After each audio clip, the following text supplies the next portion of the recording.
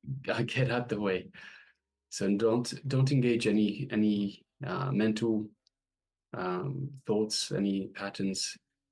Just whatever you see, whatever Swamiji is showing you, just pen it down. We already have one sharing from Nataraja Priya. She says, I saw red and green. Okay, thank you, Ma. Thank you for sharing.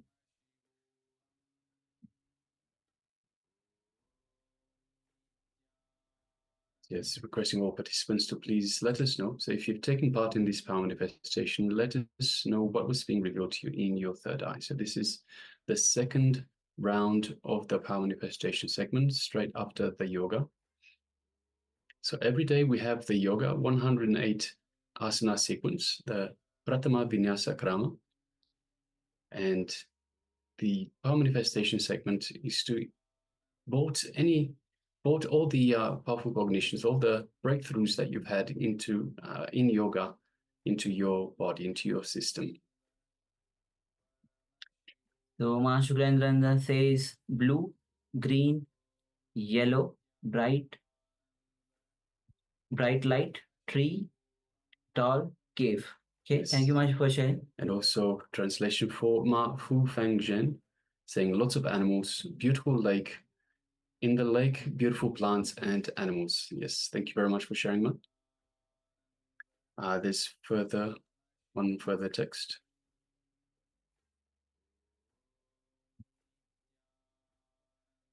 And requesting everyone who hasn't, the lake is blue, yes, thank you, Ma. Requesting all participants who haven't yet shared, please go ahead and share. So anyone who hasn't shared before, who hasn't taken part in the power manifestations or shared, please make sure that you do take part. The power manifestation is a very important part, as of course the entire program is very important, but it should not be skipped. So the power manifestation is where you bolt your powerful cognitions into your system to make sure that they don't get lost.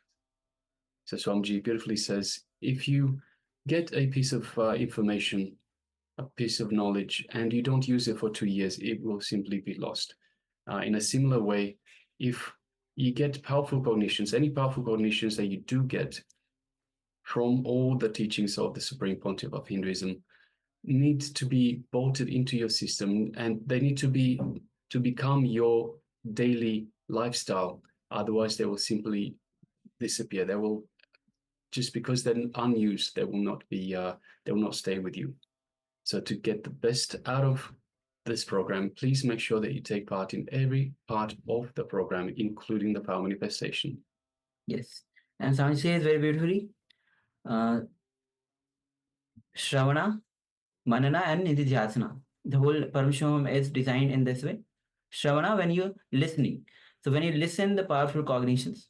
Manana, when you internalize the powerful cognition. Nididhyasana, when you apply these powerful cognition, the clicks through power manifestation. When you apply these three, it is all together, it's called Shravana, Manana, and Nididhyasana. Okay, let's move to the verification now. We'll be projecting the image that was being shown.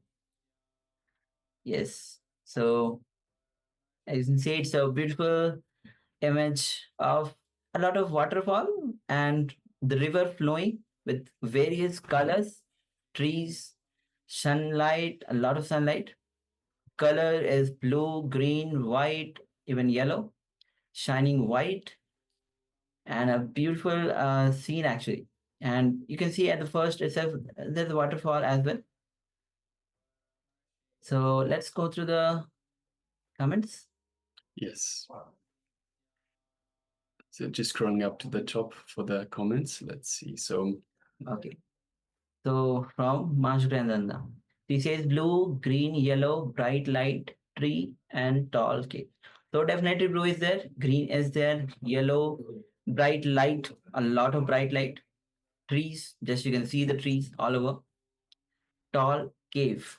We don't, it's the tall cave, maybe it's not there in the picture, but because it's a forest, we can assume the cave will be there. Okay, thank you for sharing, Ma. it's my well done. Congratulations. We have just above. So we have Fu Fang Zhen that said lots of animals, beautiful lake, in the lake, beautiful plants and animals. So yes, definitely Ma. So after the waterfall, there's all the different pools of water. So that could be interpreted as the lake Ma. Beautiful lake, beautiful plants and animals. So there's lots of plants in and around the lake, the water body itself. So yes, well done, Ma. Congratulations. And And the also lake is blue. Yes. the lake is blue. And amazing. Yes, the picture is amazing with lots of color. And of course, the waterfall and the water body itself is beautiful. So yes, well done, Ma. Congratulations. Yes, congratulations to all of you, and requesting other participants as well to start sharing or take part in these power manifestations, especially those who have not yet taken part in the power manifestation. Okay, so now we'll be entering into today's session itself, and today we are going to have Venkateshwara Darshan, and the theme for today is accumulate wealth around you with simple truths. Yes, with simple truths, simple powerful cognitions. When we start applying in our life, we will see wealth start to accumulate in our life. Wealth is not just money, but various other dimensions of life as well, including health, including relationship as well. So, and how does your belief, as we shares, that what all powerful cognitions you hold inside you, that becomes the belief, because it is through belief you believe that manifests, how it says. So because you hold on to that very very strongly. So how does the religion shapes our wealth? Because religion is actually the very big part of our life in around the world. So these gives us the powerful cognitions how we are going to handle wealth in our life. So in a survey studies done by Ohio University Sociology Department, empirically measured and statistically proved that religion is an essential factor in wealth accumulation. The study suggests a religious belief children learn in their families translate into educational attainment, adult occupation, financial literacy, social connections, and other factors that influence adult wealth ownership. Yes, and one other important thing that the study says is that it's not only the religious affiliation, but people who attend religious services regularly also accumulate more wealth. So the more they attend religious services, the more they interact with other same-minded people, the more they actually start accumulating wealth. Yes. So what is wealth consciousness as per Hindu principles? So first of all, Swamiji says again and again that expansion in life is freedom. Expanding in terms of health, expanding in terms of wealth, expanding in every field is success. That is life. So creating wealth is intrinsic part of our life. And Bhagavan Shri Krishna says very beautifully in Srimad Bhagavad Gita, Gahana Karmano Gati. The universe by its very nature works, and works. If you have at least the goal of creating wealth, you will be creative. Your energy will be channelized properly.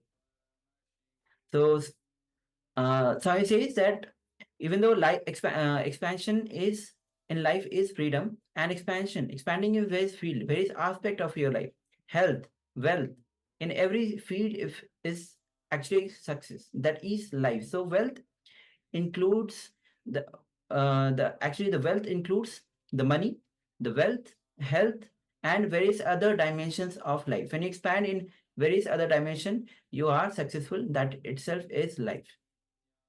So all put together, we'll be going throughout the sessions as what all other dimensions of us are actually wealth, including the relationship.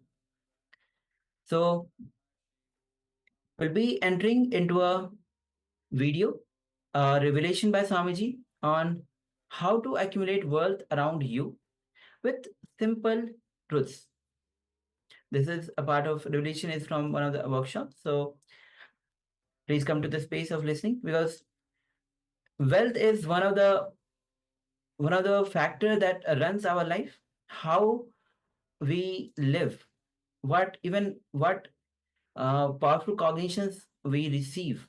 Wealth plays a very important part in our life. So please come to the space of listening and let's hear directly from Bhagwan. Let me introduce the exact process of the whole program. It is all about wealth. As the title says, money.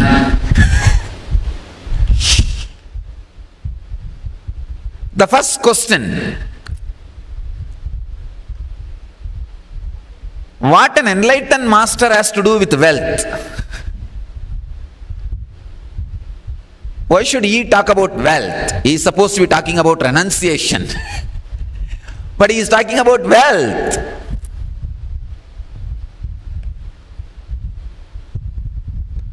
Please understand, a beautiful survey, study done by Ohio University Sociology Department. I wanted to share some of their study by Lisa Kister, Associate Professor of Sociology at Ohio State University. Religion is an important factor in wealth accumulation, a factor that has not received a lot of attention. The study suggests religious beliefs children learn in their families translate into educational attainment, adult occupations, financial literacy, social connection, and other factors that influence adult wealth ownership.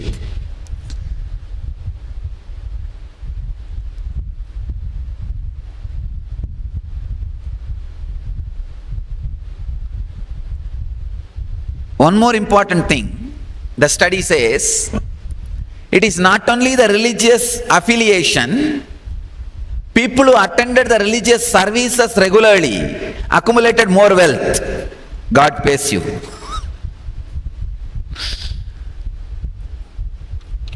And some of the very interesting informations I want to share with you, so that you will understand why I ventured into this program, N Wealth, teaching you about wealth.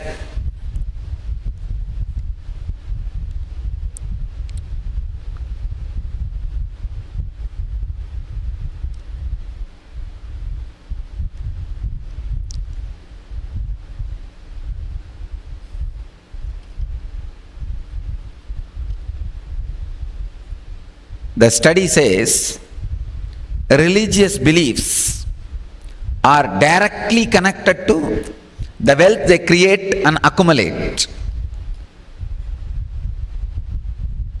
Conservative Protestants don't accumulate too much in this life. Jews encourage pursuits that lead to wealth accumulation, high income carriers, and investing. And you will be shocked to know a median net worth of a Jew is $150,000, $150,000 and 890, 3 times more than the net worth of an entire sample. And conservative Protestants, Baptists and Seventh-day Adventists and Christian Scientists, only 26,000. Please understand, Jews 150,000 and conservative Protestants are just 26,000. Half of the net worth of the entire sample. Jews are 3 times more the entire sample, and conservative Protestants are half of the entire sample. And statistics of the communities that remained asset poor, Jews are only 1% asset poor, Protestants are 15% asset poor, Catholics are 7%. Accumulation such as homes, stocks and bonds, Jews 35% have accumulated. Conservative Protestants only 3%. Mainline Protestants 22%. Catholics only 20%. Early life investment and high risk, high return assets such as stock and bonds to earn wealth. Jews, 1/3 of the population do this. Conservative Protestants, 0% of the population does this. Mainline Protestants only 7% and Catholics only 4%. Understand, the study says religion keeps coming up in any model you run to explain wealth. It is something you can't ignore, but there has been little effort to explain the connection between religion and wealth accumulation. And finally, the study ends with a question mark. Still they are not able to clearly pinpoint the exact faith or the mental setup responsible for the accumulation of the wealth. So that job I am going to do in these 2 days.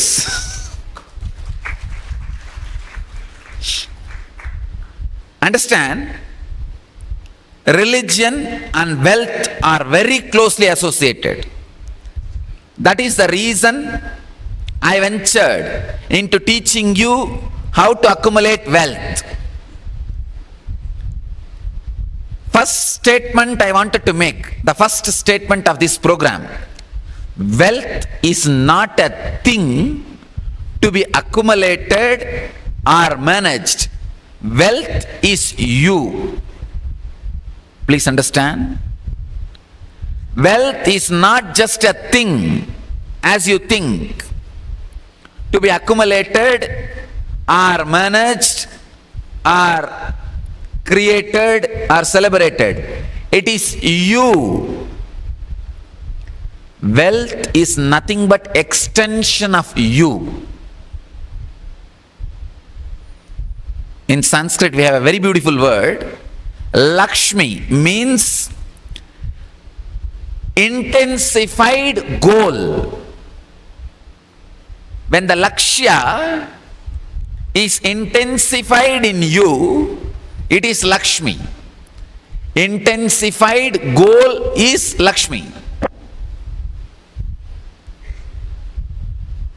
The right mental setup directly makes you create and celebrate wealth. I don't even want to use the word creating and sustaining. I wanted to use the word creation and celebration of wealth. The right mental setup is required to create wealth, to celebrate wealth. Only an enlightened person can teach you the mental setup, can create the right mental setup. That is the reason I took up the program on wealth. The usual question, an enlightened being is supposed to teach renunciation. Please understand, how will you renounce unless you lived? I have seen wealthy man, I have seen poor man's renunciation, I have seen wealthy man's renunciation. I have seen all these three. Please understand? I have seen poor man renouncing what he doesn't have, and wealthy man enjoying, and I have seen wealthy man renouncing. All these three mental setups I have seen. I wanted to let you know, whether you will renounce or not, that is different, but it is good to have wealth. I completely support creation and celebration of wealth. I'll explain the detailed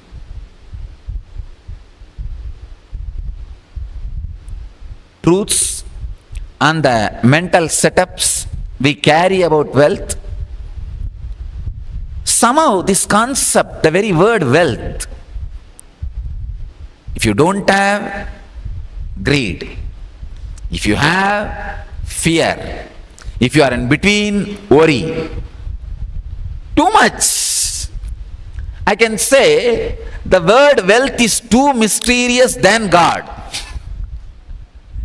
Even about God, you can come to a conclusion and understanding very easily. But the word wealth has become too mysterious because we did not look into it. The right mental setup is not achieved. Look a little deeply. The very word wealth creates so much of pain in everybody.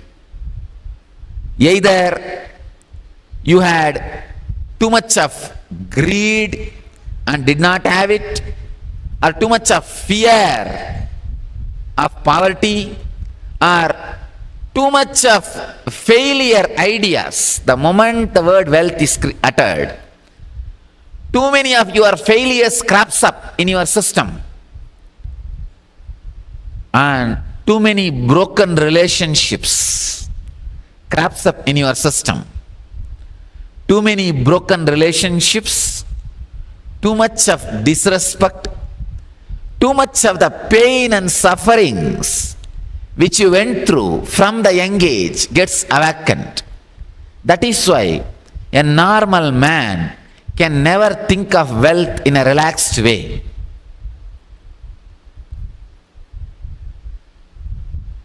Just look in. Even if you want to think about creating wealth, secretly you sit and think. Even inside your own mind you create a secret chamber where you plan about wealth. Even your whole mind does not accept for planning about wealth. The moment one corner of your mind starts planning, the other corner warning you. Hey, you are planning about wealth, you are going to get into suffering. The other part is already teaching you renunciation. But you need to understand, it is not renunciation from understanding. It is renunciation based on the tendency of moving away from life, escaping from life, a wrong attitude.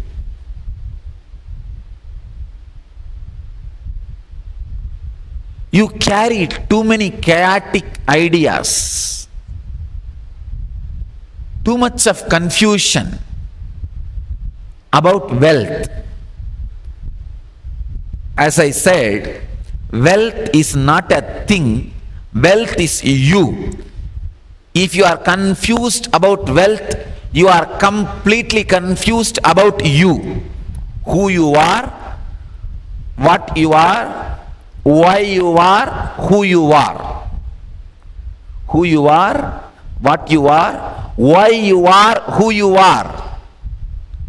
You are thoroughly confused about the whole thing. As the Sanskrit word Lakshmi means intensified goal is Lakshmi. Please understand. Lakshmi is not just wealth. Wealth is one idea. Lakshmi is intensified goal. When the goal is intensified in you, alive in you, awakened in you, wealth is inevitable.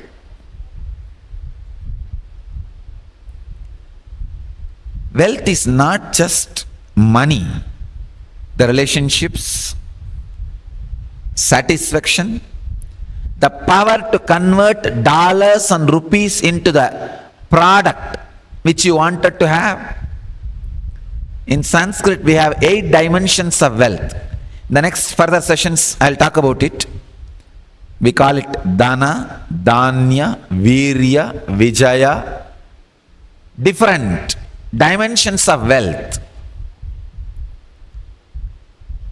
It is a thing, it is not a thing, it is your very being.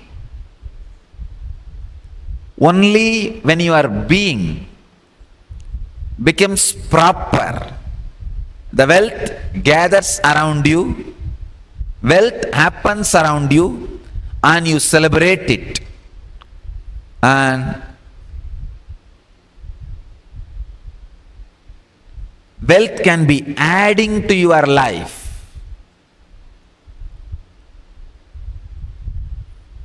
Without the right mental setup, even if you are inherited or grabbed.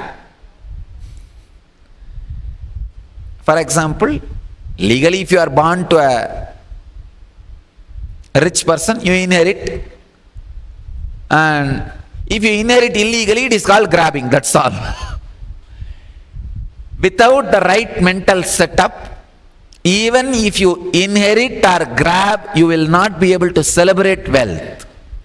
I have seen people, I have seen all kinds of people who celebrate wealth without having it, who celebrate wealth without creating it, who create wealth but don't celebrate it, who create wealth but never use it, who grab wealth but does not celebrate it, who grab wealth but does not enjoy it.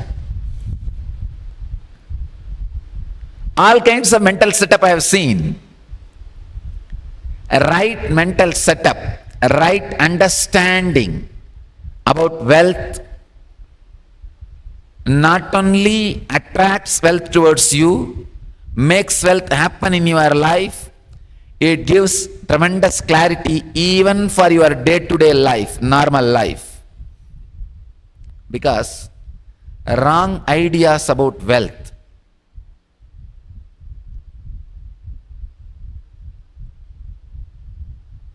becomes a self-impediment for your very growth, for your very understanding, for your very living.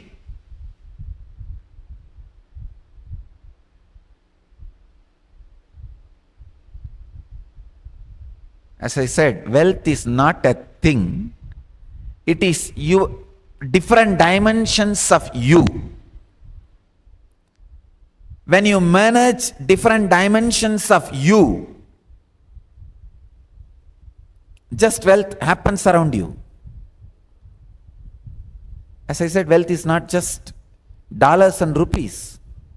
It is relationships, contentment, the peace and job satisfaction, everything, each one of these items, and health, each one of these items are your wealth.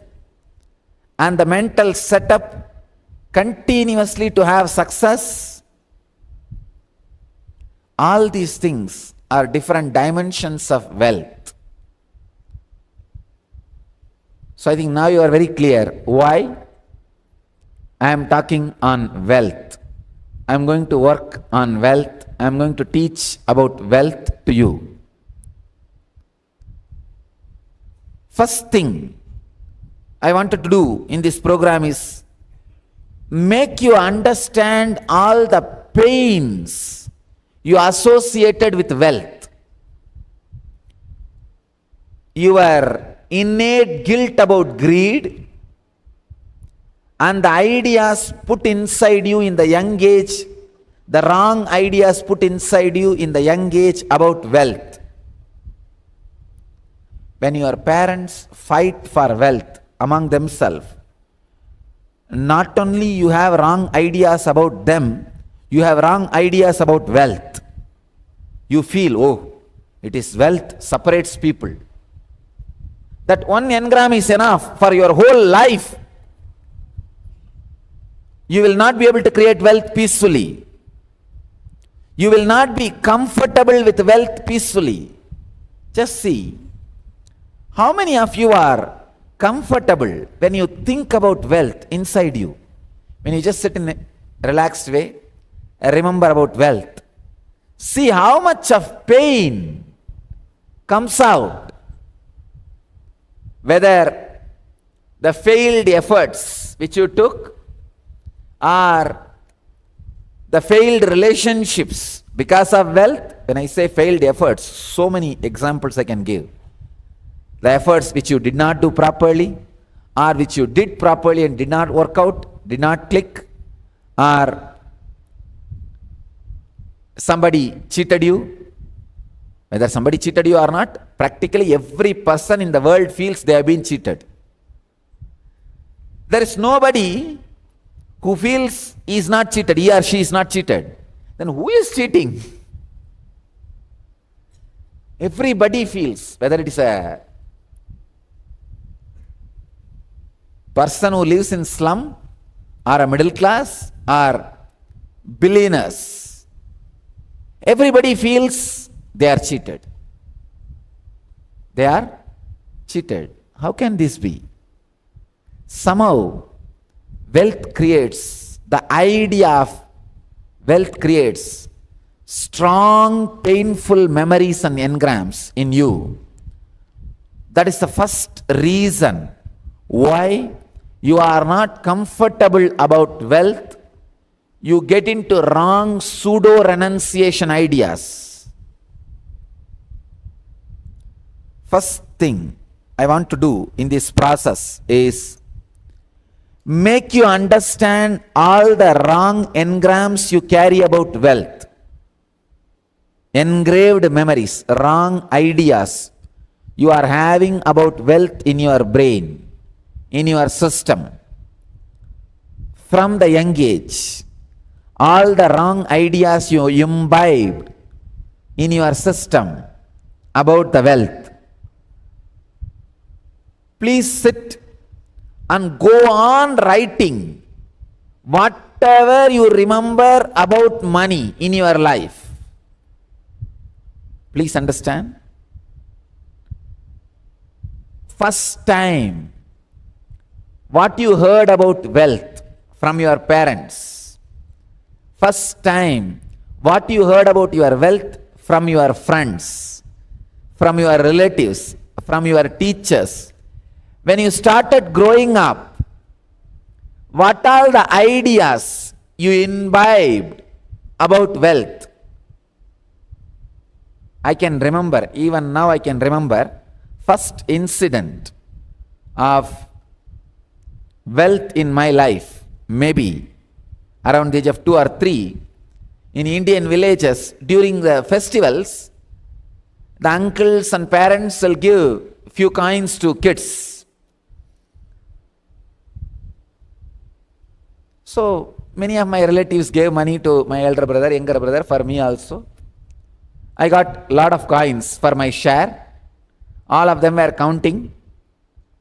I was sitting and looking at that, and I looked into my father and asked, what shall I do with this? He said, whatever you want you can buy. I said, I want one Ganesha to play with. You already gave it. It's there for me. I don't want anything else. Then he said, you can give it away to whomever you want. I said, oh, that's all. Okay. Then I called some of my friends. My house is filled with my cousins, and it's a giant family. I called 2, 3 of these guys and said, hey, I don't want this. Whoever wants, please take it.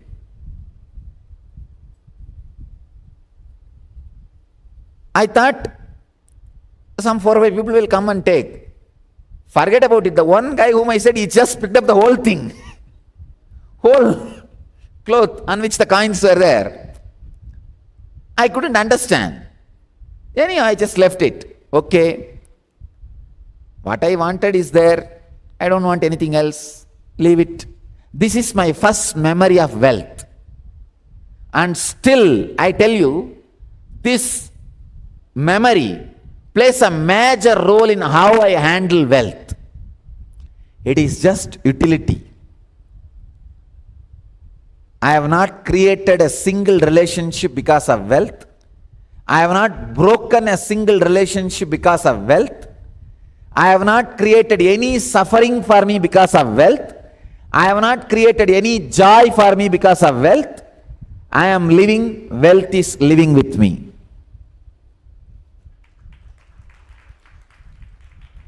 Just wealth is living with me. Understand? Wealth is your personality, nothing else. I can tell you all dimensions of wealth is living with me. I have a right to talk about wealth to you. Of course, I am a wealthy guru. You can't equate my wealth to rupees or dollars. Media has tried their best saying 1,000 crore, 100 crore. Of course, all these numbers are lies. It is not that much if you equate it to number. But one thing I want to tell all of you, you can't equate my wealth to number, because I have such beautiful, intelligent, strong, feeling connected sannyasis. Each one of them, how many $1 million you will equate them? You can't. That is one of the biggest asset I have. And it is such a wealth. Even when I say it's a wealth, they don't feel it's a pride. They feel only grateful for being around me. For example, if you tell others, my wife is my wealth, naturally she will feel pride. She will say, yes, yes, I know, I am your wealth. But I am telling my sannyasis are my wealth, you won't see pride in them. Not only dollars or rupees, in every dimension, wealth is living around me. So wealth is not a thing, it is just a mental setup. It is self-management. That is what is wealth management. Creating self and celebrating self is what I call creating wealth and celebrating wealth. You need to know, if you are not having wealth, I wanted to make it very clear. I wanted to rewrite the word. Blessed are those who are rich. They live in heaven. I don't want to say they go to heaven. I don't want to use the word, blessed are those who are poor in spirit, they shall enter into the heaven. No. Blessed are those who are rich, they live in heaven. It's a wrong understanding given about wealth. Being poor is no way connected to spirituality. I am making one more thing clear. Being poor is equally criminal like grabbing or robbing the wealth from others. Robbing the wealth, stealing the wealth, and being poor, both are equally criminal. If you are poor, please understand, it is not that you are not working, you are working in wrong direction to create poverty. Krishna says very clearly in Gita, Gahano karmano gadihi. World is action. Whether you want it or not, you are in action. If you are not creating wealth, you are in action in wrong direction. That's all. You are in action, but wrong direction. You are creating poverty. In these 2 days, all I am going to do is create a right mental setup for you so that you attract and celebrate wealth. You create and celebrate wealth. First thing, the first process I want to do is sit and go on write all the ideas you received about wealth in the young age. Let me first open you up. What you have, let us dig it out. Then we'll clear this past engrams, create the right mental setup for wealth. Then I'll explain the right mental setup necessary for wealth and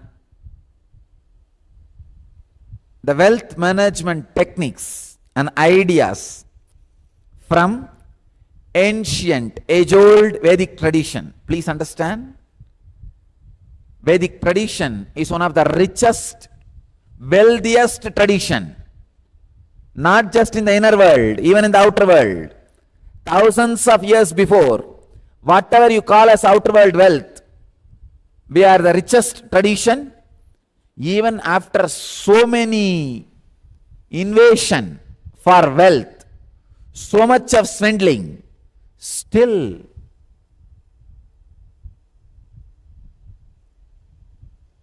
India holds so much richness, wealth.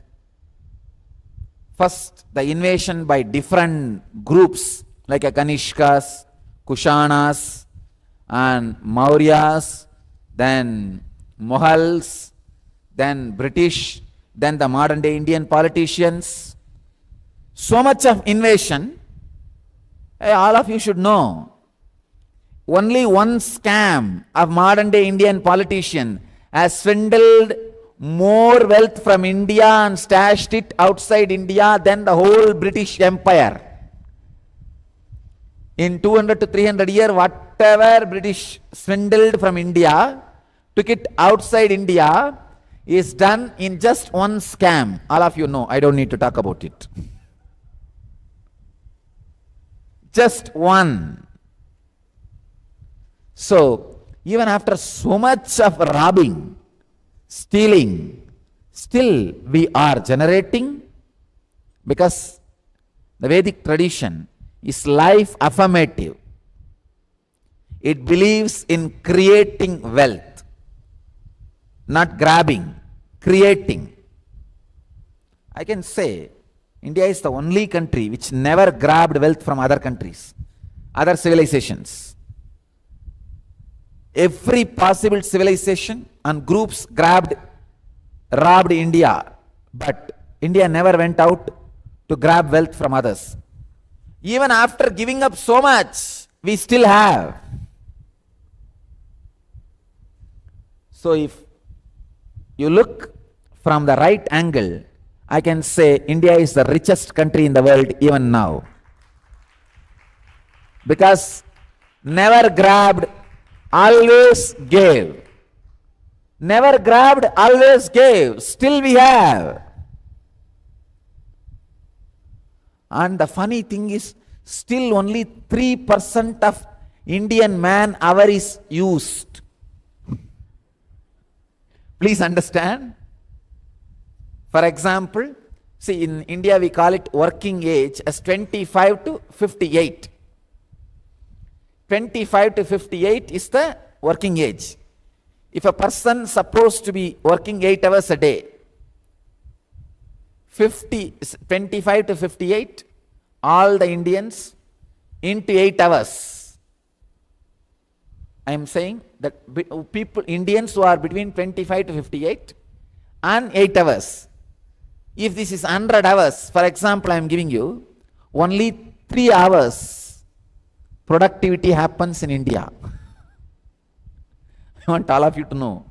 Only 3 hours. But still, we are creating wealth. So I'll share the ancient secrets of creating and celebrating wealth. Of course, you can look from the other angle and say India is poor country, so much of poverty, slum and all that. I am giving you the overall idea.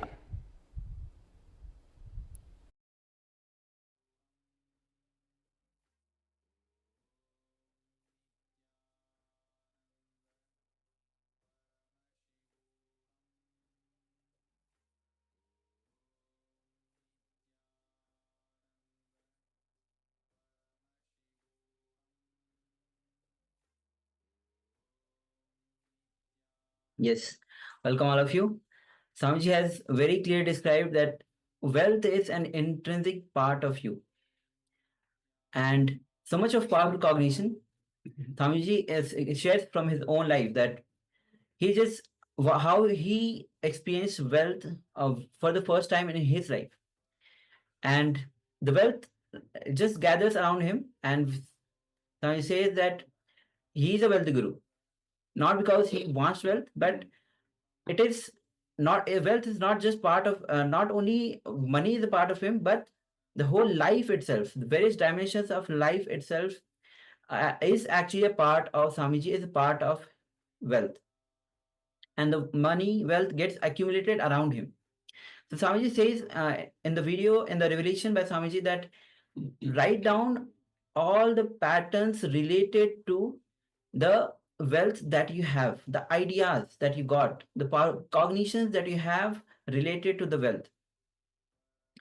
So look back, we'll be entering into the short internalization directly by Bhagwan, a guided internalization exercise by Bhagwan. So where you'll be penning down all the ideas, cognitions related to the money, the wealth that you had, whether it is given by the society or the family.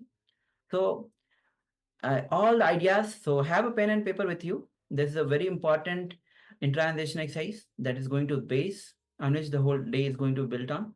So the first step is always important. So have the pen and paper with you and start to pen down when Bhagwan guides us. So let's enter into this internalization exercise.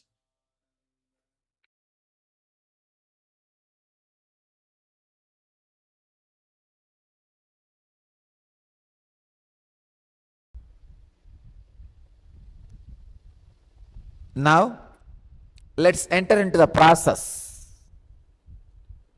of creating the important wealth you need to create in your life, the right mental setup about wealth, right understanding about wealth. Sit now, pen down anything you remember about money. All the ideas you received about money in the young age, or any major incidents happened in your life because of money, and the ideas you carry about money. Some relationships breaking, some relationships getting created, and feeling uprooted, and major drastic changes in your life because of wealth coming in or going out. Anything you remember about money, pen down. Take time, pen down, because I wanted you to understand all the wrong concepts you carry about wealth. It is like a literally surgery. I am opening your heart, taking out all the unnecessary things, engrams you have, clearing. It's like removing the blockages from the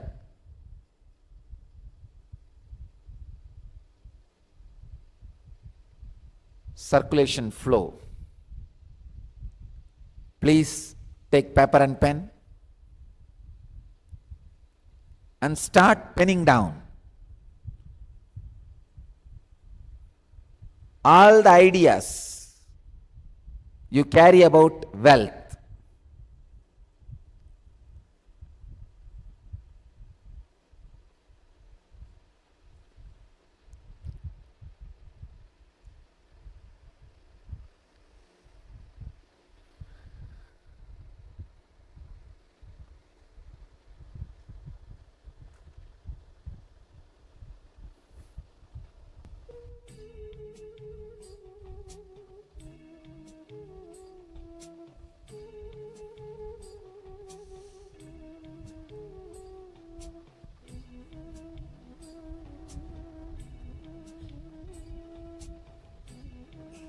Please pen down elaborately.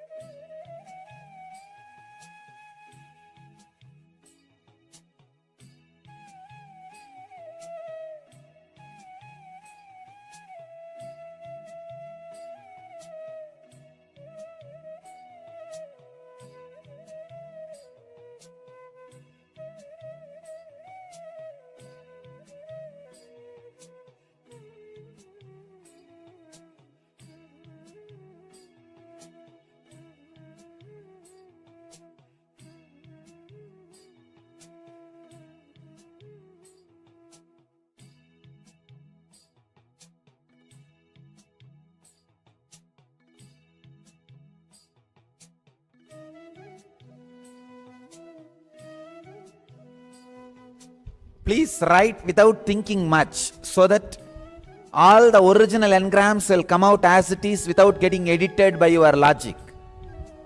You will know exactly the engrams you carry inside.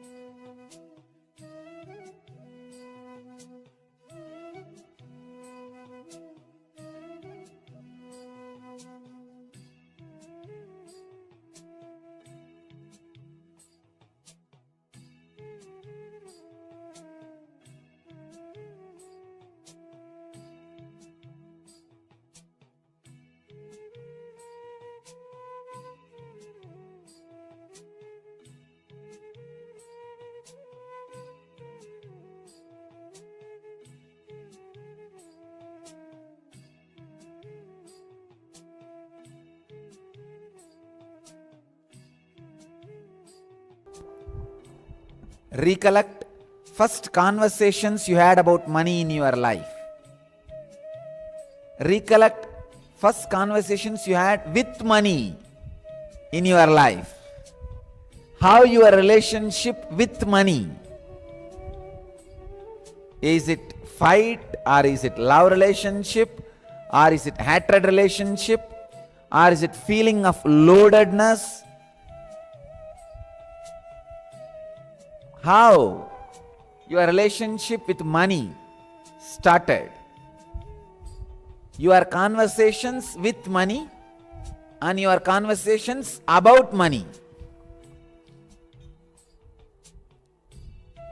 Pen everything down.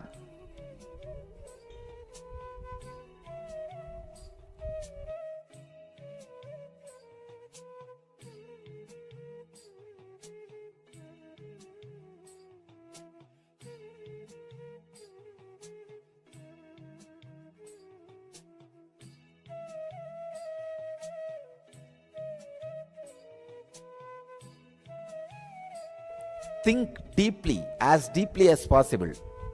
Go back to your past, your childhood. All the ideas you grabbed, imbibed from the friends and relatives about wealth. See how much of pain you carry about wealth.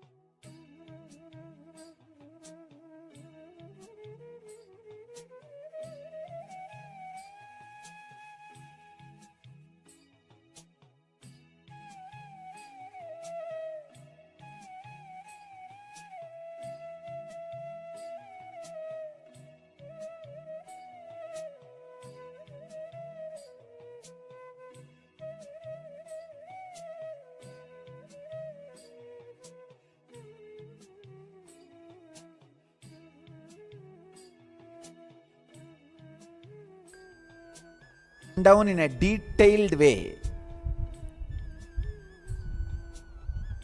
the different ideas you received about wealth, your own conversations about money,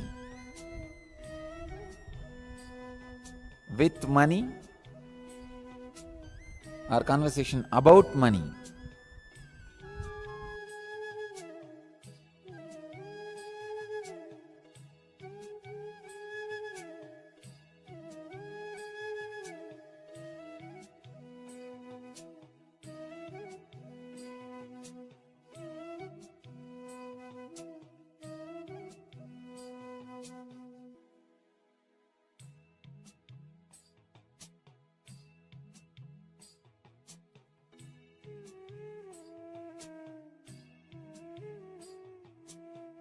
When you dig out yourself, you will understand the sick and broke mental setup you create.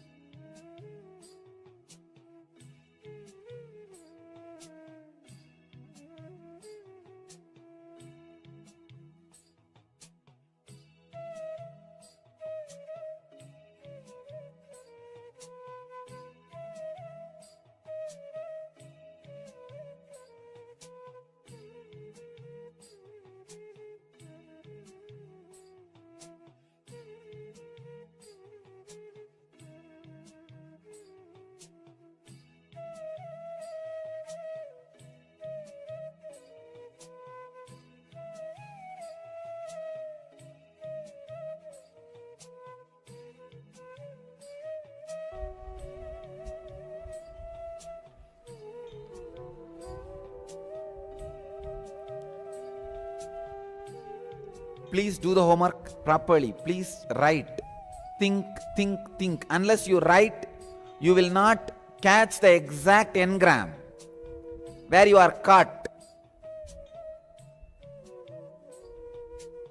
Unless you dig out, you will not understand what I am saying. The intense pain, mixed emotions you carry about wealth, the mixed feelings, conversations you had with wealth and about wealth.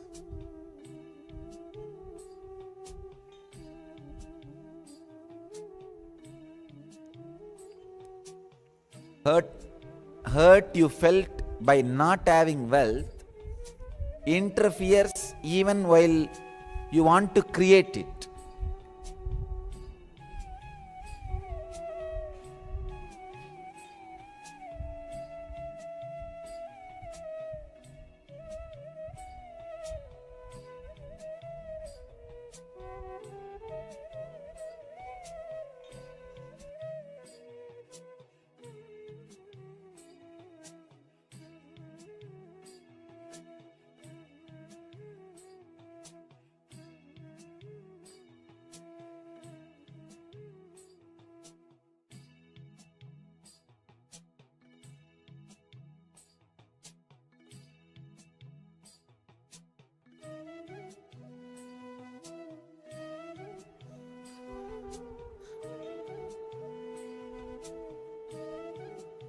Please dig out. Write, write, write.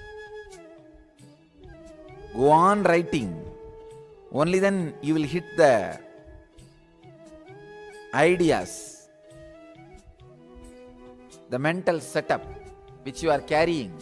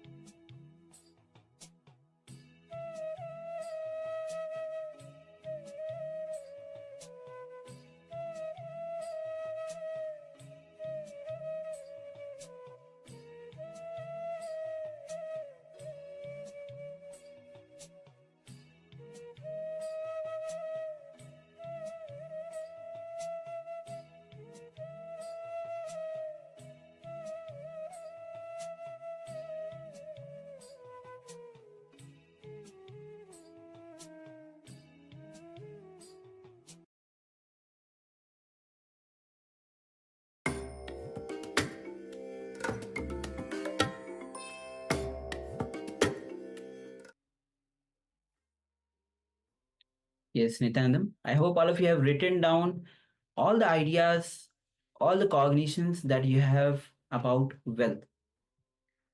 So again, take a moment, look, have what you have written down. And also we received Ma Alichka, your message. We'll be looking into it, Ma, shortly.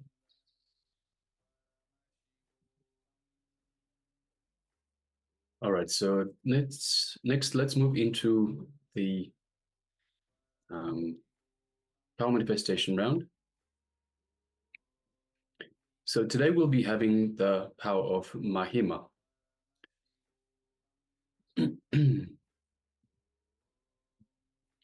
So the power of Mahima will be first entering into the scriptural reference of manifesting the power of Astamahasiddhis. This is from Shiv Samhita, chapter 5, 76 to 78. Maranam khadyate tena sake napi khadyate tasya sat paramam siddhir animadi guna pradha vayu sancharate dehe rasavriddhi bhave dhruvam akasha pankajagala piyu samipi vardhate. The translation of this beautiful verse goes as, death is eaten by him, he is eaten by none. He manifests the highest powers such as Anima, Laghima, Mahima, etc. The Vayu, the wind energy, moves equally throughout his body. The juices of his body also are increased, which is Rasavriddhi. The nectar exuding from the ethereal lotus, Akasha Pankaj, also increases in him. Now, the source is from Vijnana Bhairav Tantra. So now we'll be entering into manifesting the powers of increasing the weight of any object. Yes, so requesting participants to now pick any object from your household, anything at all that you would like to increase the weight of. So make sure you can check the weight of it. So whatever object you are selecting, make sure that you can weigh the object itself, so you can have a base measurement to start off with. So requesting participants, please go ahead and identify an object. If you haven't got a weighing scale, you could use the app on the phone. So there's an app on the phone that you could use that uses the phone sensors to approximate the weight, as long as the object is light enough so it doesn't damage the phone itself. So you could use that, or otherwise you could just feel by the weight of the object. So if you just feel and have a gauge whether it has increased or decreased. So after the power manifestation itself. So requesting participants now, please gather an object that you would like to increase the weight of. Just giving participants a few moments to identify an object. Once you've identified an object, let us know. Just give us a thumbs up, or just let us know that you're ready.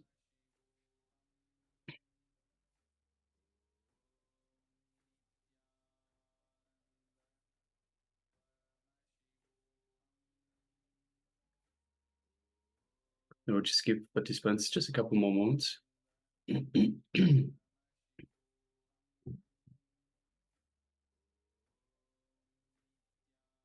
All right. So once you've got your object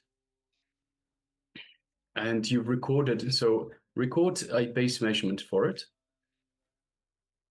Then let us connect to Swamiji. So let us invoke Swamiji in our inner space. Visualize Swamiji in your third eye. And begin to chant the Mahavakya. Om Nityananda Paramashivoham. Om Nityananda Paramashivoham. Om Nityananda Paramashivoham. make a conscious declaration of how you want to affect the weight of the object. Continue chanting the Mahavakya, and let us start this power manifestation.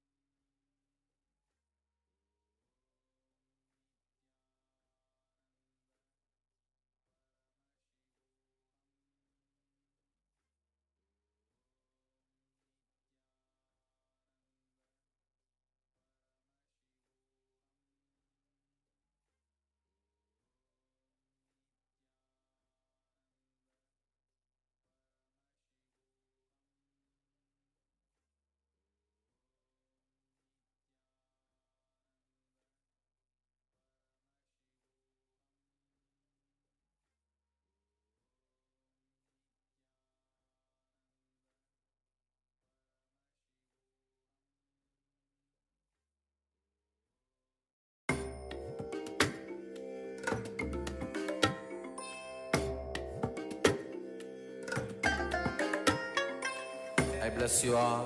Let you all open all your three eyes and manifest the powers of Mahasadashiva. Om Nityananda Paramashivoham. Om Nityananda Paramashivoham. Om Nityananda Paramashivoham.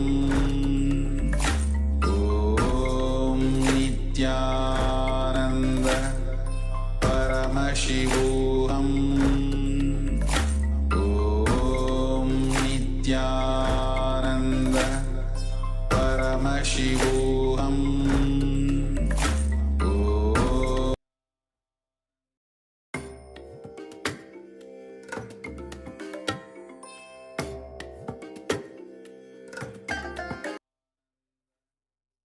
Paramashivoham. Om Nityananda Paramashivoham. Om Nityananda Paramashivoham.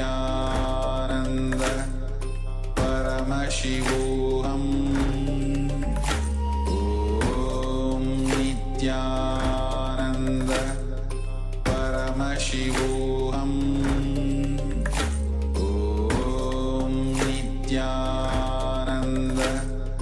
Paramashivoham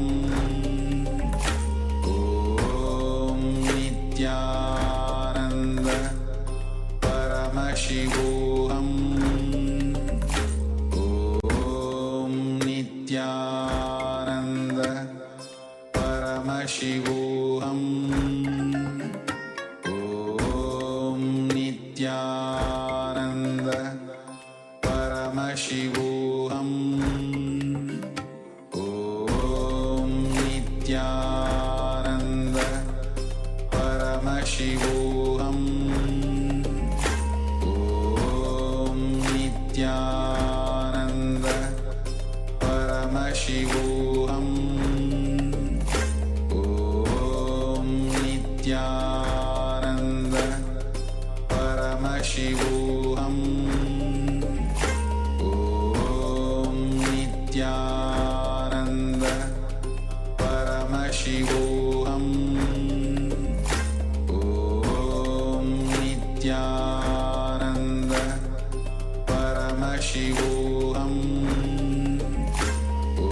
Om Nityananda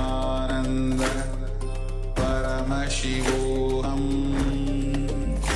Om Nityananda Paramashivoham Om Nityananda Paramashivoham Om Nityananda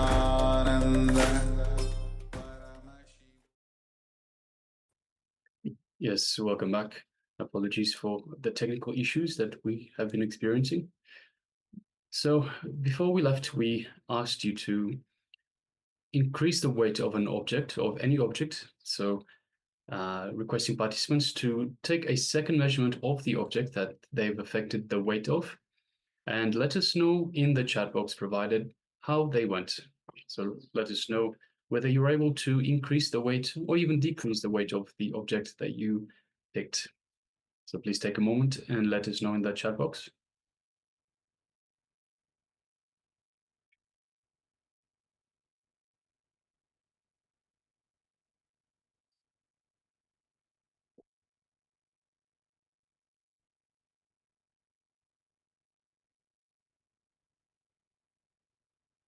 So this was the power of Mahima affecting the weight of an object.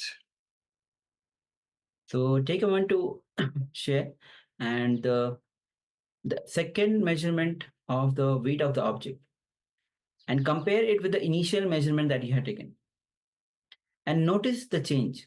Even if it's a few grams, let us know. Or even if there's no change, let us know. Share both ways. And once again, if you weren't able to to take the weight of an object, then just feel by hand. So just feel, does it feel heavier? Does it feel lighter? So you can judge in that way as well, and let us know.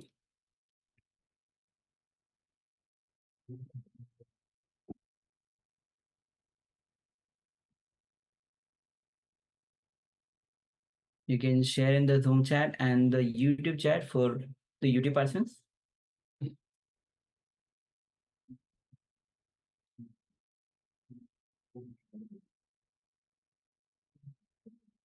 Okay.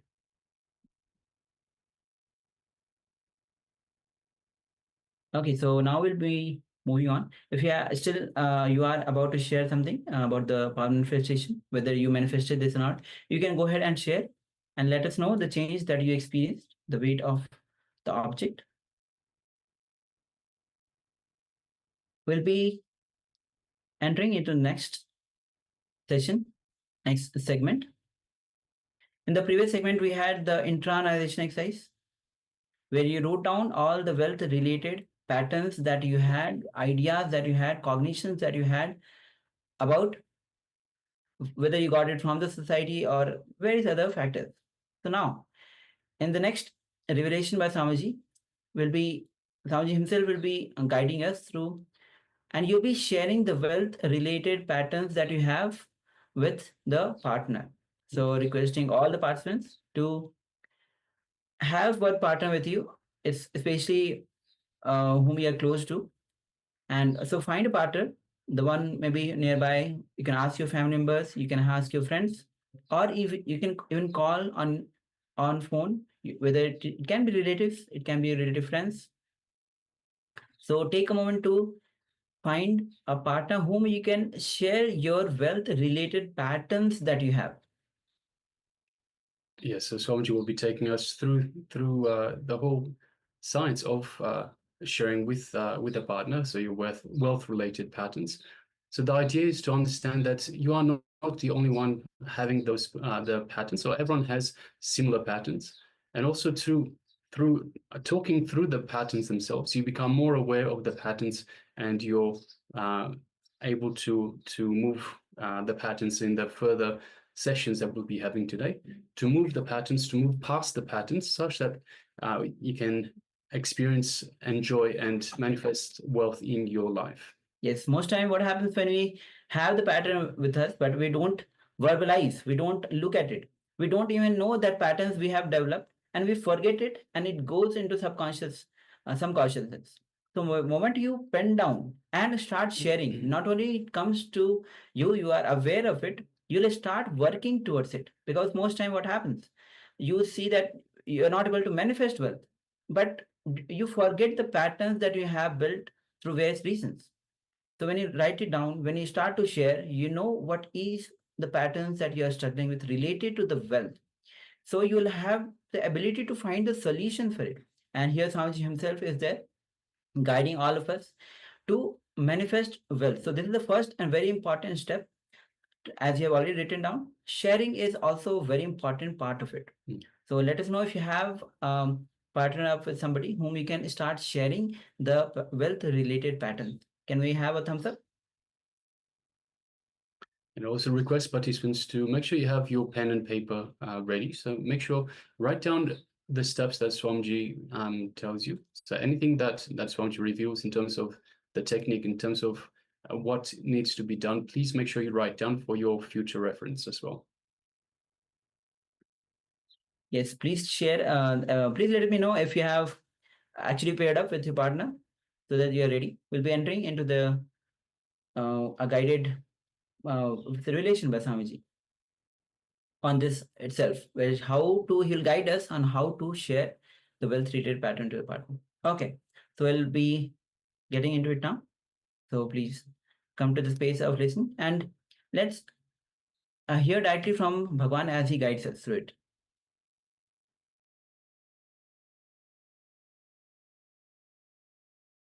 Experience is, the click you need to know is, this idea of connecting food and money, and idea of feeling this much is enough for me, is a poverty mental setup. Please understand, Indians highly suffer with this poverty mental setup. I wanted all of you to know, don't settle with the idea this much is enough. No, create left and right. And if you don't want to possess, share it with the world, but don't build a setup that this is enough. This is enough curtails your expression, your creativity.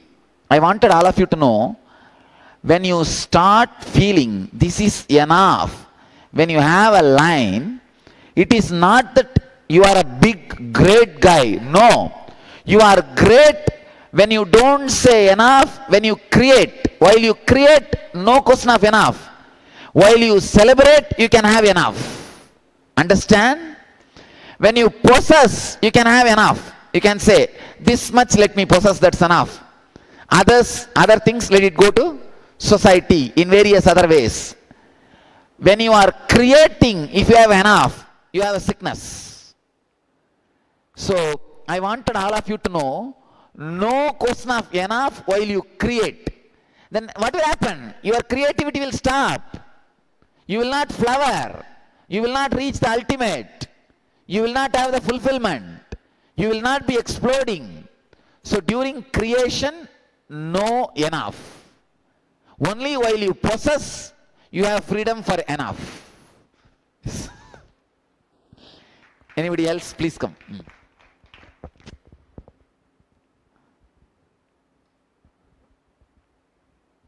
So now you need to break the mental setup of enough.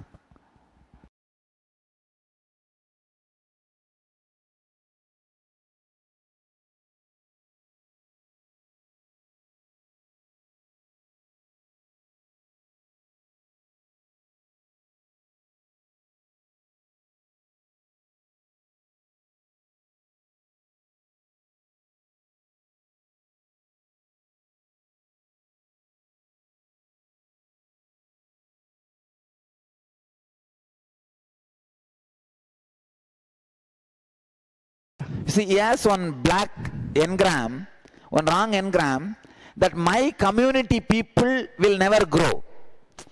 These are some of the engrams put in the mind in the Indian villages, that certain community never creates wealth, certain community always creates wealth. He says, even though he has created so much wealth, still that feeling, my community never grows, is there. I think now you know the problem. Break it, that's all. Come on, I'll read out our message. All my life from when I was 2, my mom always told me I was born to give, not to receive. How do I deal with this? You need to know, you can give only if you have. You need to create. And there is one more message. Money causes people to fight against one another. We must compete for wealth. Oh, this is the complete wrong idea. Please understand, you don't need to, you see, only to grab wealth you need to compete. But to create wealth, you don't need to compete. While you are creating wealth, all people who create wealth complement each other. Please understand. There are 2 ways to have wealth. One, creating. Another one, grabbing. Only while you grab, you compete with each other. While you create, you complement each other. Creation of wealth is totally different from grabbing the wealth or robbing the wealth. Only while you are robbing or grabbing, you need to compete. Here I am asking you to create, not to compete. Now, we will do a next process. Maybe that will make more understanding to all of you guys. Now find out your partner, next person to you. Sit as pairs. Please sit as pairs. Sit as pairs. Just turn. Sit as pairs. Find out partner. One friend for you, with whom you can talk now, with whom you can share.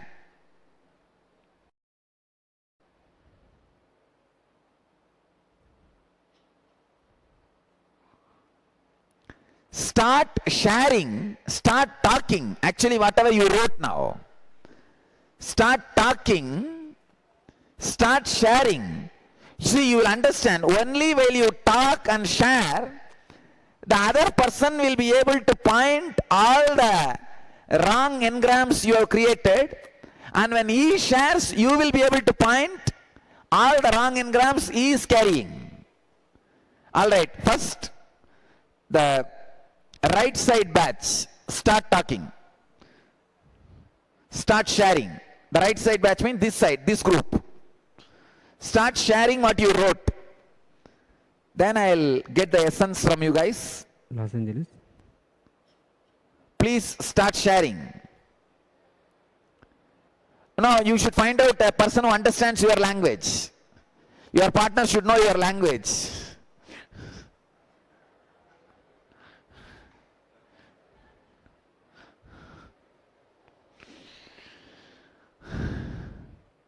Start sharing the money engrams you created.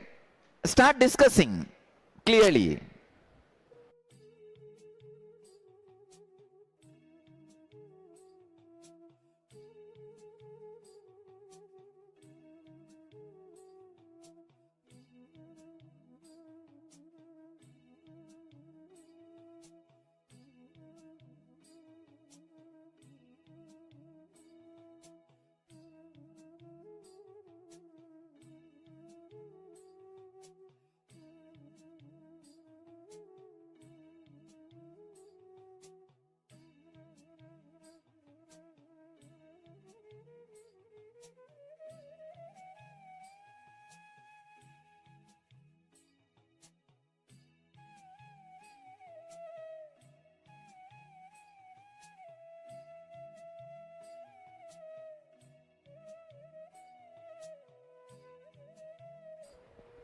You see, I wanted first the right side team to talk.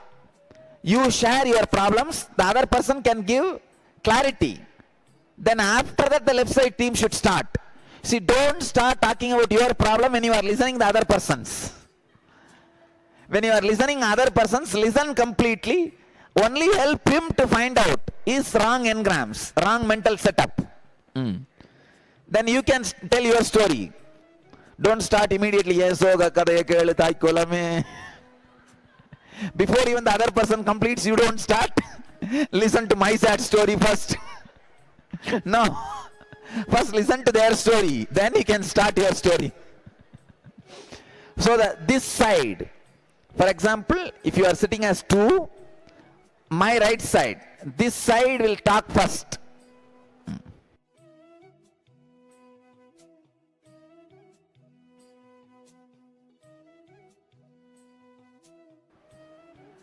Listen sincerely. Listen sincerely and try to help the person, other person. Understand? Share enlightenment. Enlighten the other person first. You will have enlightenment.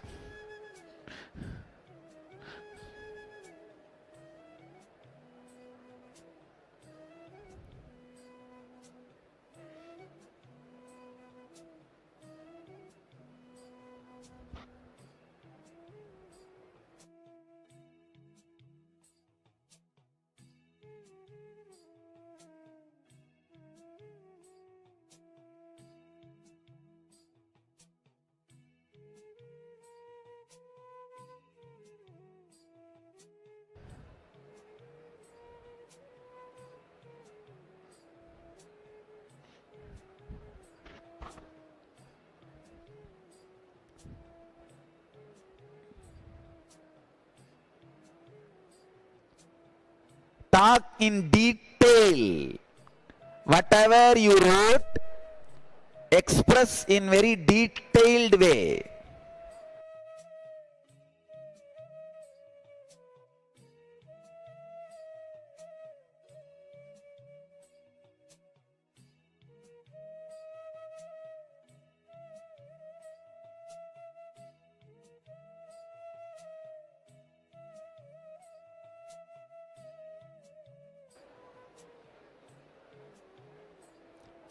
Explain and express properly.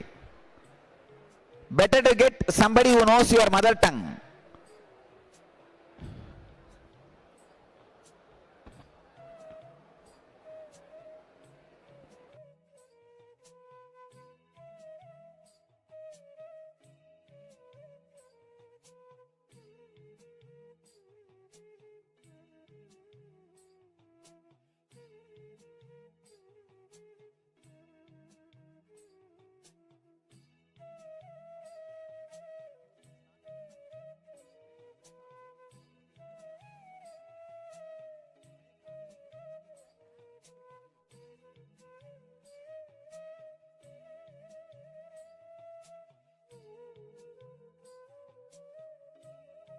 Couples don't sit together.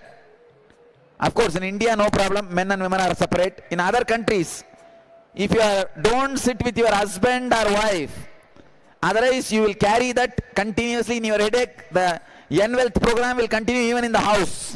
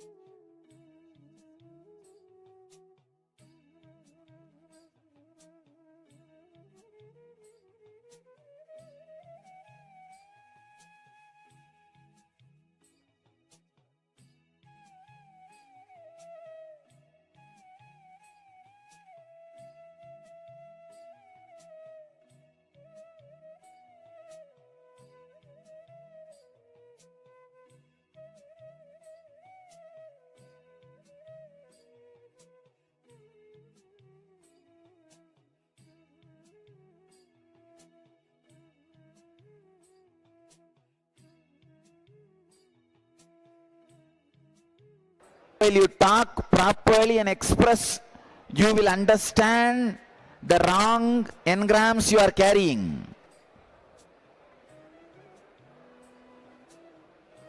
Unless you talk it out, you can't catch it.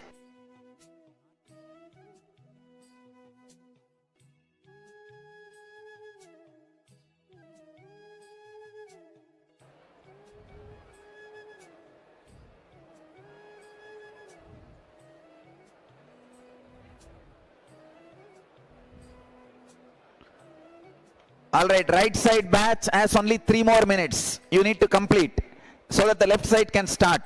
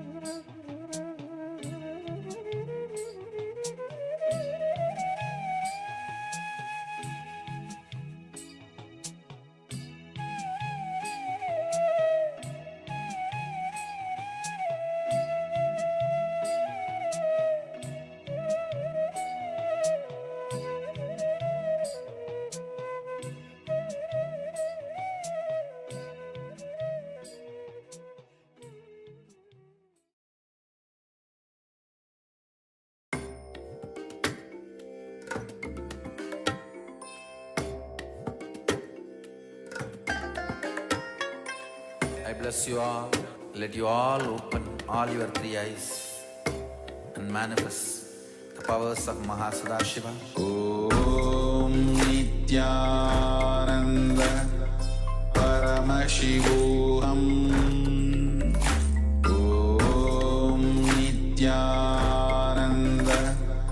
Paramashivoham.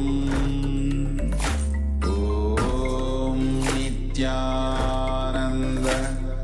Paramashivoham. Om Nityananda Paramashivoham. Om Nityananda Paramashivoham. Om Nityananda Paramashivoham. Om Nityananda Paramashivoham. Om Nityananda Paramashivoham. Om Nityananda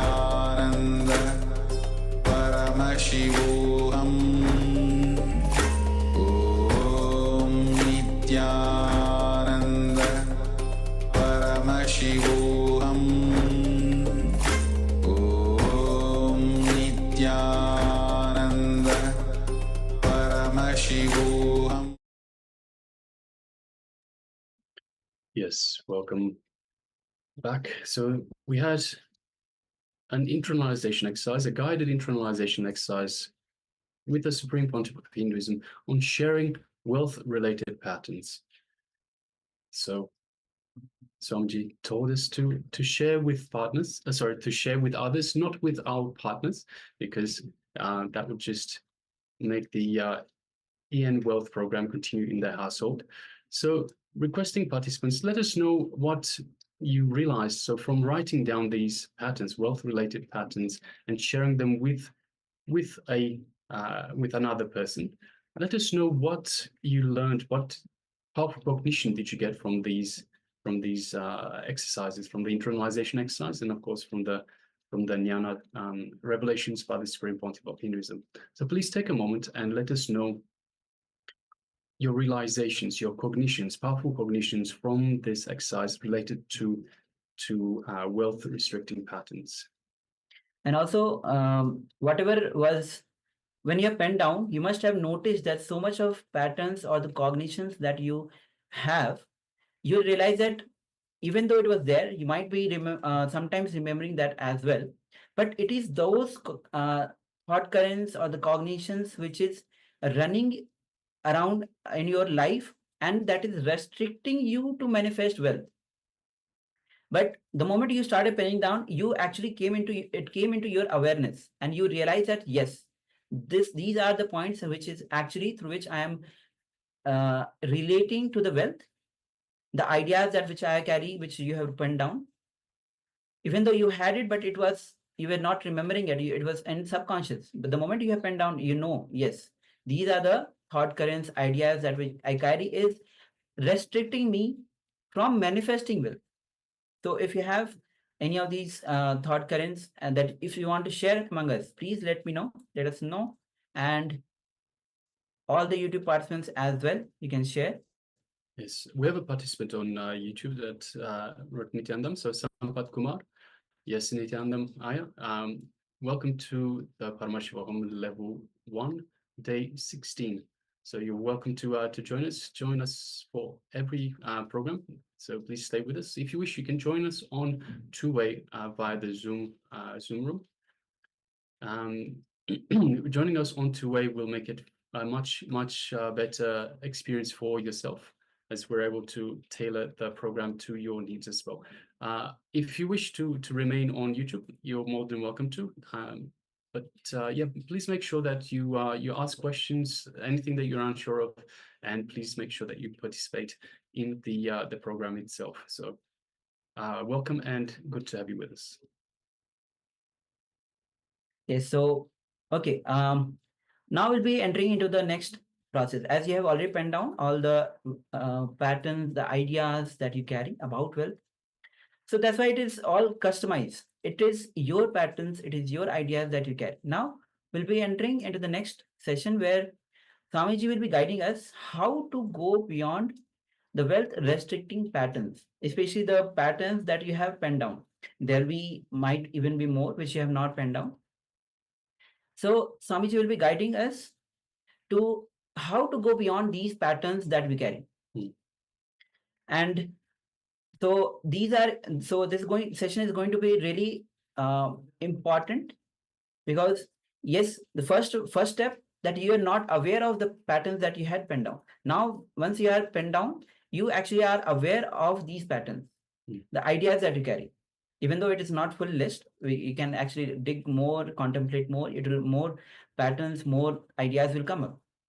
So next step is going to be, Swamiji will be guiding us how to go beyond these restrictive patterns related to wealth which you have penned down.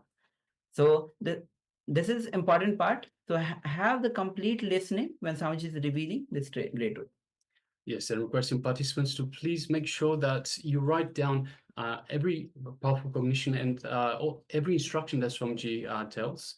So in the reviews in the next segment, we'll be entering into an internalization exercise after that, immediately after that, on the same subject. But please make sure that you write down, you keep the exercise, the technique written down, so you can have a look at it. You can practice it later at a later time by yourself as well. Ma Alice says, I realized that my major issue happened 3 years ago, that being cheated out of a lot of money occurred because I had created a mindset that I had enough for 8 years, creation versus possession stage. Okay, so this is one of the patterns that you have, Ma. So wealth is a continuous happening, and life itself is wealth, and continuously being active, alive. We'll be getting more into the detail of it. It is important at this stage to have identified all the patterns that you have. So great that you share, Ma, and all the other participants as well. If you can share, that will be great. Okay. Alice, so if I can just add, the patterns usually get created early in life. So this would be a major issue, a major happening, but it's not the root cause. It's not. See, the root cause is the mindset that was created at a younger age, and it's over time it will come back again and again, manifesting itself in various different ways. And of course, as you pointed out, the major issue that you've noticed has happened just a few years ago, 3 years ago. Yes, but the pattern itself has been created a long time ago. So when we are young, so generally between the ages of about 7 to about 10, these patterns create within us. It's not something that you would recognize right now, but it's something, if you go back and so it's obviously not something about having enough money into the future. So it's not something that you would have thought about when you were young in that way. But it's something that gets created, a pattern that gets created that triggers this in this stage in life. Yes. So we'll be having a look at that as well. So also Ma shares that I had enough. Okay, I say that I had the mindset that I had enough for 8 years. Swamiji says very beautifully that you should never feel that I had enough. Wealth should be always creative. Go on creating. And yes, so as you go through these sessions, Ma, have the complete listening. You'll be able to break through these patterns that you have. And Maha says, I feel relaxed. Good, Ma. Very good. This is also one way of feeling or completing of the way of your restriction that you have. When you feel relaxed with that pattern, then if the pattern itself is getting powerless. This Ma, I see. Thank you. Great, Ma. Thank you for sharing, Ma. Okay, let's enter into this revelation by Swamiji.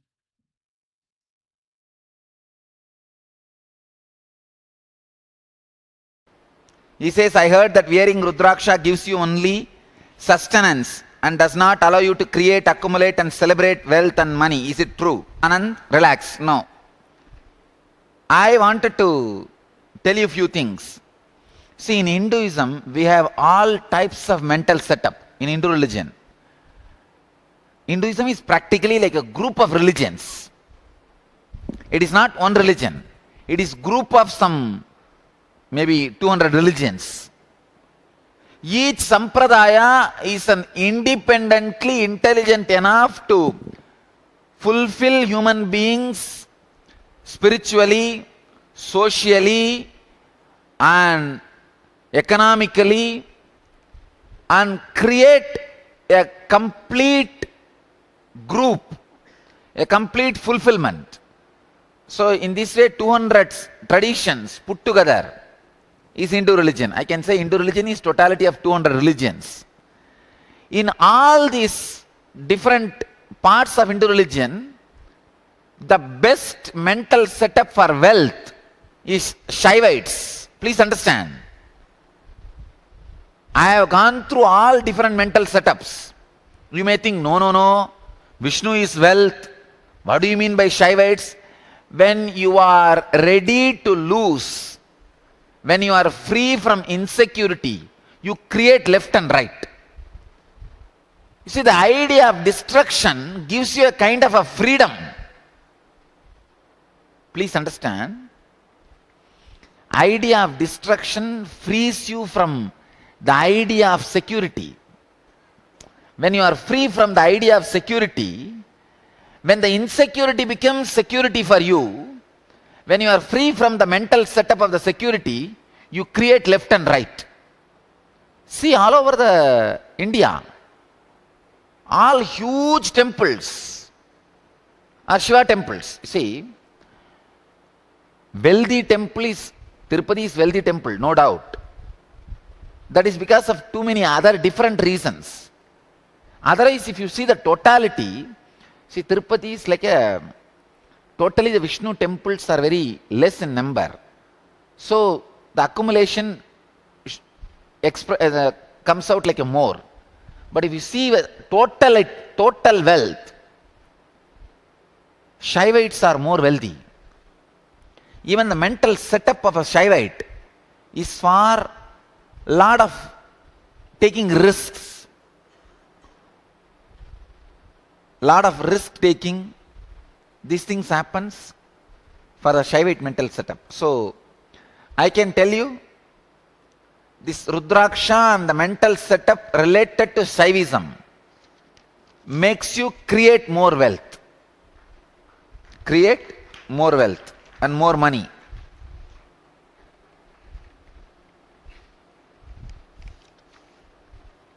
Come on, we'll start one by one. Now, I wanted you guys to share the important understanding you showed to others, but you yourself did not have till you shared with other or till the other, your partner shared with you. See, now many of you would have had some strong clicks when your partner was sharing with you or you were sharing with your partner. So I wanted few of you guys to come out and share the whole situation so that I can address almost all possible problems related to money. Come on, here there's a message from Redondo Beach. In order to have wealth, someone else must go without. Idea of living simply so others can simply live. Please understand, there is no need for somebody to lose wealth for you to have. Only if you are robbing from others, somebody need to lose. But wealth does not need to be robbed. We can create. Let us create more and more. See, in Vedic tradition, we have two things called Sanganidhi, Badmanidhi. Badmanidhi means flowered wealth, means which you create. Sanganidhi means conquered, but conquered from nature. Conch, see how a conch is conquered from the ocean and it becomes your wealth.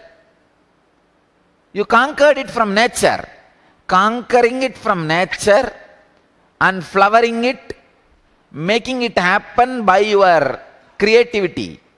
Nothing wrong. If you are going to create and going to conquer from nature, then you don't need to feel somebody else should become poor. No. When you create wealth, somebody else does not need to become poor. Go without wealth. Only when you are robbing, cheating, stealing from others, they have to go without wealth.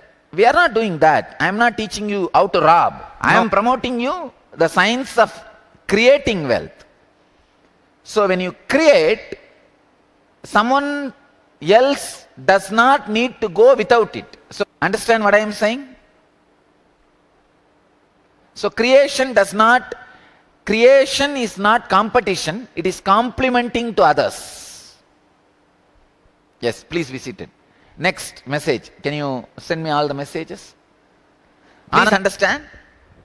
You can now share any click happened to you which you did not have earlier, happened because your partner sharing with you or you sharing with your partner.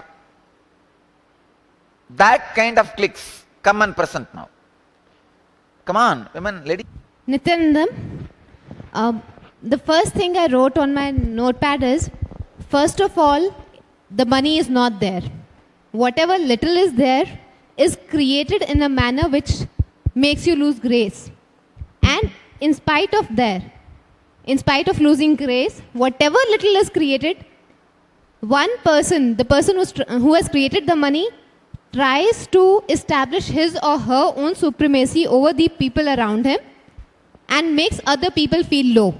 And eventually, one person feels good, one person feels bad, and the entire experience is that first it is hell to create it, and then it is useless. Overall, it is futile. There I realized that since I had grown up with my grandparents, I never owned up my father's money. I wanted to ask my father for money for inner awakening. So I just could not press the button there.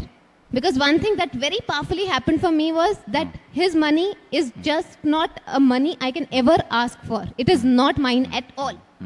Then all of this filtered down. I'd been working on money earlier also. This is the crux I got when I sat down here today. So the creating money is futile. Yes. I think, don't you need to learn an important fact? Just because, you see, your story, the mental setup explains, just because somebody who has money goes around, bosses over, establishes their supremacy on others, it is not money is responsible for it. It is the wrong mental setup of that person is responsible. You understand? Yes. Please understand. If that guy, even if he since does... I'd grown up with my grandparents, I never owned up my father's money. I wanted to ask my father for money for inner awakening. So I just could not press the button there. Because one thing that very powerfully happened for me was that his money is just not a money I can ever ask for. It is not mine at all. Then all of this filtered down. I'd been working on money earlier also. This is the crux I got when I sat down here today. So the creating money is futile. Yes. I think, don't you need to learn an important fact? Just because, you see, your story, the mental setup explains, just because somebody who has money goes around, bosses over, establishes their supremacy on others, it is not money is responsible for it. It is the wrong mental setup of that person is responsible. You understand? Yes. Please understand. If that guy, even if he doesn't have money, if he is little beautiful, he is going to establish his supremacy on others based on the beauty. Then it is a mental setup of that person. If he is not having money, if he wants to establish his supremacy, if he does not have money, otherwise also he is going to establish his supremacy through the beauty or health in some other way. Exactly. So money is not responsible for his arrogance and misbehavior. Yes. So don't blame money. Now understand, money should not be hated for the habits and attitudes of the people with money. Yes. Otherwise what? He is going to establish his supremacy with some other way. Otherwise he will become a politician. He will establish his supremacy through weapon and violence. You understand the click? Yes. Money is not responsible for the attitudes and actions of the people with money. With that attitude, even without money, they are going to use something else to express that attitude. So what should we do to So that attitude? that nothing can be done. That they have to suffer and eliminate that attitude. No, not in them. In us. In us. Like, In your case, then you should be very clear. The attitude is disturbance, not the money. So stop hating money. Hate the right person who has to be hated. Hate the attitude, not the money. If you are hating the money, you will not be creating money. Instead, if you hate the attitude, you will destroy that attitude. Like, I'm scared.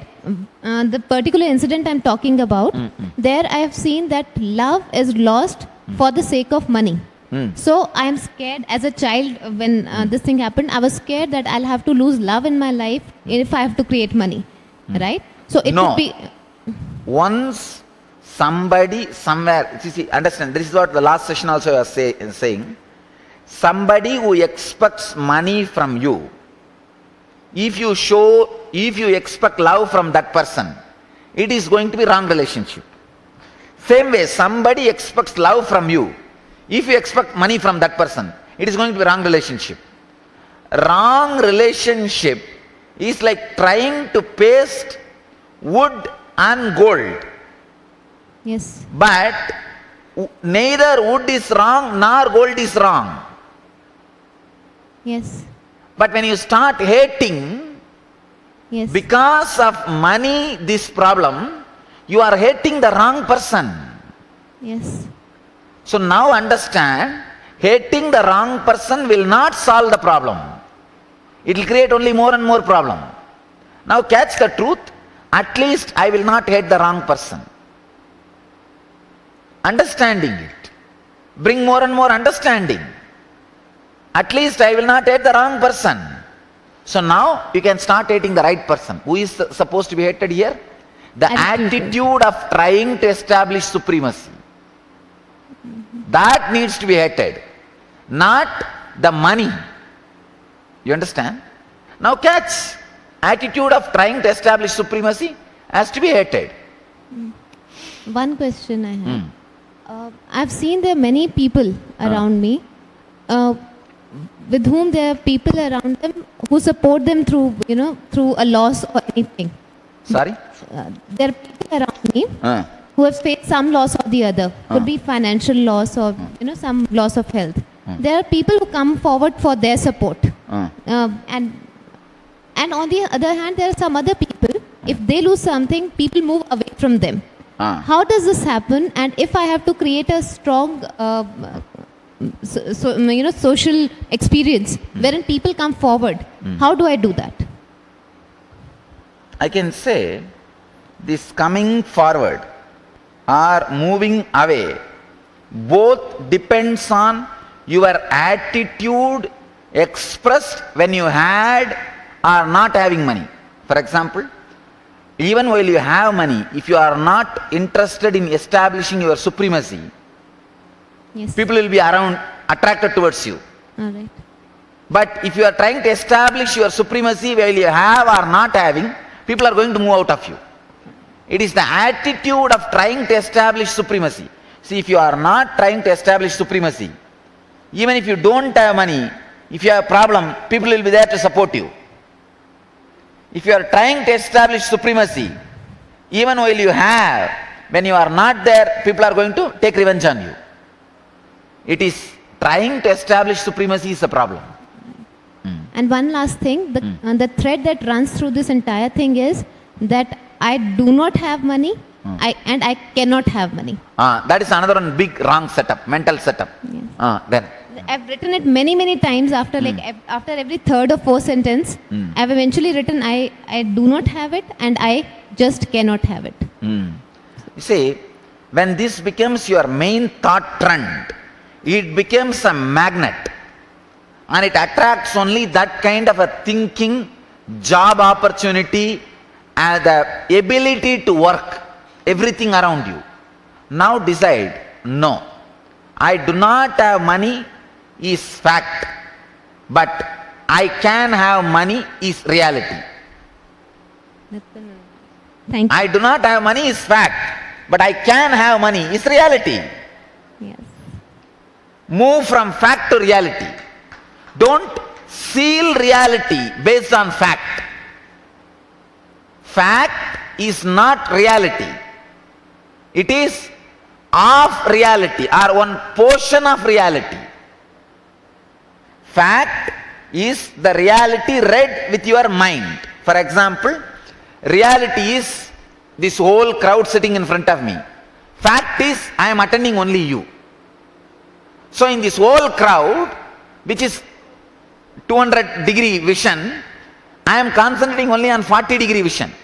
40 degree is fact, but it is not reality. Reality is the huge possibility. So, move from fact to reality. Reality is thousands of people sitting in front of me. But fact is, I am reading only one part of reality. If I am talking to 5-6 of you, I am attending fact, which is one part of reality. But this fact alone is not reality. Move from fact to reality. Yes. Thank you. Actually, yes, please. If you are hating money because of the actions done by people with money, a wrong person is paying the bill. A wrong person is suffering. I have a story for you guys. Walking up to a department store's fabric counter, the pretty girl said, I would like to buy this material for a new dress. How much does it cost? The male clerk who was standing there said, only 1 kiss per yard, with a smirk in the face. The girl said, that is fine, I'll take 10 yards. With expectation and anticipation written all over his face, the clerk quickly measured out the cloth, wrapped it up, and then teasingly held it out. The girl snapped up the package, pointed to the old man standing beside her, and smiled, Grandpa will pay the bill. Understand? If you are hating money because of the attitudes and actions of the people with money, wrong person will pay the bill.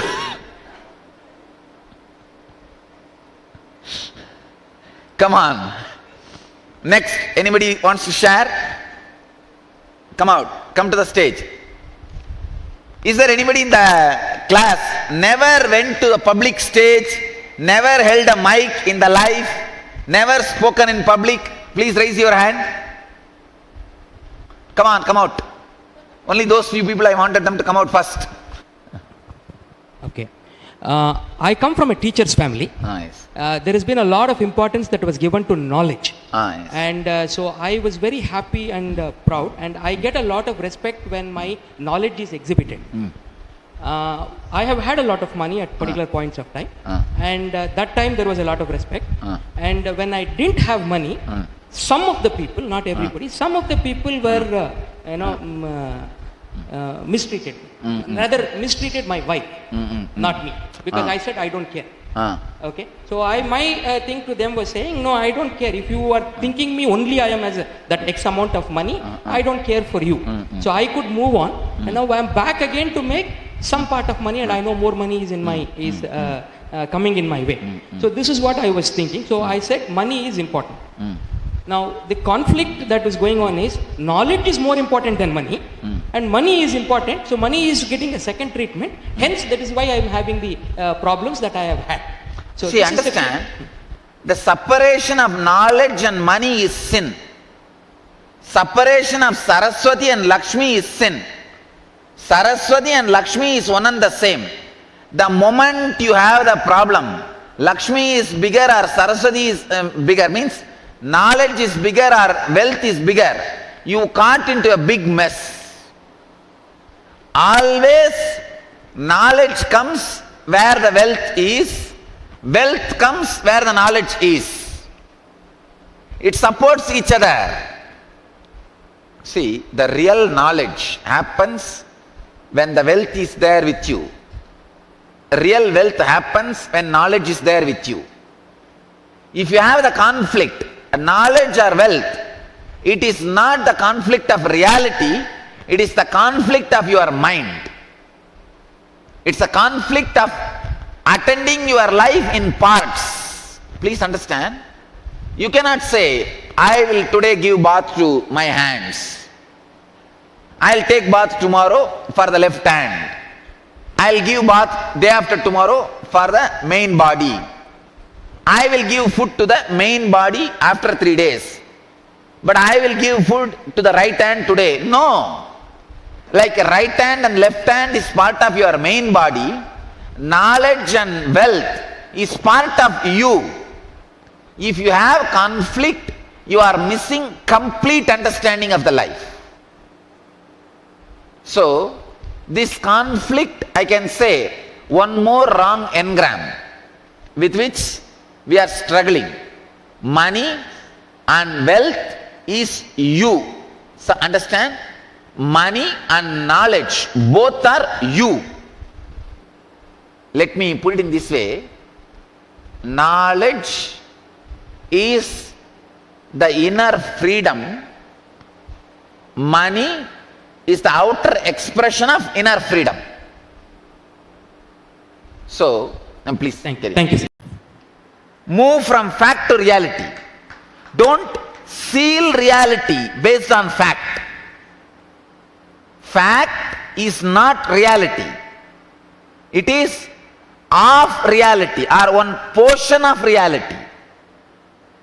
Fact is the reality read with your mind. For example, reality is this whole crowd sitting in front of me.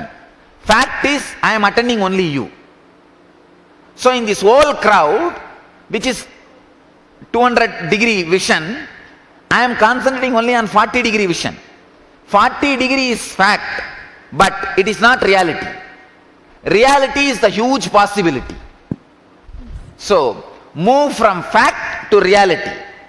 Reality is thousands of people sitting in front of me. But fact is, I am reading only one part of reality. If I am talking to 5-6 of you, I am attending fact, which is one part of reality. But this fact alone is not reality. Move from fact to reality. Yes. Thank you. Actually, yes, please. If you are hating money because of the actions done by people with money, a wrong person is paying the bill. A wrong person is suffering. I have a story for you guys. Walking up to a department store's fabric counter, the pretty girl said, I would like to buy this material for a new dress. How much does it cost? The male clerk who was standing there said, only 1 kiss per yard, with a smirk in the face. The girl said, that is fine, I'll take 10 yards. With expectation and anticipation written all over his face, the clerk quickly measured out the cloth, wrapped it up, and then teasingly held it out.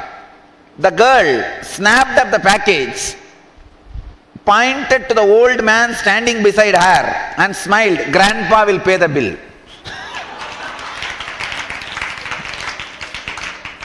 Understand? If you are hating money because of the attitudes and actions of the people with money, wrong person will pay the bill.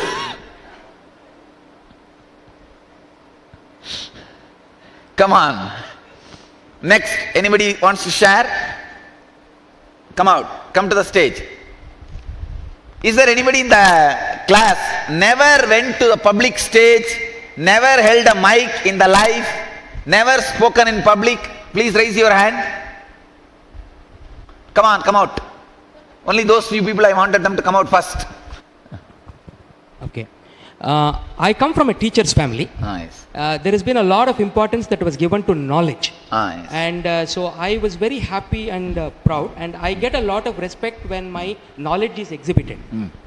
I have had a lot of money at particular points of time, and that time there was a lot of respect.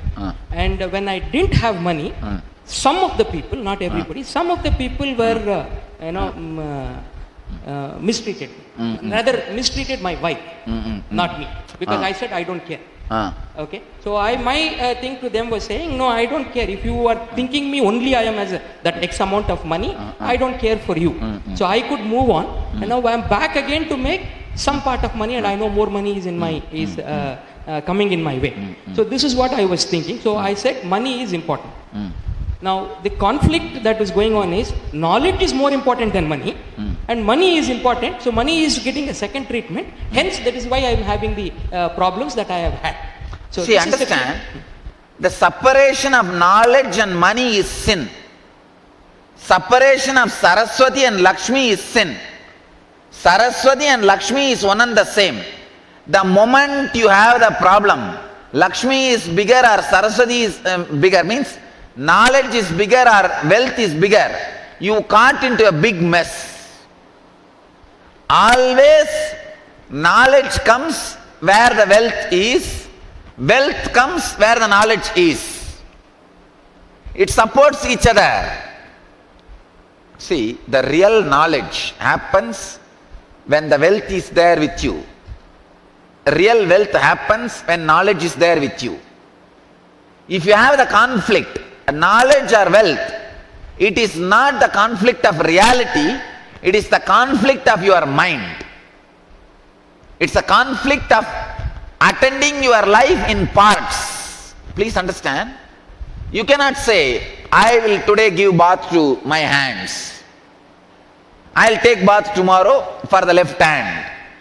I'll give bath day after tomorrow for the main body.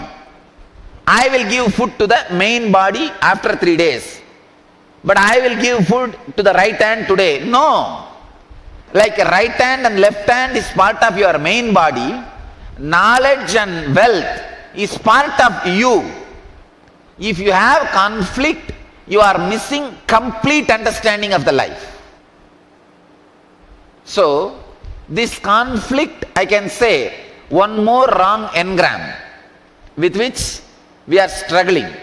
Money and wealth is you. So understand? Money and knowledge, both are you. Let me put it in this way.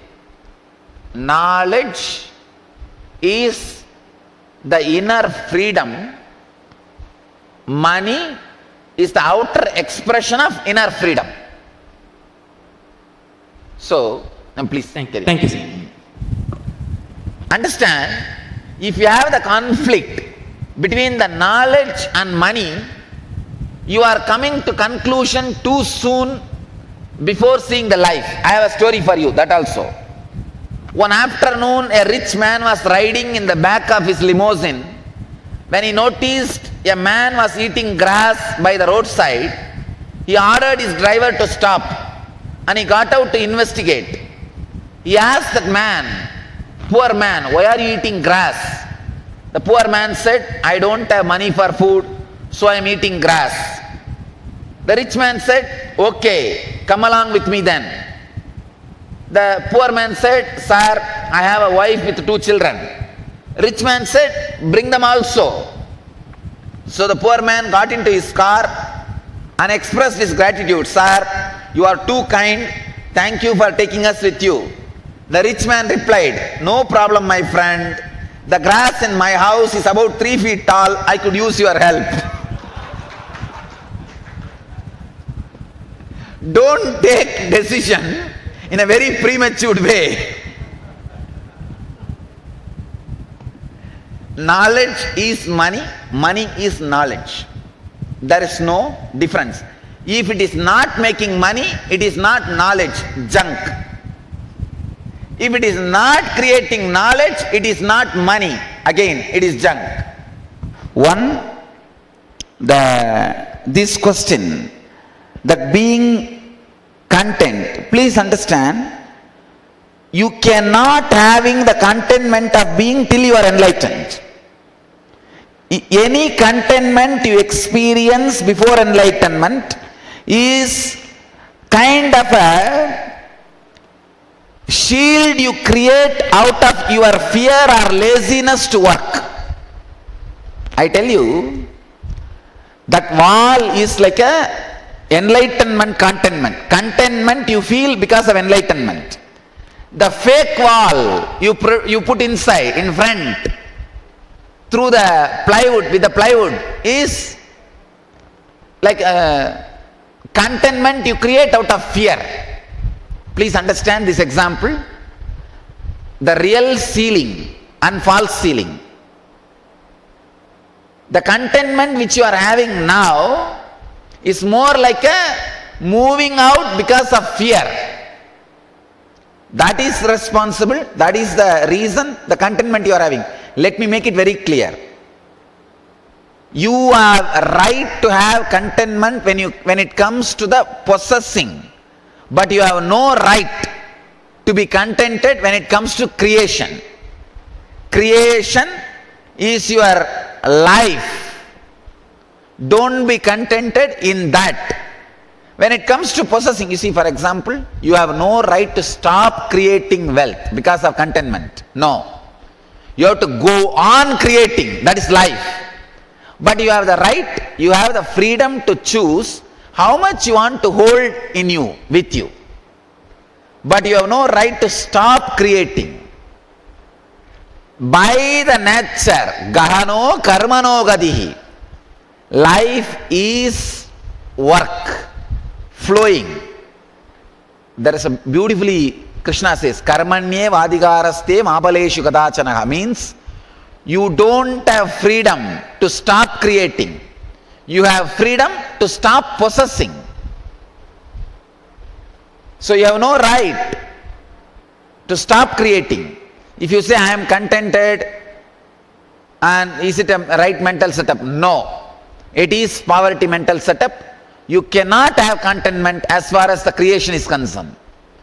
Till enlightenment. After enlightenment, simply you will be creating. That's all. Thank you, sir. All right.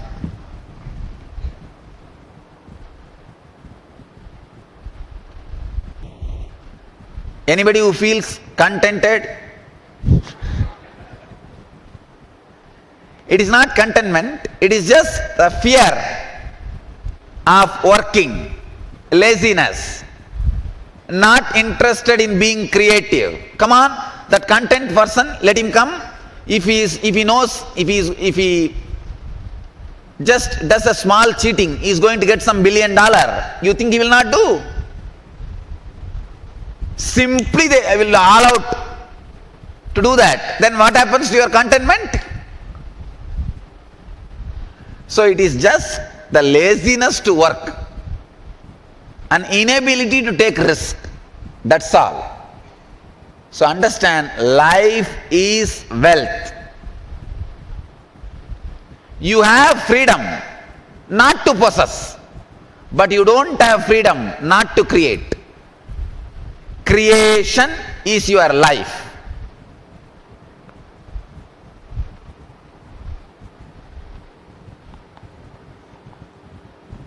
Come on, anybody else? I wanted to make it very clear. I am making a clear strategy even for my organization.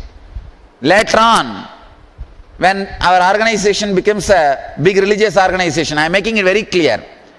Teach our followers to create wealth Give them the right mental setup to create and celebrate wealth.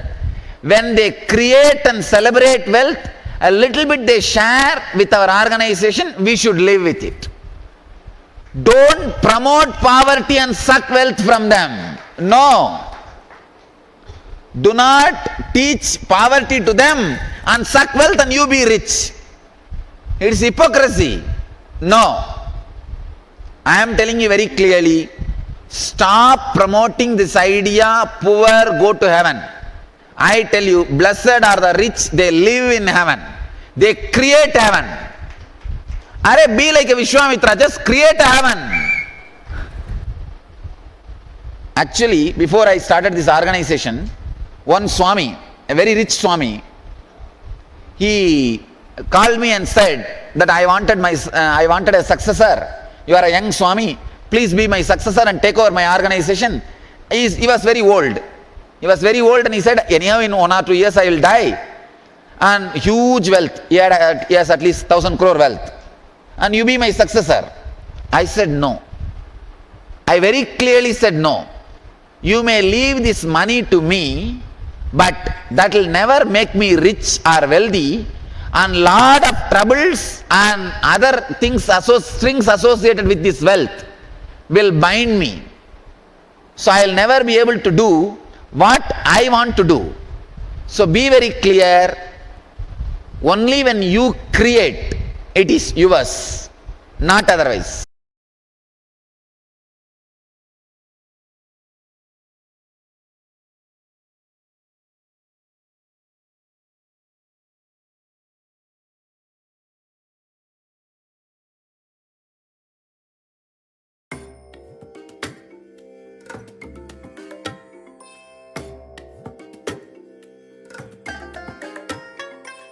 I bless you all. Let you all open all your 3 eyes and manifest the powers of Mahasadashiva. Om Nityananda Paramashivoham. Om Nityananda Paramashivoham. Om Nityananda Paramashivoham. Om Nityananda Paramashivoham. Yes, welcome back. So beautiful revelations by the Supreme Pontiff of Hinduism. Some beautiful anecdotes, stories as well. So yes, just going through. Okay. So Lichika is saying some people still can't log in. Yes, ma'am. We'll look into it. We're actually looking into it. Sorry for the technical difficulty. We'll be actually working on it. Thank you. Yes. All right. So requesting participants now, let us know. So from the powerful revelations of the Supreme Pontiff of Hinduism related to the wealth restricting patterns, let us know what are your powerful cognitions? What did you realize? So listening to the Supreme Pontiff of Hinduism, to Swamiji, what did you realize about yourself, about your patterns, your wealth restricting patterns? So please take a moment and let us know in the chat. And even the YouTube participants can share in the YouTube chat. And so we have one comment from Teresinha Souza. Yes, she says, very good satsang about wealth and the religion belief one holds are closely related. Yes, ma'am. That's what Swamiji says, that how the religion shapes up, because religion is actually the bigger part of most of the people around the world, and how they shape our ideas, cognitions, belief about the wealth. That matters a lot. So that's why we are having from the step 1, starting with the what are cognitions, ideas that you have, we entered into that step. And then next step is working on those patterns, the ideas that we have. The Swamiji is beautifully guiding us from the very first step, how to break all the limitations or the limiting beliefs or the restrictive patterns that we have related to the wealth. So yes, so you can join us in YouTube, Zoom as well. We'll be shortly giving you the link for the two-way. Yes, so once again, requesting participants, please let us know your powerful cognitions from this revelations by the Supreme Pontiff of Hinduism on the wealth-related patterns. Okay, so we have one comment from Christina Voice. She says, only if you create wealth, it's yours. The money, the energy is life. Yes. Somebody very beautiful says that life is about creation. The more and more you create, that is wealth. And after enlightenment, of course, you will automatically become creative. So till you get enlightened, become creative. You don't have to get stuck with whatever you have created. Just keep on creating, and because that is, somebody says that's the life itself. The more and more you become creative, you are infusing life into yourself and others. So yes, very good one. And requesting other persons as well to share the powerful cognitions that they received, and also being active all the time.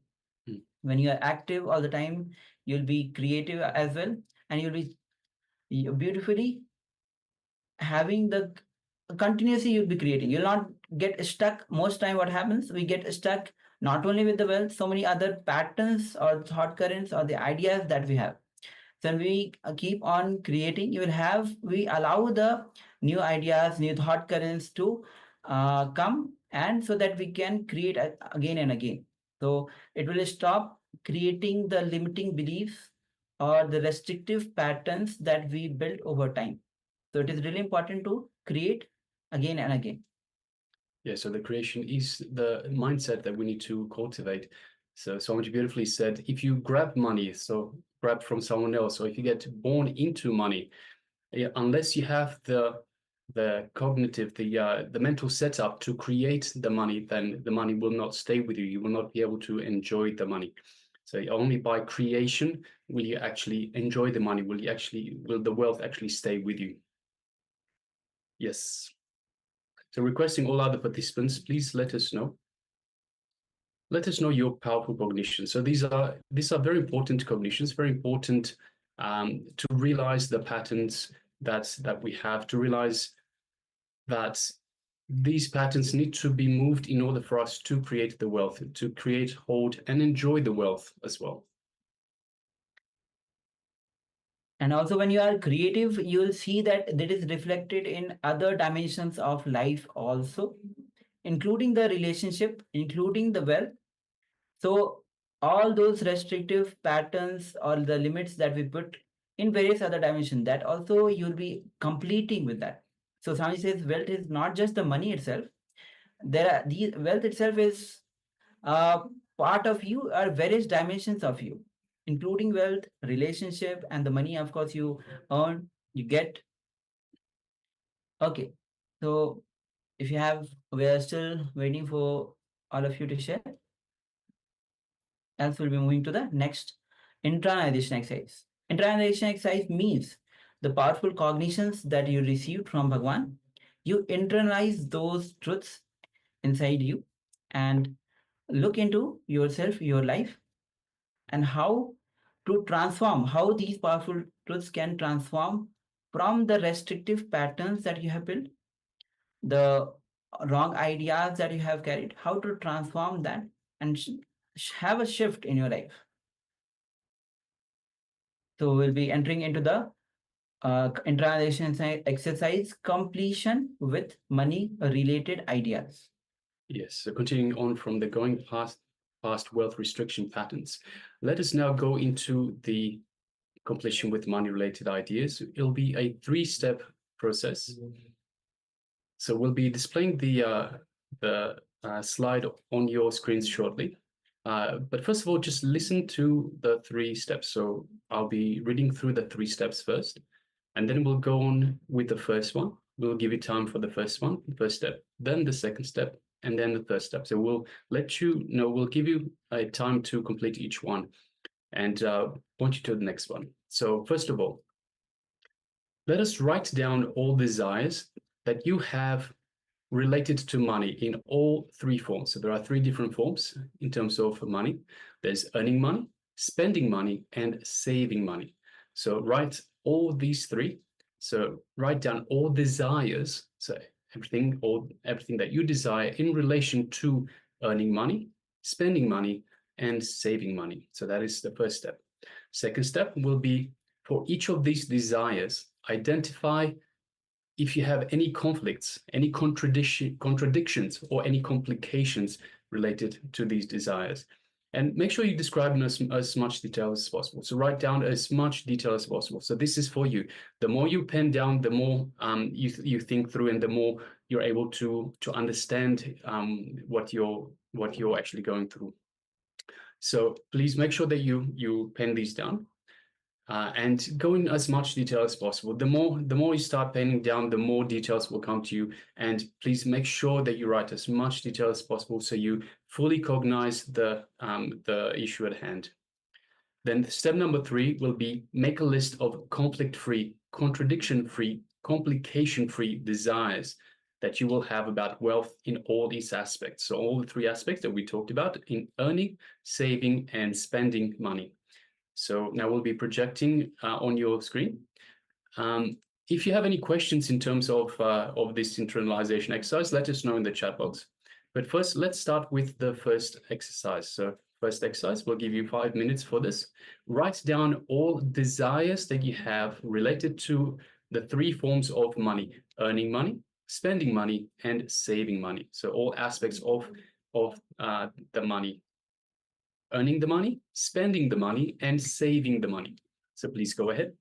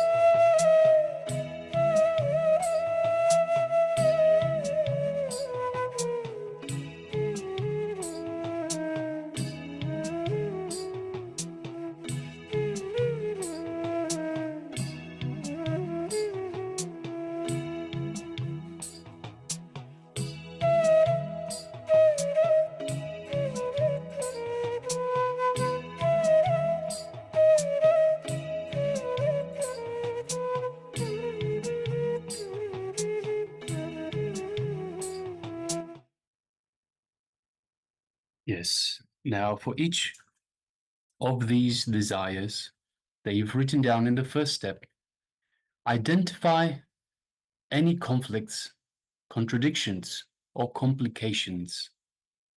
Describe in as much detail as possible. So for all the desires related to money in 3 different forms: earning money, spending money, and saving money, identify any conflicts, any contradictions, or complications. Please write down as much detail as possible.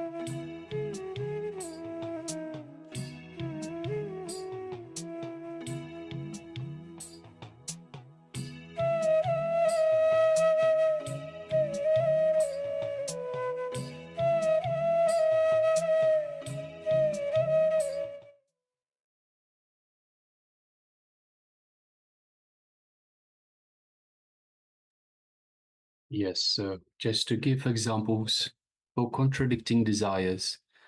So in terms of earning money, let's say you desire to earn a high salary, but also wish to work part-time to have more free time. These two desires contradict each other. In terms of spending money, you might want to buy luxury items for status, but also desire to live a minimalist lifestyle. This creates a contradiction in your spending habits. Contradicting desires in terms of saving money. You wish to save a significant amount for future investments, but also have a strong desire to indulge in spontaneous trips and experiences. Once again, this creates a contradiction. In terms of conflicting desires, for earning, you might want to pursue a passion that may not pay well, but you also feel the need to take a high-paying job, which you might not enjoy. This creates a conflict and stress and indecision. In terms of spending money, conflicting desire, you may want to treat yourself occasionally, but feel guilty about spending money when you should be saving for emergencies or for future goals. This creates a conflict of desires. In terms of saving money, you may want to save for a big purchase like a house, but you find yourself wanting to spend on immediate pleasures, leading to this internal conflict. Examples of complicating desires. In terms of earning money, you complicate your career path by constantly changing jobs or pursuing multiple side hustles without clarity on what you truly want. This makes it difficult to focus on one income source. In terms of spending money, complicating desires, you might overthink every purchase, creating unnecessary complications about whether it's worth the expense or if it aligns with your values, leading you to decision paralysis, indecision. And in terms of saving money, complicating desires, you might create complex savings plans with multiple accounts and strategies instead of simply setting aside a fixed percentage of your income, which complicates the process unnecessarily. So these are just some examples of complicating, conflicting, and contradicting desires in the space of earning, spending, and saving money. Let's now move on to the third step. Let us make a list of conflict-free, contradiction-free, and complication-free desires about wealth in all its aspects, in the aspects of earning, saving, and spending. So once again, let's have a look at the desires we have penned down.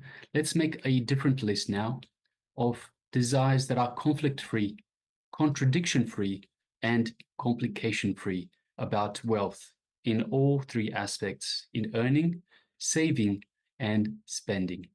Please go ahead.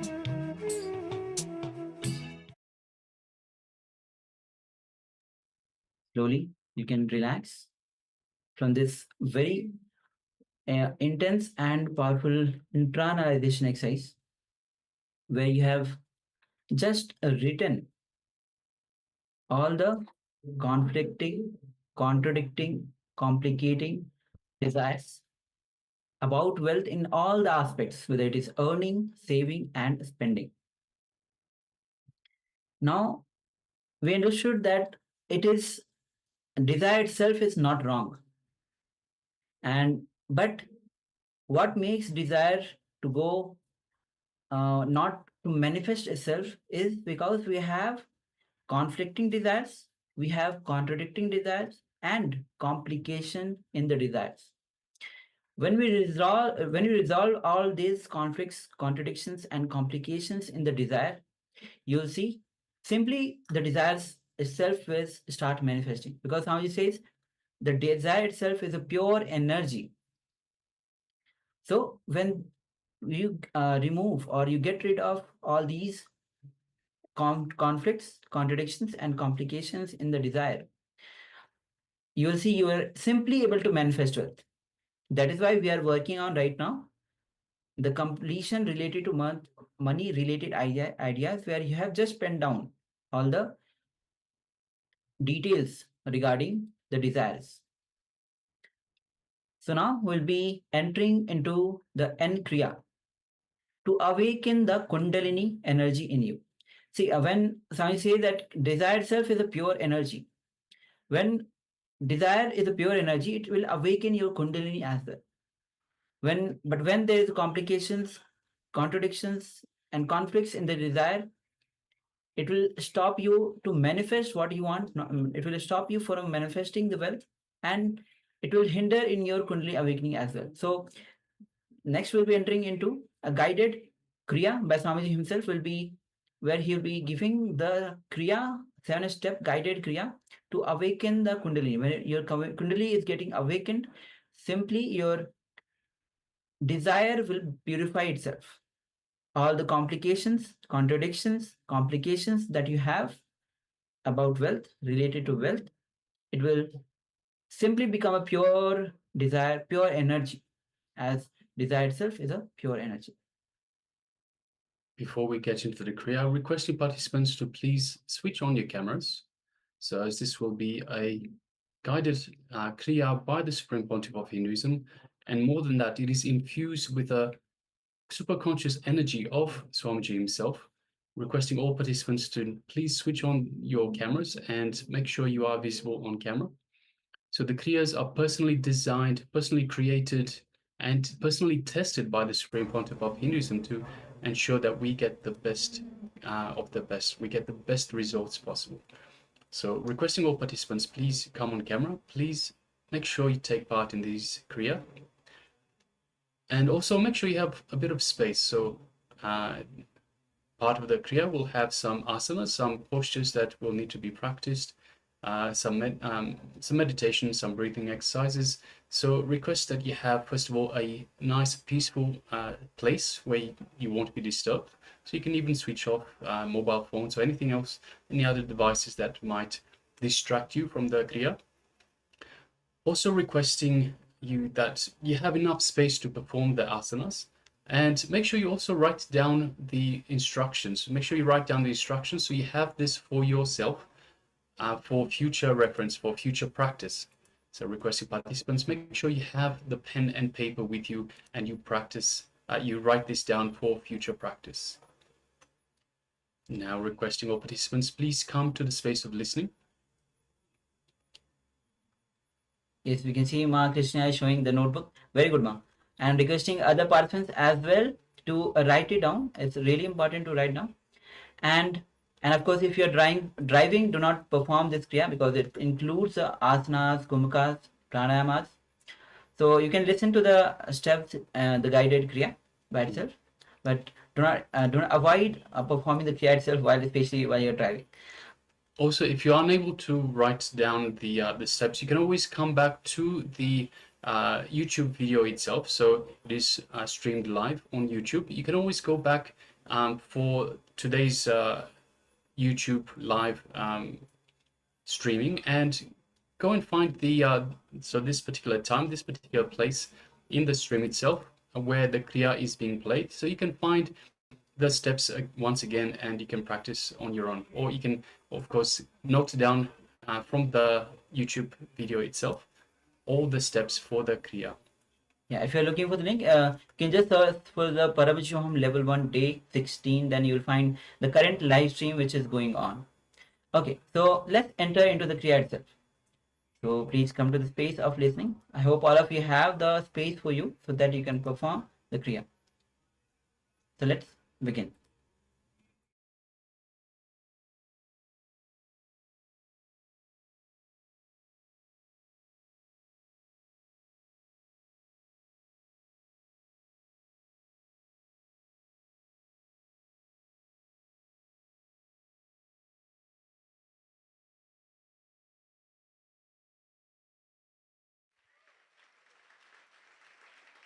Thousands of people are sitting with us now in 400 cities, and in 37 cities I am seeing, means you will be seeing. 37 cities you will be seeing. 37 cities we have two-way connection, and in 400 cities people are sitting with us around the world for this N Kriya initiation. I welcome you all with my love and respects. During the Pada Puja, I'll be transmitting the experience to you. So, receive the experience. I want all of you to know, your brain can receive and send informations without communication, done in an orthodox way, like words or visuals. So just understand this much, your brain is capable of receiving or sending communication without the orthodox methods like words and visuals. Means without verbal or visual action, your brain can receive and send information. Just remember this one truth, that is enough. You will experience the experience of N-Kriya before initiation. Then I'll give you the technique. So I'm changing the trend. Usually technical knowledge, technique, experience. No. Experience, technical knowledge and technique.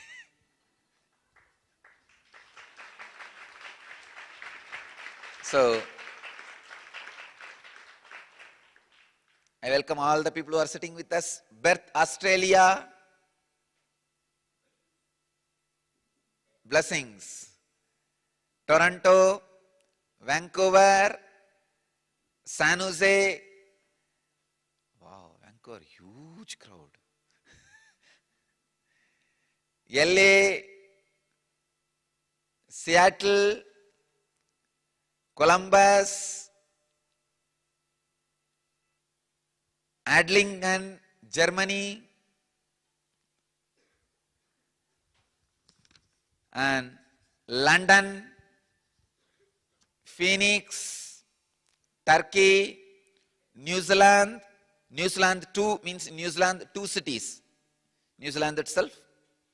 New York, Dallas, Singapore, Redondo Beach, California, Calgary, Temple City, California, Houston, Guadalupe, Juarez, Mexico, Jalisco, Mexico, Kuala Lumpur, Hyderabad, Pullman, Washington, Jammu, New Jersey, Slovakia, Slovakia 2, Bangalore, Patling, Jaya, Malaysia, Philadelphia, Mumbai, Sri Lanka, Atlanta. These are the cities we have two-way screen. You will be seeing all these 37 cities levitating. In all other 400 cities, I will be seeing them levitating.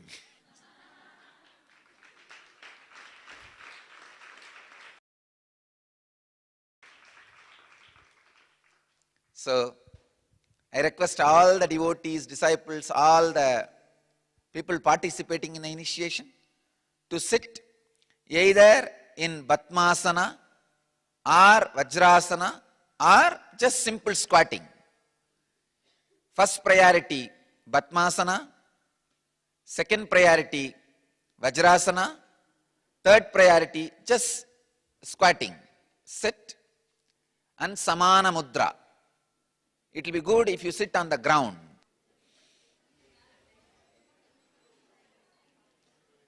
So, sit in Samana Mudra means lock your hands. Right thumb should be up, left thumb should be below. Lock your hands, sit straight.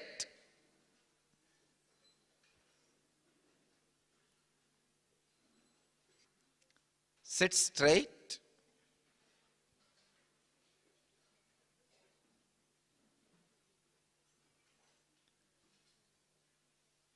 Padmasana or Vajrasana or just Sukhasana.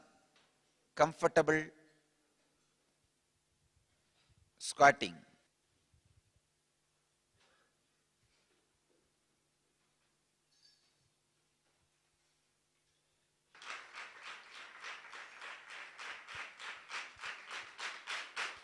We'll start the initiation.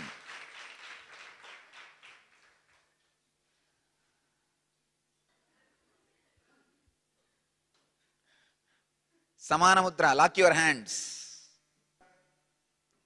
Means the right thumb up and left thumb low, below.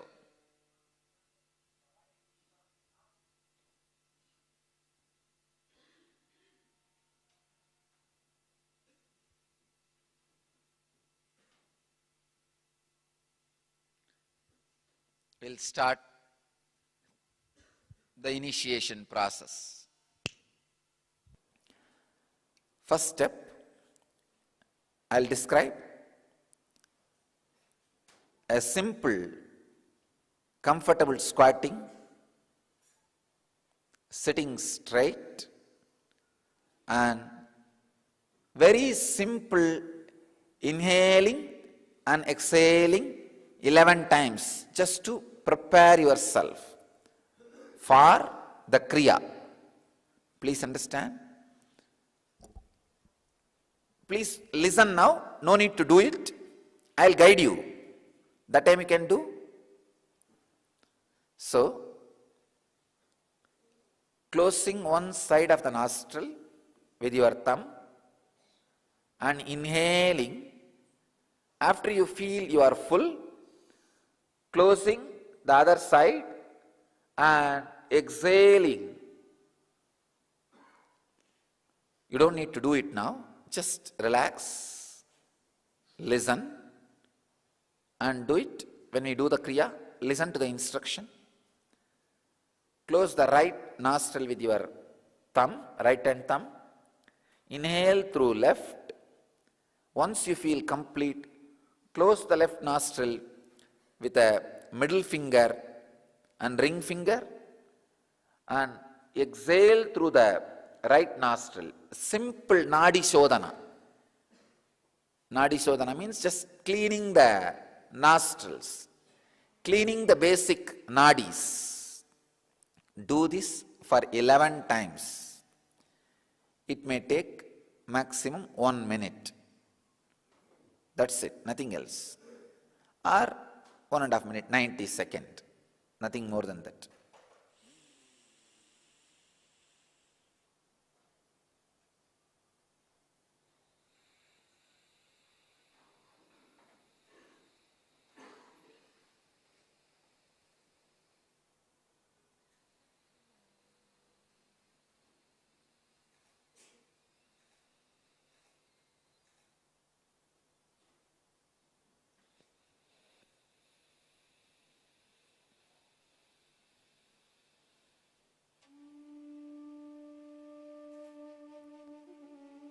I think I have shown very clearly.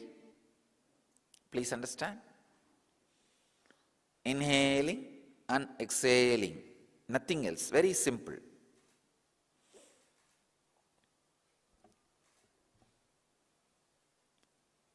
Actually, this is not Kriya itself. It is a preparation for Kriya.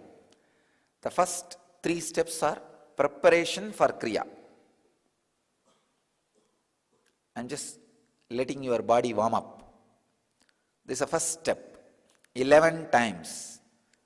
Second step, the Bastrika Pranayama. Please understand, the technical term is Bastrika.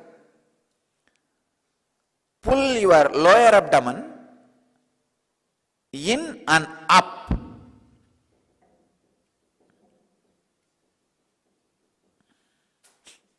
Please understand, don't lift your shoulder. Don't move the whole body. No. Just the lower abdomen should be pulled in and up.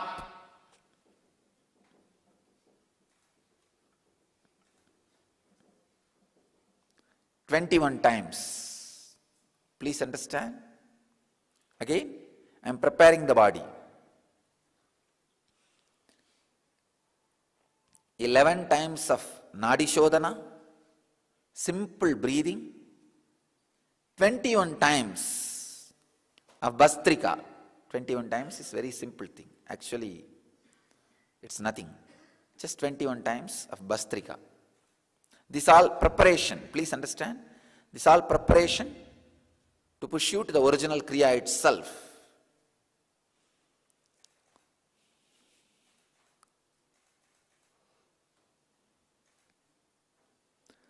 The third step,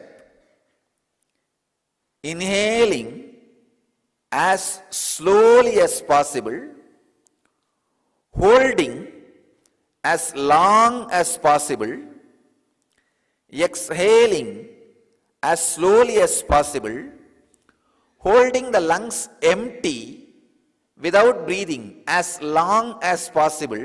Please understand. I have collected, arranged, compiled various different pranayamas and mudras and postures in this set to give you the maximum benefit, spending less time and less effort. Almost like lazy man's guide to enlightenment. One, Nadi Shodhana, cleaning the breathing nostril. 21 Bastrika, and again inhaling as slowly as possible, holding as long as possible, exhaling as slowly as possible, holding the lungs empty as long as possible. This same cycle should be repeated. You see, all these 4 actions put together is called one cycle. Inhaling as slowly as possible, holding as long as possible, exhaling as slowly as possible, holding your lungs empty as long as possible without inhaling. When you can, again inhale as slowly as possible. So, this 4 action is one cycle. Like this 21 cycle. This 4 action can be called as one pranayama. So 21 pranayama. I am making it all completely numbered. A clear, logical, calculated, mathematical step for enlightenment. I am making your enlightenment just like bank account. Please understand. Do this, do that, you will have it. Because common man understands only this language. So 21 pranayama. This is the 3rd step. But I want all of you to know, all these 3 steps are only preparation for the Kriya. Now we are entering into the exact Kriya itself. Exact Kriya itself. Only if you do these 3 steps of preparation, you will be able to enter into the exact Kriya itself. This is the most powerful part. Please understand. The exact kriya, if you do without preparing these 3 steps, it will not have any effect on you. So you need to enter into this kriya after only these 3 steps. That is why I am saying, whole thing is kriya. For your understanding, I am explaining how the process is happening. Now, 581 places around the world are sitting with us live. I can say we crossed the basic critical limit needed for the energy to land. Now I am very clearly seeing the energy has started expressing.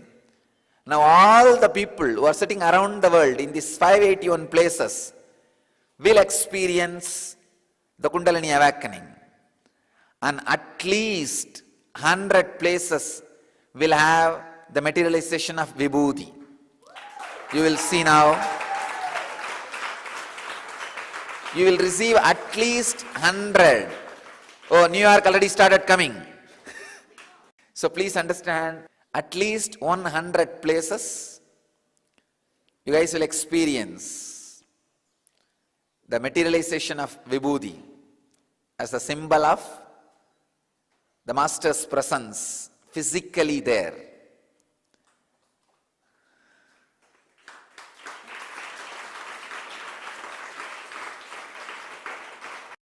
Now listen the instruction. Thumbs on the ears and the index finger and middle finger on the eyes and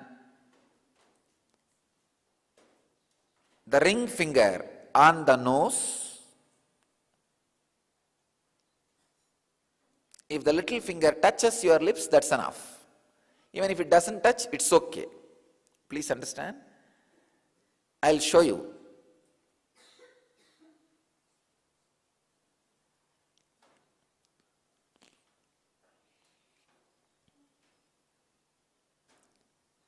As per the yogic tradition, all 5 senses are in your face itself. Ears, smelling nose, taste tongue, seeing eyes. The cheeks are considered to be the touch. That is why cheeks play such a major role in the pleasure of touching. So, through this mudra, you do pratyahara of all 5 senses. Please understand.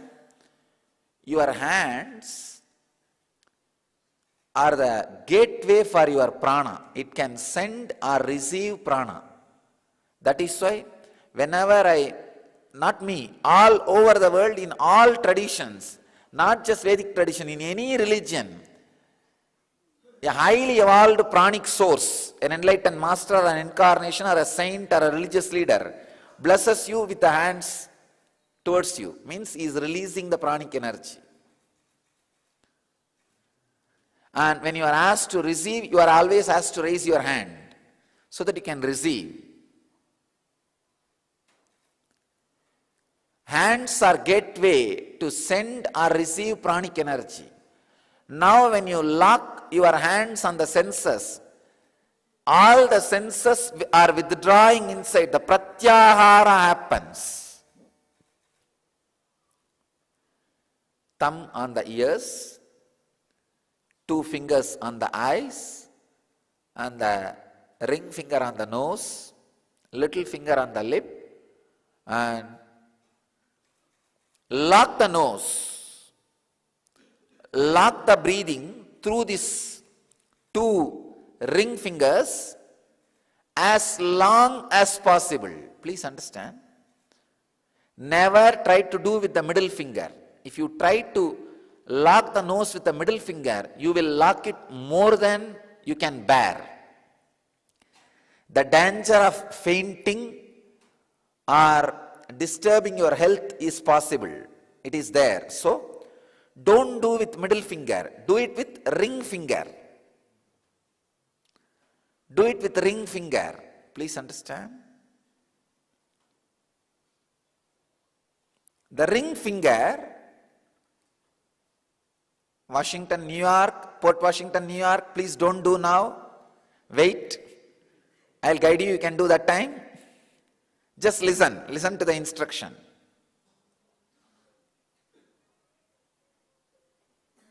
Don't do now. New York, I am saying do not do now. Kalavati, just listen.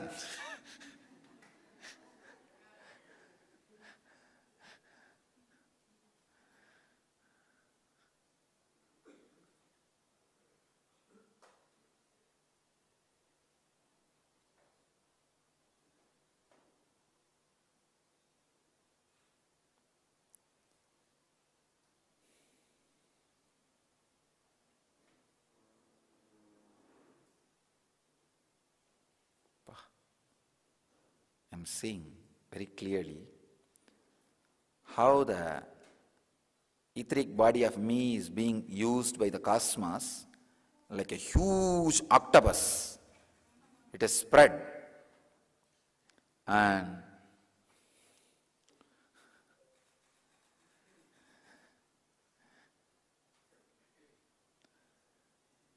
it is just putting in each place where people are sitting one leg and connecting with the people.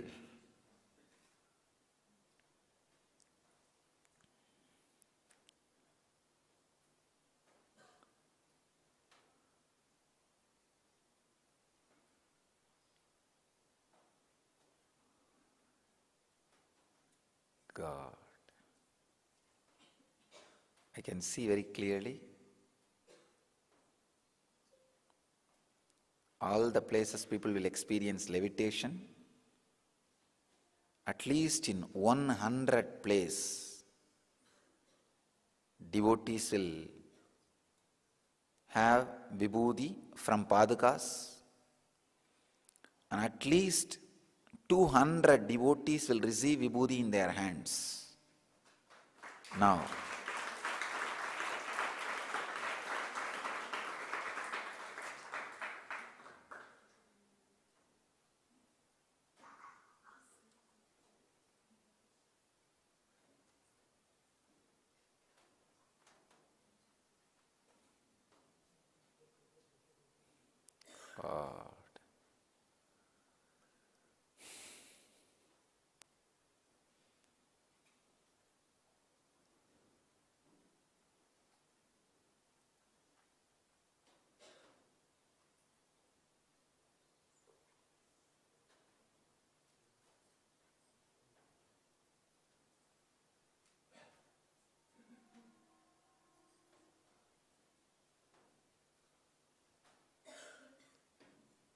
the devotees, if you see vibhuti coming out of your hand, don't be afraid or surprised.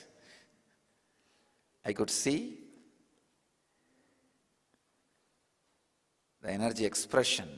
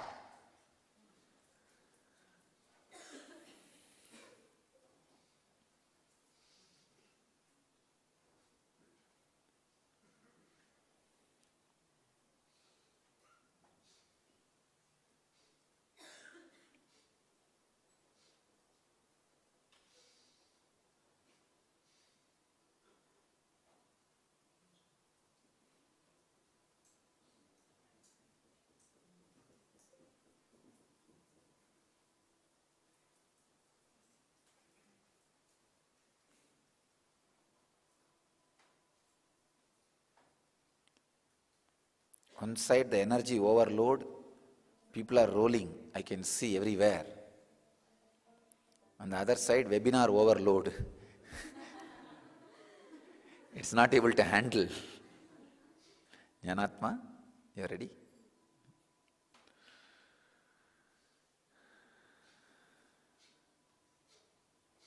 More and more people are logging in, signing in.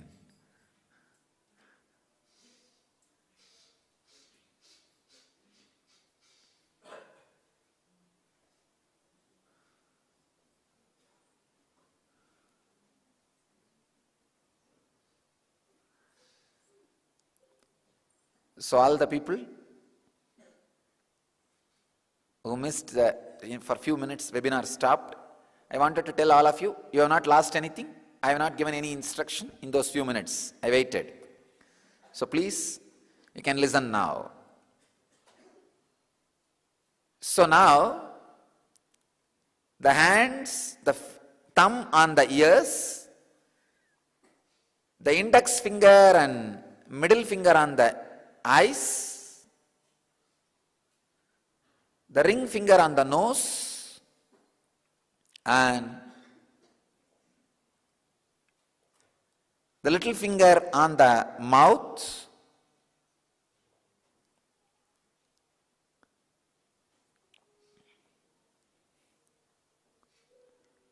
stop the breathing flow, inhaling or exhaling completely as much as you can. Please don't do now. Relax.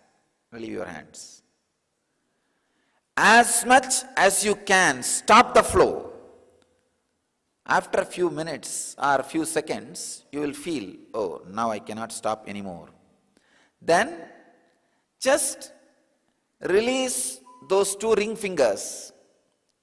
For a few seconds, the body will automatically inhale or exhale. Let it do its job. You don't do inhaling or exhaling. Body will automatically balance. Please understand, you do not put your will. When you feel you can't handle anymore, just release. Body will automatically balance itself. So once if you release your nostrils and lock again, it is called one pranayama. So this way, 21. Please understand. It's a fourth step.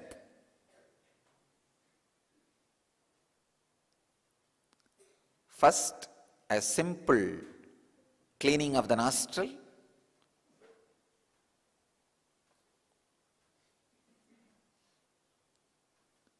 Second, Bastrika. Third, inhaling as slowly as possible, holding as long as possible, exhaling as slowly as possible, holding the lungs empty as long as possible. Fourth, locking the nostril completely as long as you can through the ring finger. In different countries, showing finger is a big risk. Because people are watching from all the cultures and countries, we will have to be very careful about the showing fingers.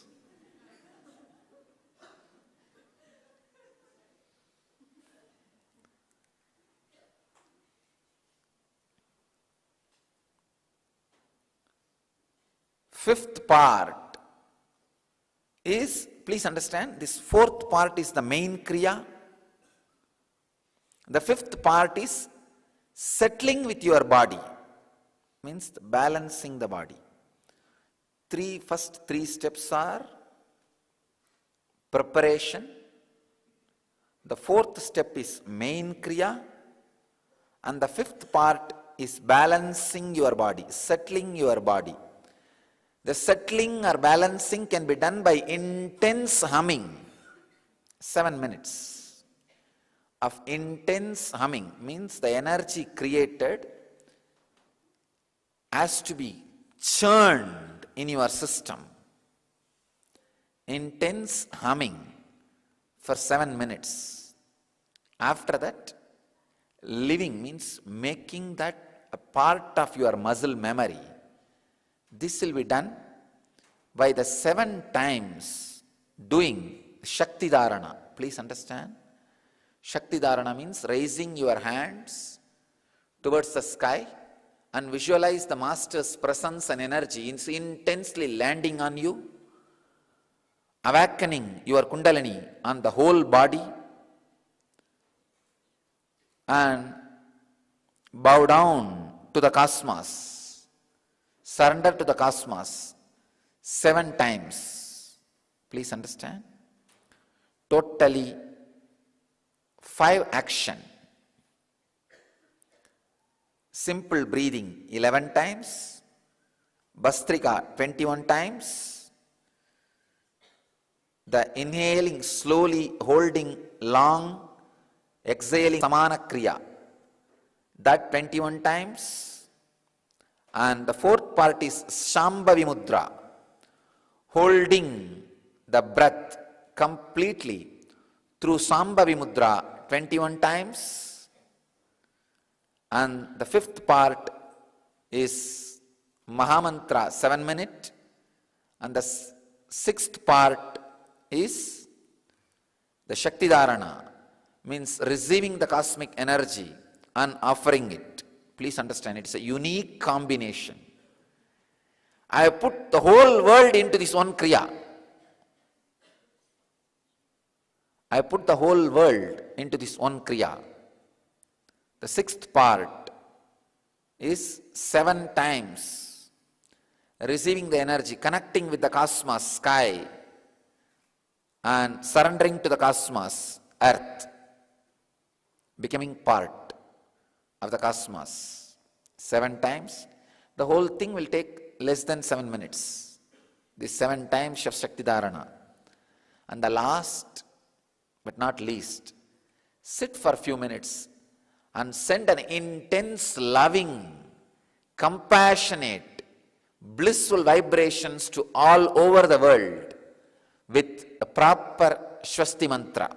Swasti Mantra means sending the peace and bliss to the whole world with the ideas like Loka Samasta Sukhino Bhavantu.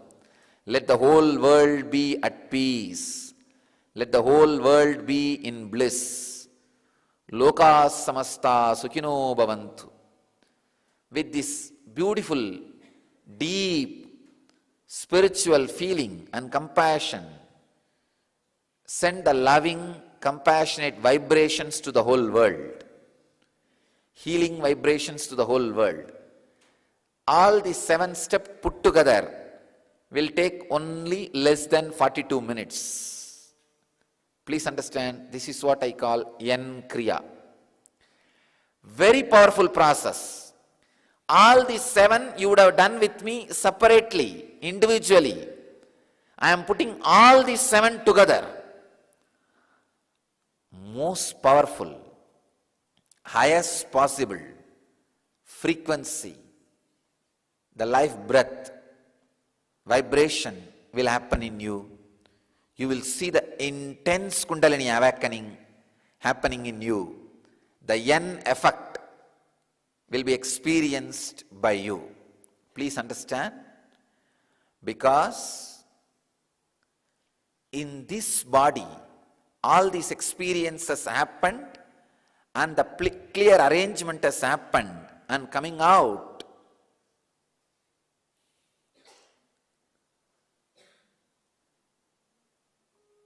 anybody who does this Kriya will immediately connect with this energy which is expressing through this body and experience intense Kundalini awakening and Yen effect as people experience in my presence, or I can say much more than the experience happening in my presence.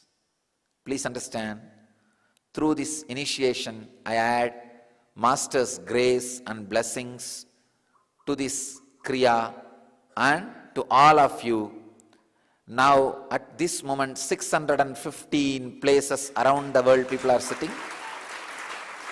I bless all the people who are sitting around the world,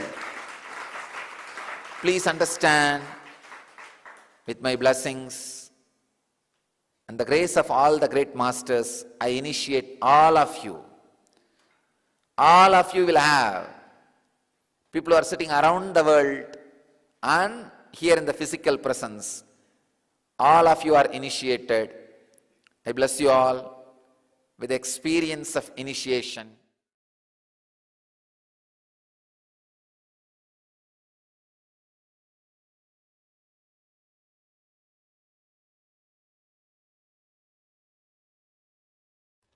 Yes, welcome back. So that was a wonderful initiation by the Supreme Pontiff of Hinduism into the 7-step En Kriya, for awakening the Kundalini energy, the Kundalini Shakti in every one of us. So if you had a look in the chat box, so for those of you on Zoom, we have posted in there the 7 steps. So if you have a look through, please take a moment and write these down. So this was the initiation by the Supreme Pontiff of Hinduism, with the 7 steps that we've put in the chat box itself. You can practice this Kriya in your own time by yourself. So the entire Kriya should take roughly about 42 minutes. So we've got everything, all the steps in there. So the Nadi Shodhana, the Bastrika, the Samana Kriya, Shambhavi Mahamudra, then the intense humming, connecting with the divine energy, and finally sitting in connection with the entire world, sending loving vibrations to the entire world. So please, requesting all participants to please write down the 7 steps for your reference, and please make sure that you do practice these. As Swamiji said, the first 3 steps are just preparation. The 4th step is the actual Kriya itself. However, you have to do the first 3 steps as well, the preparatory steps, otherwise the Kriya will not have any effect on you. So please make sure you do every step, including the first 3 steps, which are just preparation, but they are preparing you for the Kriya itself. So without the preparation steps, the Kriya will not work. And then after the Kriya, we have the intense humming, which is supposed to balance the body once again. And then we connect with the divine energy, and finally we sit in connection to the entire world and send love to the entire world. So please make sure you write these down for your own reference, and please make sure that you do practice this Kriya. Altogether, Swamiji says should take about 42 minutes. So just giving participants a few minutes to write these down. Please go ahead.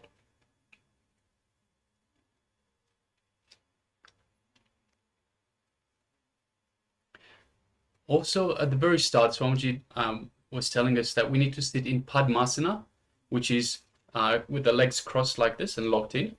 If you're not able to sit in Padmasana, you can sit in Vajrasana, which is sitting on your knees. So sitting on your knees with your ankles tucked in, so sitting with your bum on the ankles itself. So that is Vajrasana. And if you're not able to sit in that position, you can even sit in Sukhasana, which is just simply squatting. So you can have any of these 3. You can choose any of these 3, whichever one you can. So preferable, it is the Padmasana with the locked legs like this. If not, you can sit in Vajrasana, so sitting on the knees with the ankles tucked in, so sitting comfortably with your buttocks on the ankles. Or if that is not possible either, you can sit in Sukhasana, which is just simply squatting. And of course, Swamiji has told us about the Samana Mudra. So while you're doing these, please make sure you have your fingers interlocked with the right thumb being over the top. So right thumb over the top of the left thumb. So this is Samasana. Samana Mudra.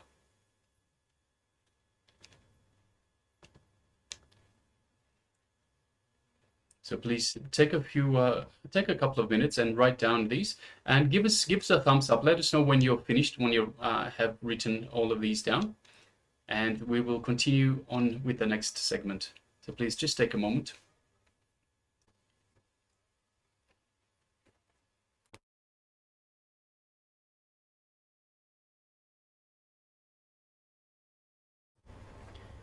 So while you're writing down, we'll be sharing the link, the live link of from the YouTube ads from the channel itself, where it's a guided meditation by Swamiji himself. So meanwhile you are penning down and pen down all the 7 steps for 2 minutes of Kriya that Swamiji has given. It's one of the powerful Kriya, and not only to manifest wealth, of course, it's a way to awaken your Kundalini Shakti, to awaken your wealth consciousness, and that will reflect in different dimensions of your life. People have lots of testimonials, those who have actually practiced this and Kriya. They have a lot of things to share in this. So we'll be sharing the link on the Zoom chat and the YouTube chat as well. So for the reference, you can have get this guided meditation for yourself, and whenever you feel time, because of time constraint, we are not be able to fit this in the whole session itself. So especially during the evening and the morning time, that is the best time when you start doing this Kriya for 2 minutes of this powerful Kriya. So continue to pen down.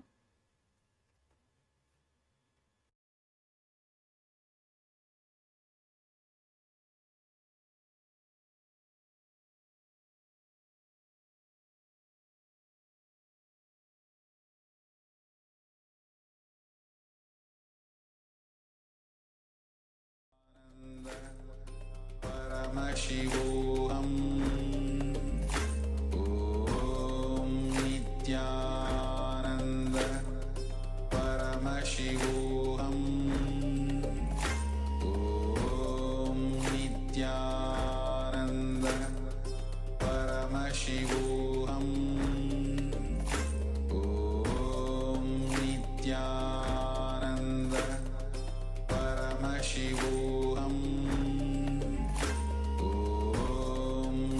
Nityananda Paramashivoham Om Nityananda Paramashivoham Om Nityananda Paramashivoham Om Nityananda Paramashivoham Om Nityananda Paramashivoham Om Nityananda Paramashivoham Om Nityananda Paramashivoham Om Nityananda Paramashivoham Om Nityananda Paramashivoham Om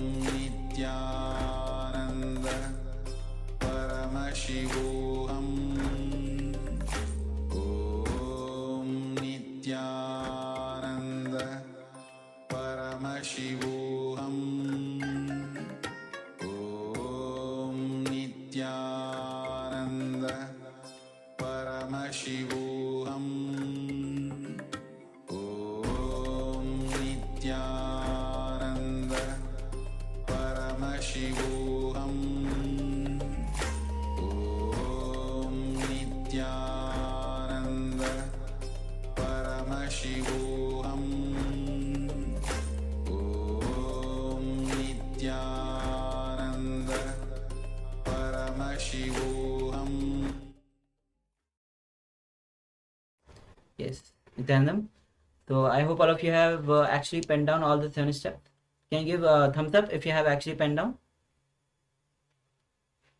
Yes, Ma Christina, thank you. Thank you for giving thumbs up. And also we have shared the link for the guided meditation, the full 42 minutes of guided meditation by Swamiji himself.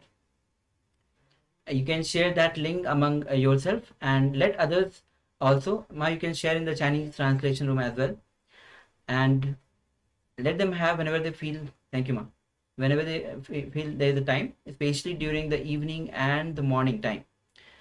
It will be good at least for 21 days if we practice this very powerful Kriya to awaken the Kundalini Shakti for the wealth consciousness. Okay. All right, so next let's move on to the power manifestation segment, which once again, it is the power of Mahima. We will be increasing the weight of an object. This time, a little bit different. We'll be picking a metal object. So requesting participants to pick out a metal object, something that is not too big in size, something that can weigh. So something that you can weigh. So once again, if you haven't got a scale, a weighing scale to measure the exact weight of the object, of the metal object that you will be picking, you could always use a phone application that uses the phone sensors to approximate the weight of the object itself. Just make sure it's not too heavy so it doesn't damage the phone. Or if you are unable to download the phone app for the weight estimation, then you can just use your sensors, just guesstimate how heavy it is before and also after the power manifestation. So you can gauge a sense of whether it's heavier, lighter, or the same sort of weight. So requesting participants, once again, please identify a metal object. We will be affecting the weight of this metal object. Take a base measurement and we'll get into the power manifestation. So just giving you a couple of moments for you to gather these. Please go ahead. You can take the small metal items like spoon or any small items that you have even in the kitchen or your bedroom or anywhere. Just a small metal item, which can be spoon, it can be a pan or a pot made of metal. So let's quickly have these items with you. All right. So next, let us sit comfortably. So make sure you sit comfortably with your head, neck, and spine in a straight line. Let us invoke Swamiji in our inner space. Let us have Swamiji with us in our inner space. Connect to Swamiji. Feel Swamiji radiating in our inner space. Radiating his love, his compassion, and his superconscious energy throughout our entire inner space, just in the Anandagandha region below the chest area. Let us connect to Swamiji through the third eye as well. So connect to Swamiji's third eye through the third eye. Let us start chanting the Mahavakya. Om Nityananda Paramashivoham. Om Nityananda Paramashivoham. Om Nityananda Paramashivoham. Keep chanting the Mahavakya. And let us make a conscious declaration of the weight that we want to affect. How much do we want to affect the weight? How much do we want to increase or decrease the weight of the metal object? Continue chanting the Mahavakya and let us start this power manifestation. Nityananda Paramashivoham. Om Nityananda Paramashivoham. Om Nityananda Paramashivoham. Om Nityananda Paramashivoham. Om Nityananda Paramashivoham. Om Nityananda Paramashivoham. Om Nityananda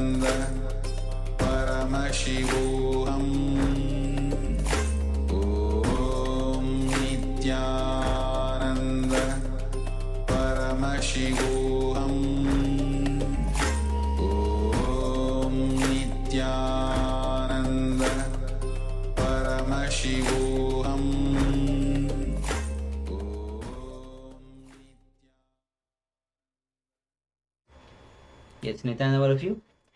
Please let us know the weight of the object that we are measuring, the metal object that you have taken, and taken the initial measurement of that object. And now after this power manifestation, have the second measurement. If you have the Google app which measures the weight of that small object, you can go ahead, take the second measurement, or as we mentioned earlier before that, have the object on your palm and feel the lightness, or in any ways if you have measured the weight of the object, go ahead, take the second measurement of the object and compare with the initial measurement, and let us know the sharing. Let us know your the difference that you noticed between these two.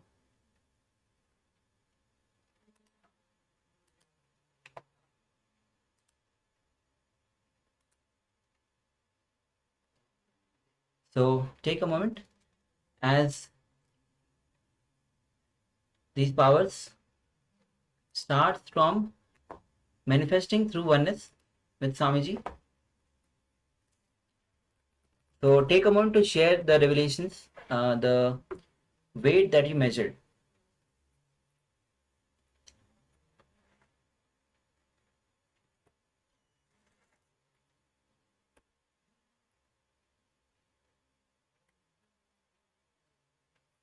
Yes, so requesting all participants, please, first of all, the ones that have got their camera switched off, please switch on your cameras and make sure you're available on camera.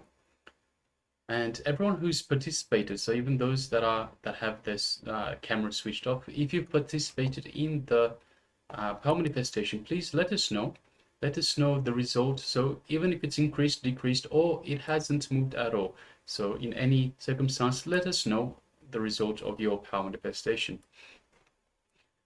So the more you share, the more the confidence grows in you that you can manifest this power, even if you haven't manifested this power, or at least it's not visible, or you're not able to tell. The more you practice this power manifestation, the more you practice every power manifestation, the feeling connection and the oneness with Swamiji himself, with the Supreme Pontiff of Hinduism, grows stronger and stronger. And with every practice, you will be able to have better and better results in the power manifestation itself. So requesting all participants, please make sure that you take part in the power manifestation, and also make sure that you share your results.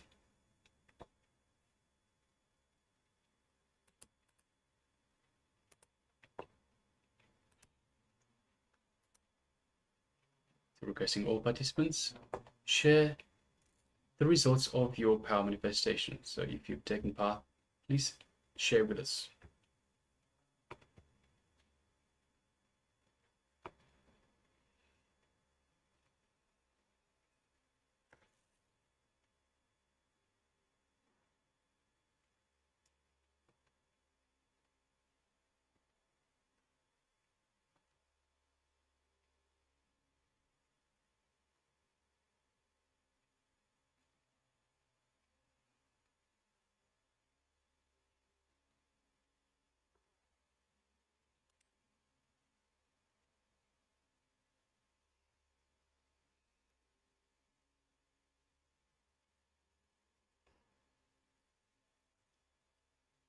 All the participants on YouTube and Zoom, take a moment to share whether it has changed or not. Even that also you can mention.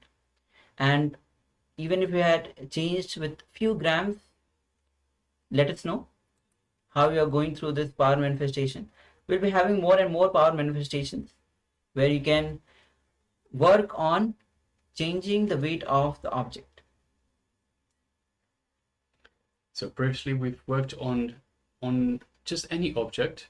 Now we're expanding towards particularly metal objects. So the objects that you might have chosen earlier might not have been metal. We're expanding to make sure that you get confidence in manifesting this power. So not just with one type of object, not just with one object, but with many different objects, many different types of objects, different materials, such that your confidence goes stronger and stronger.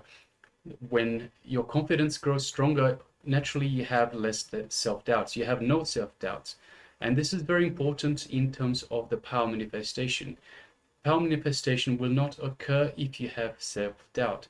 So power manifestation is from the space of oneness, from the feeling connection with Swamiji. It has nothing to do with the brain, nothing to do with the mind.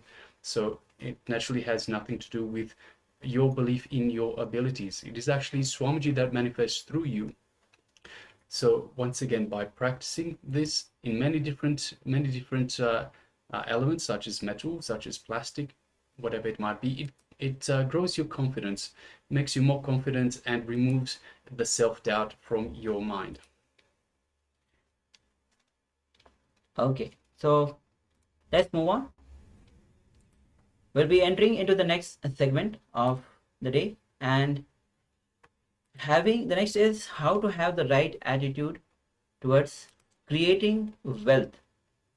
In the initial step, we have penned down all the ideas that we have related to our wealth that we have gathered through the society or various other ways, and then we wrote down all the desires, complicating desires, conflicting desires, and contradicting desires related to the wealth that we have. So now will be, and the kriya also that we went through to awaken the Kundalini Shakti. Now the next is how to have the right attitudes towards creating wealth. This is very important, because only then you will be moving in the right direction. When you have the right attitude towards wealth, then you can take a step forward and move in your life so that you can start creating wealth from the right attitude. The right attitude is important so that you don't get distracted. You will always have that attitude with you so that you'll be moving in the direction of attracting wealth, creating wealth. So this is going to be a revelation by Swamiji himself, how to have what is the right attitude towards creating wealth. So please come to the space of listening and let's begin.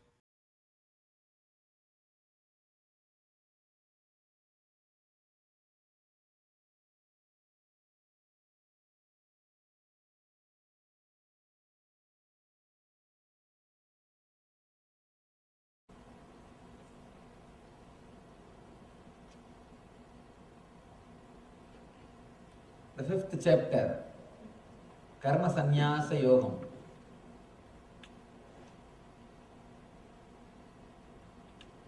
Starts with Arjuna's question.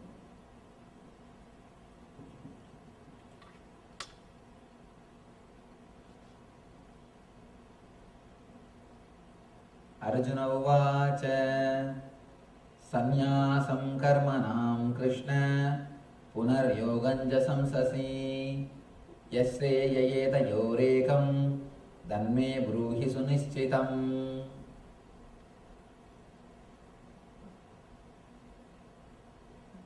Arjuna said, "O Krishna, first of all you asked me to renounce work, and then again you recommend work with devotion. Now will you kindly tell me definitely which of the two is more beneficial?"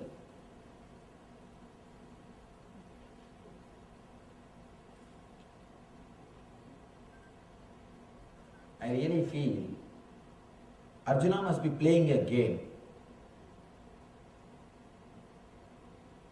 A person who was a king can never be so dumb. Again and again, Krishna is explaining so clearly in every sloka, but Arjuna is coming back to the same point. Either both of them are playing a game so that the Gita can be delivered to the world, or there is no way Arjuna can be saved.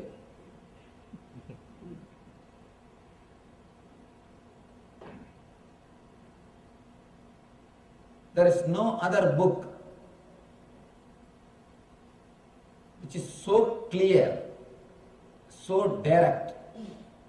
There is no other master who is so straight, giving instructions. Again Arjuna asks, "Oh Krishna, first of all you asked me to renounce work, and then again you recommend work with devotion. Now will you kindly tell me definitely which of the two is more beneficial?" You will never be able to solve a problem if you start thinking which will be more beneficial. Please be very clear. You can never solve a problem if you start thinking which will be more beneficial. Before thinking which will be more beneficial, you should be clear of one point: with what scale you want to measure your benefits. That's a basic thing. What is the scale you are going to use to measure whether you are benefited or not, whether you are successful or not? Before thinking whether you are successful or not, before coming to the conclusion whether you are successful or not, you need to know with which scale you are going to measure your life. Before that, unless you know the scale with which you are going to measure your life, you can't jump to conclusion. Jumping to the conclusion should be done with clear intelligence. Small one-liner. What do you call falling out of an airplane without parachute? That is jumping to the conclusion. Jumping to a conclusion. If you do it without a proper scale, you are just jumping to a conclusion. You don't know where you are landing. Before understanding, before measuring your life, whether you are successful or not, you should be clear with what scale you are going to measure your life. In the end of the day, if you are going to measure your life with the scale of dollars, then you have to work only for dollars. In the end of the day, you know with which scale you are going to measure your life. So from morning till evening, you will work only for that goal. End of the day, you know, yes, this is the scale with which I am going to measure my life. You can come to a conclusion whether you are successful or failure. But by the time you reach the evening, the very scale changes. Then what to do? In our life, when we start our life, the scale is different. When we end our life, the scale with which we are measuring whether we are successful or failure, the very scale changes. I can tell one thing, fortunately the scale changes. Only for a matured person scale changes. If you learn the lessons from existence, if you learn the lesson from life, the scale with which you will measure your life, whether you are successful or not, should change. If it does not change, please be very clear, you are going to take one more life from zero. Where you left, you are going to start your life from the same point. Unless you learn the lesson, you are not going to end the game. You are going to play the same game again and again and again. If the scale changes, the scale with which you measure whether you are successful or not, if it changes, it shows you are getting mature. If it stays with the same scale, dollar, if it stays with the same scale, money, please be very clear, not only you will not be able to measure your life clearly, Second thing, you will be sure failure. Third thing, you will again start your whole game from day one. From day one, how you came to the planet Earth, with the same maturity, you will start your next life also. In all three ways, you will be a failure. A man whose scale has not become mature. It's a very important thing. If only dollar is your scale, if only outer world comfort is your scale, be very clear, again and again you will feel you could have done little more. You could have done little more. I could have done little more. I think I missed. Let me tell you a small story.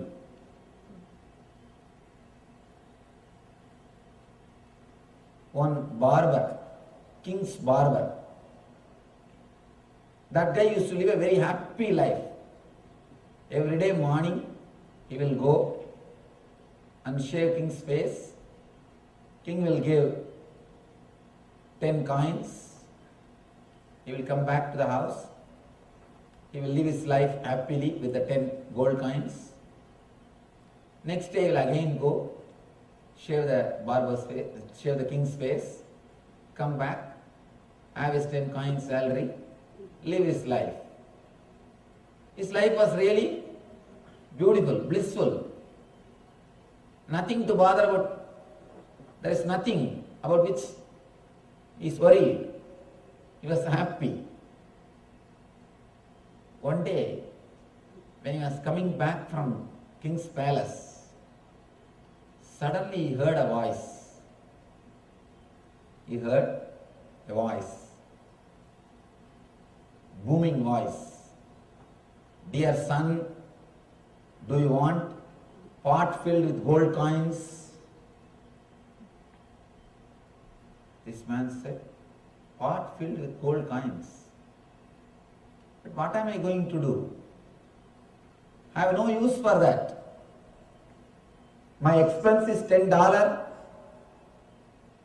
and that is enough.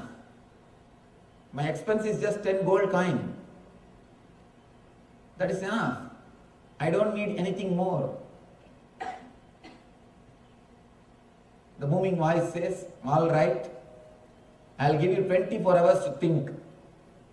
You can go to your house, you can discuss with your wife, come back tomorrow and tell me. This poor guy, he could have at least kept quiet. He went and opened his mouth to his wife. Now you know. You fool, don't you have sense? You should have brought that jar. And you never did this for me, you never did that for me. Throughout my life, I am wearing the same sari. You have never given me any jewelry. You never got this for me. You never took me here. You never took me there. What did I enjoy after marrying you? I always tell, marriage is 3-ring circus. One is engagement ring. Next is wedding ring. Third is suffering. Engagement ring, wedding ring and suffering. She starts shouting at him. This guy says, all right, don't worry. The booming voice has given me time. Till tomorrow morning, I have time to decide. Next day morning, I will talk to him and get the pot. He goes there. Next day morning, he asks that voice, please give me that jar. Immediately, Yaksha is appearing there. Yaksha means a man who has got wealth but who never enjoyed. Who has got wealth but who never enjoyed. in India, there will be a lot of these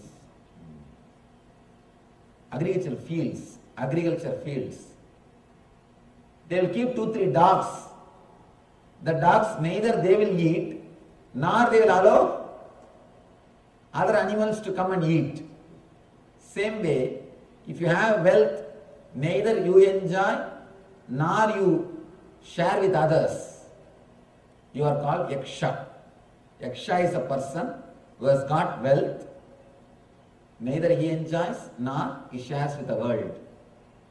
I always tell people, either you do dana or you become mahadana. If you do dana, a little bit you will share and you will also enjoy, others also will enjoy. If you don't do small danas, you will become mahadani, means you will leave everything and go away. Once for all. Yaksha is a person who has got enough wealth, but he never enjoys and never shares with others. Somehow he appears and he says, have this jar. This jar has got 990 gold coins. Just 10 gold coins less. Just 10 gold coins less. The guy brought the gold jar back to the house. He is very happy that he can spend it for at least 990 days. He can be happy. If he spends $10, at least 99 days he can spend. The moment wife got the jar, she said, what is this? The jar is not over. The jar is not overflowing. There is something missing.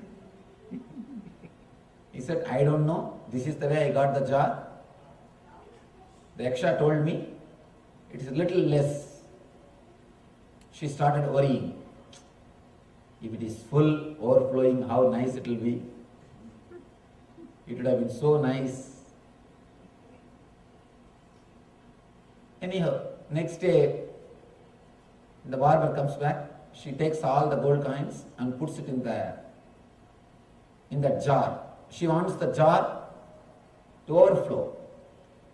Again, the jar is little low. It is not full because Yaksha's jar never gets filled. Yaksha's jar means your mind. Your mind is Yaksha's jar. Yaksha's jar is made of our kapala, our head. However you may have, whatever you may get, in 10 days you will feel it is not sufficient. In 10 days your mind will take everything for granted.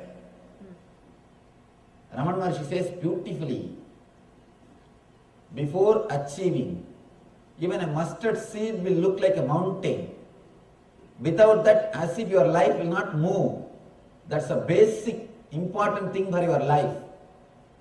Once you achieve it, even a mountain will look like a mustard seed. The mind is such, before achieving, even a mustard seed will look like a mountain. Once you achieve, even a mountain will look like a mustard seed. She feels there is something missing. Next day again, she takes the money from barber and puts it into the jar. Again it is little low. It's almost, but it is not full. Continuously 1 week she is not giving food for barber. She is not giving anything to him. She takes away all the money and she wants only one thing, that jar should overflow. By 1 week, this fellow has become tired, dull. His face has become very dull. King started inquiring, what happened? You used to look so fresh. What happened to you? For last 1 week, you are tired.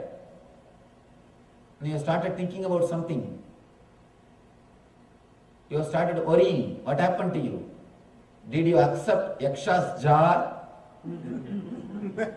King asks him, did you accept any gold part from anybody? Suddenly, Barber is just shocked. He says, "Oh king, how do you know?" King says, "Whomsoever is suffering in this country, whomsoever is unhappy in this country, all of them have accepted Yaksha's jar." Please be very clear. Go back to your house and see, do you have a Yaksha's jar or not? If you are worrying, if you are suffering, there is every chance in your house you are having Yaksha's jar. If you have Yaksha's jar, of course, when I say Yaksha's jar, it may not be there in your house, it will be there in your head. Yaksha's jar is made out of kapala, means the head, which always makes you feel you are not enough, you are not complete, you are not full. The head which makes you think continuously you are not enough, you are not complete, is what is Yaksha's jar. When you go back to your house, check once. Do you have Yaksha's jar in your house? Be very clear. Sometimes Yakshas hand over the jar in the form of bank balance. Don't think you may have just a bar. You may have just a jar. Don't think it will be just only in the form of a jar. It may be in your mind. Man who is continuously feeling that he is not fulfilled, or man who is measuring his whole life with the scale of wealth, will never feel fulfilled. Because he has got Yaksha's jar in his house, he will have only more and more suffering. Yaksha's jar will never be fulfilled. Yaksha's jar will never be filled. First we need to understand with what scale you are going to measure your life, whether your life is beneficial or not. That itself has to be defined. Only then you can enter, you can choose the path. The end of the day, end of your life, at the end of your life, how you are going to measure your life, that whether it was successful or not. Now itself let you be very clear. What is the scale? Here Arjuna asks, Sanyasam karmanam Krishna punar yoganja samsasi yasreya yedayo regam danme bruhi sunischitam.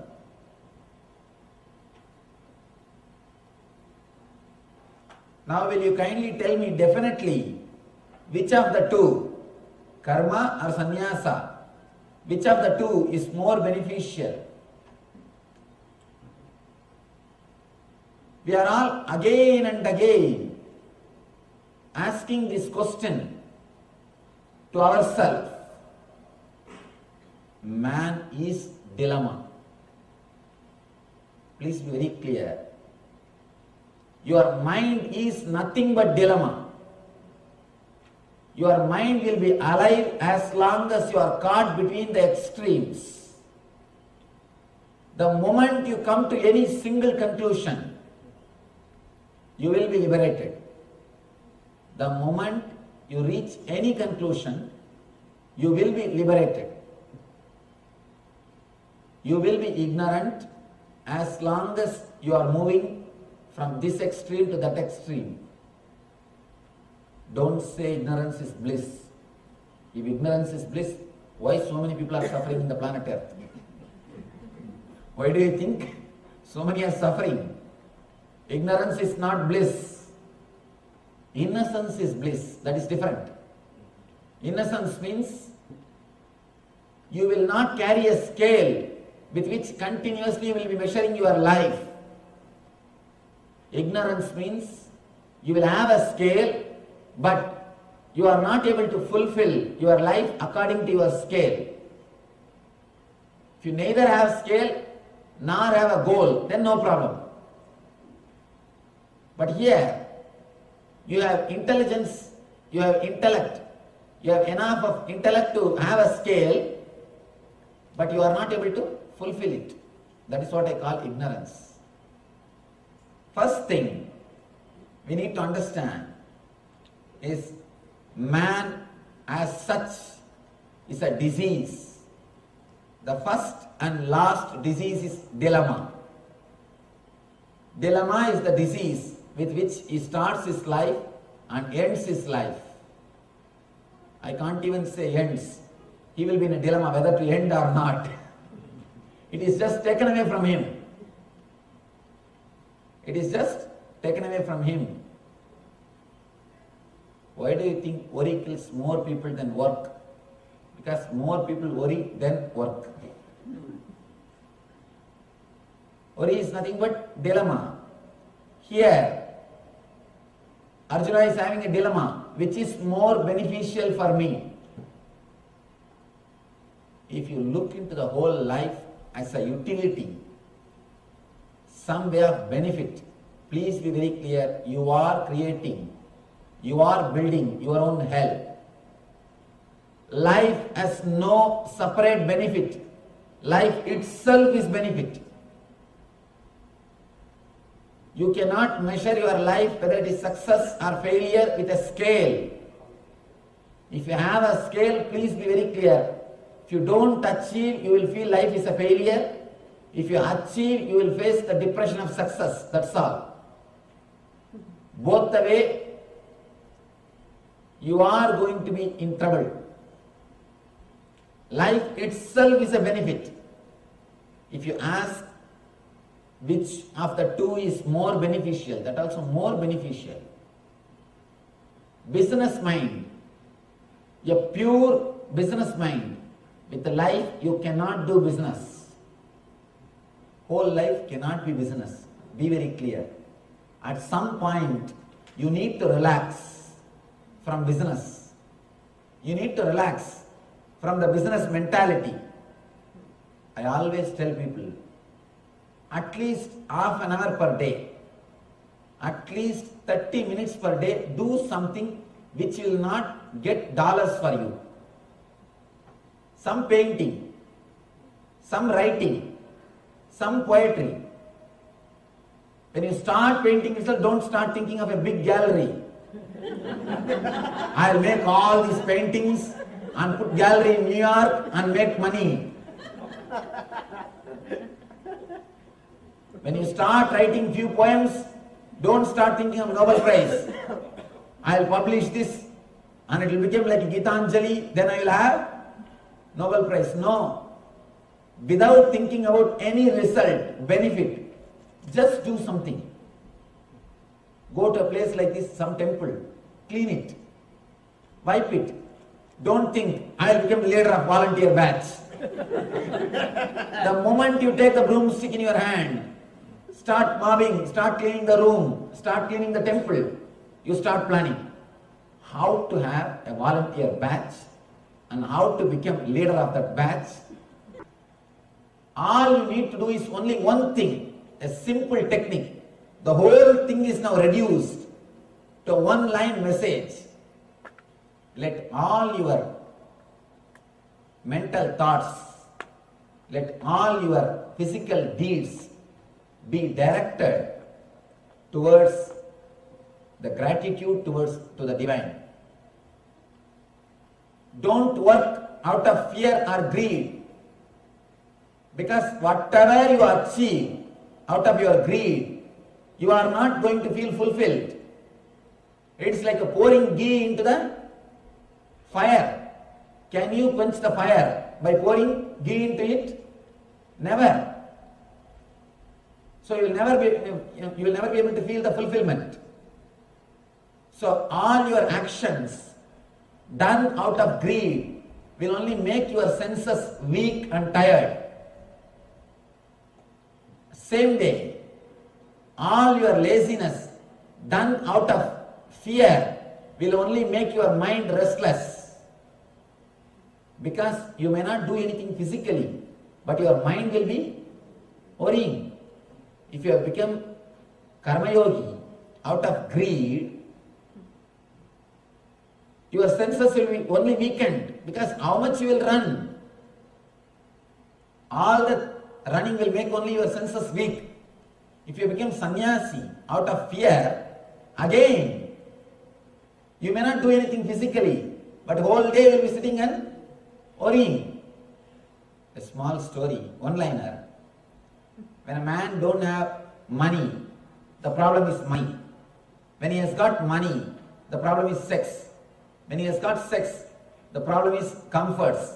When he has got comforts, when everything goes well, he starts worrying about the death. He has started bothering about the death.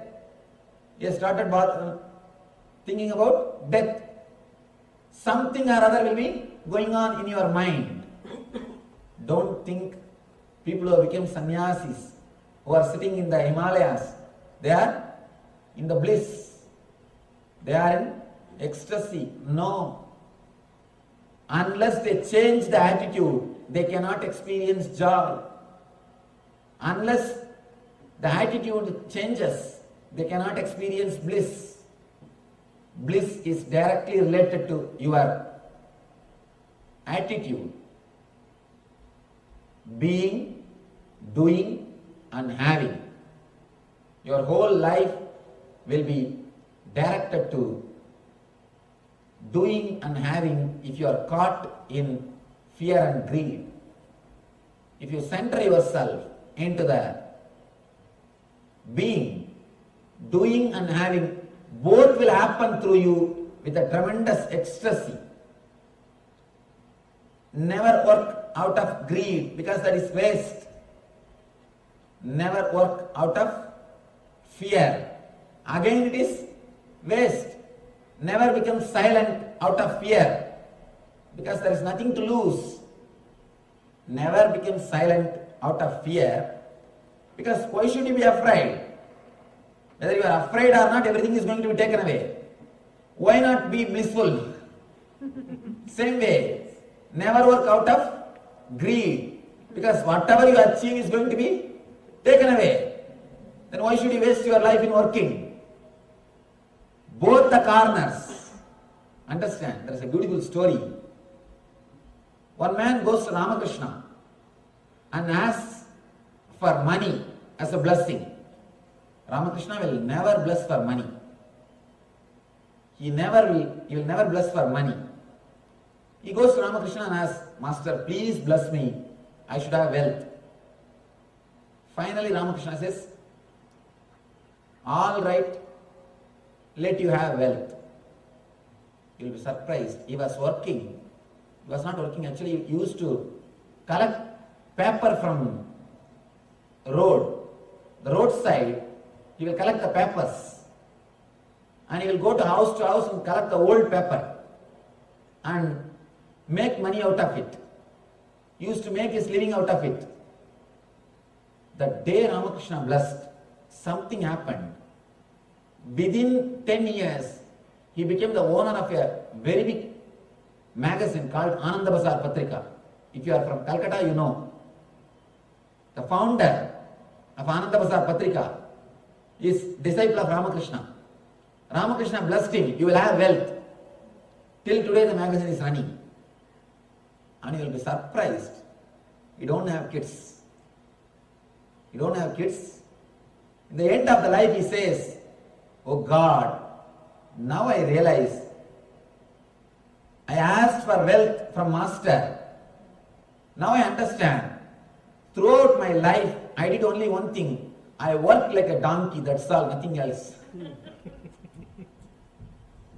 I created the whole thing and I am now leaving it and going away. I just work for somebody who is going to enjoy this wealth. So if you work out of greed, please be very clear, one day you will repent. One day you will repent. Why do you think parents are so possessive of children? Because they have vengeance inside. I worked, created so much wealth, I am leaving it for you. Why don't you fellow obey for my words? Listen to my words. All the possessiveness comes because you suffered and created the wealth. That is why you have so much of possessiveness. You try to control them so much. If the wealth is created without suffering, when you give also, it will be like a graceful. You will give gracefully as a gift. You will not bind him in so many ways. You will not torture him. You will not expect him to do so many things. You will not play with your wealth. You will clearly write will in an open way. Why do you think people write always their will secretly? Why do you think people write their will secretly? So that they will be dangling the carrot. It is nothing but dangling the carrot. The guy should be continuously behind them. The person who has created wealth out of suffering, when he gives the wealth, he will share, he will give the suffering also. People come and ask me, Swamiji, I hear that father's parents' karma will come to the son. Children, is it true? Surely the sins and merits of the parents will not come to you, but the mental setup will come to you. Because they will try to force that on you. They will try to force that mental setup on you. They will expect that you should live as they want. They will try. We always try to fulfill our ambitions through our kids. If you want to become doctor, if you have not achieved, if you have not become doctor, you try to fulfill your ambition through your kids. You try to fulfill your ambitions through the next generation. Never do that. If you do that, you will be destroying their life. You will be sharing not only your wealth, your suffering also. The man who created the wealth out of suffering will give suffering to the person to whom he gives the wealth. And next thing, if he is not able to torture the son or the daughter who is receiving the wealth, he will start suffering. If he knows this fellow is not going to listen to me, he is not going to live as I want, he will start suffering. I am leaving all these things, believing him. I don't know what will happen. I don't know what he will do. When he dies, he will have worst death. He will be like a yaksha. He will come back and sit on that property. Be very clear. He will not let even his son to enjoy that property. He will come back and sit on that property. I have seen many litigation cases. The parents, when they give their wealth to kids, somehow or other, even after 30, 40 years, the kids will not be able to enjoy that wealth. Be very clear, it means the property is with Yaksha. The guy has come back and he is sitting as a Yaksha in the property. Neither he will enjoy nor he will allow others to enjoy. If the property will be in Indian litigation, Indian court. In Indian courts, you know, when judgments come. The last judgment day. Only on that day all the judgments are given. And when the last judgment day, neither you know, nor I know. I don't know whether God knows or not. There is a small story. American president goes to God and asks, God, when our country will become number one? God says, 50 years. Then he thinks, array 50 years, I don't know whether I will be alive or not. He starts weeping. Next, Russian president goes and asks God, God, when will our country become first? He says, 100 years. Oh, neither I will be alive nor my son will be alive. He starts weeping. Indian chief, he goes and asks God, God, when will India become chief? God starts weeping. I don't know whether I will be alive or not. Till that time, I don't know whether I will be alive or not. So be very clear, whenever the judgment comes, it takes its own sweet time. For a file to move from one table to another table, if file grows the leg and moves by itself, only then it is possible. Otherwise, it takes its own sweet time. What to do? Truth has to be told, nothing else can be done. We have to share the truth. It means the yaksha is sitting. Again and again, we share what we create. That's what I always tell people. If the wealth is created out of pain body, you will transfer the pain body also to the next generation along with the wealth. If it is created out of just relaxed mood, out of voluntary decision, or I can say without any strong motivation. One important thing we should understand, working without motivation is completely unheard in the West. All the people who are working in the field of mind, psychologists, psychiatrists, the people who do research in the field of mind, all the scientists always emphasize, without motivation you cannot work. That is why so many motivational gurus in the West. West is haunted by motivational gurus. So many motivational gurus. Please be very clear, these scientists, these psychologists, these doctors have come to the conclusion after doing analysis on patients, not on an enlightened man. They never had a specimen of a Buddha. They never encounter an enlightened man.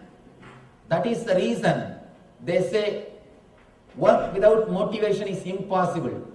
I tell you, work without motivation is the only work. Work without motivation will never make you tired. Will never make you tired. Every moment you will be ecstatic. You will be working out of bliss. First he gives the technique to enter into that state. Then he says, if you can stay in the same state, you are liberated.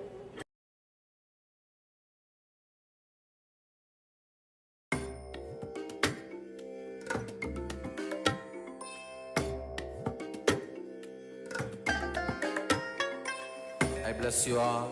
Let you all open all your three eyes and manifest the powers of Mahasadashiva. Om Nityananda Paramashivoham.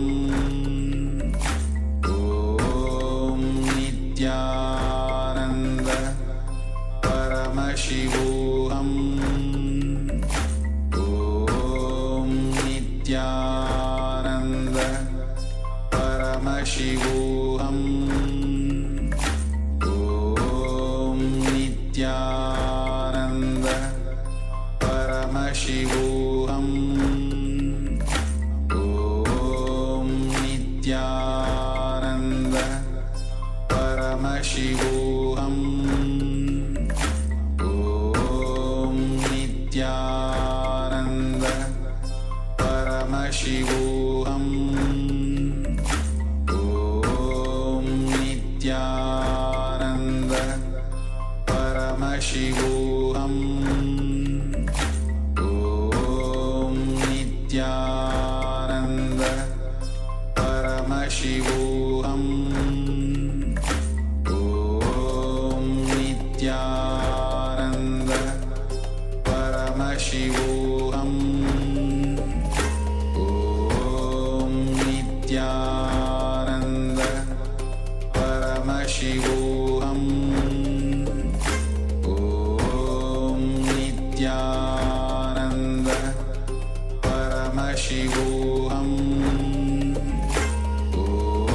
Om Nityananda Paramashivoham. Om Nityananda Paramashivoham. Om Nityananda Paramashivoham. Om Nityananda Paramashivoham. Om Nityananda Paramashivoham. Om Nityananda Paramashivoham. Om Nityananda Paramashivoham. Om Nityananda Paramashivoham. Om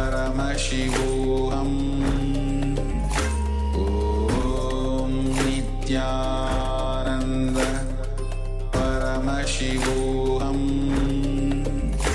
Om Nityananda Paramashivoham. Om Nityananda Paramashivoham.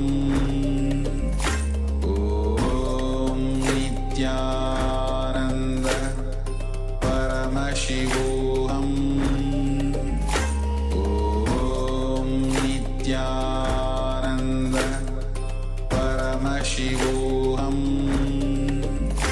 Om Nityananda Paramashivoham. Om Nityananda Paramashivoham. Om Nityananda Paramashivoham. Om Nityananda Paramashivoham. Om Nityananda Paramashivoham. Yes, welcome back. So, we've just been through a wonderful revelations by the Supreme Pontiff of Hinduism about the right attitude towards creating wealth.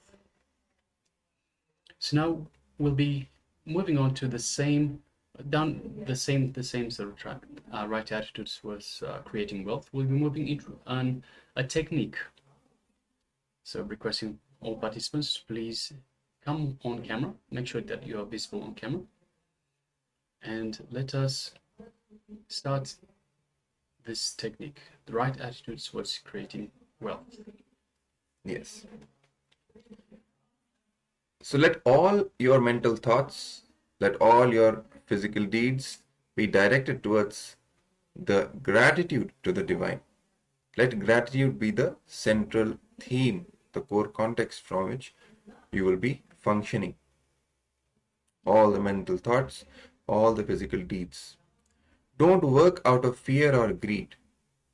Because whatever you achieve out of greed, you are not going to be fulfilled. It's like pouring ghee or clarified butter into the fire. Can you quench the fire by pouring ghee into it? Never. So you'll never get to feel the fulfillment. All your actions done out of greed will only make your senses weak and tired. So the focus should be working, and all the thoughts and all the actions to be directed towards the gratitude towards the divine.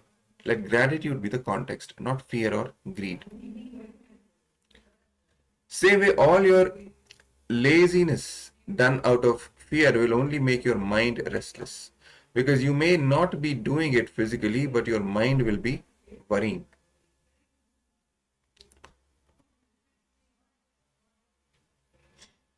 Your fear is rooted in Swadhisthana Chakra, right? We have already gone through the various chakras and what are the thought currents or the emotional patterns which are associated with each of these chakras. So the Swadhisthana chakra, the second from bottom after Mooladhara chakra, is associated with fear. Fear is rooted in that chakra, which means the chakra which is situated below the navel, that is the below the navel above the Mooladhara chakra. So your greed is rooted in the Mooladhara chakra, that is the root center, the root of your spinal cord. Yes. Now let's enter into the technique to awaken that wealth consciousness inside us. How to create wealth, wealth creating technique. Let's go through it. Now, please sit straight and close your eyes. Let your head, neck and spine be in a straight line. Intensely pray to that ultimate energy, Parabrahma Krishna, to give the experience of this meditation to us. First thing, visualize all your senses are completely shut. Visualize your eyes are completely closed. Your eyes are shut. Don't allow any visualization to happen inside your being. Not only closing the eyeballs, close the eyes. Visualize the eyeballs have become completely dark. You are seeing only the darkness in front of you. So this is the first step. So let's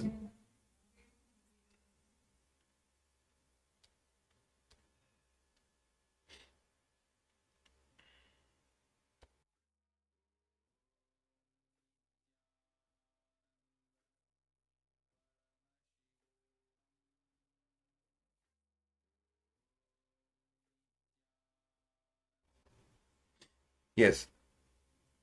So dropping all your visualizations, visualizing your eyes are completely shut. Then visualize your ears are also shut. Visualize your sense of touch is shut. Visualize your smelling capacity is shut. Visualize your face is shut. Feel deeply all the five senses are shut.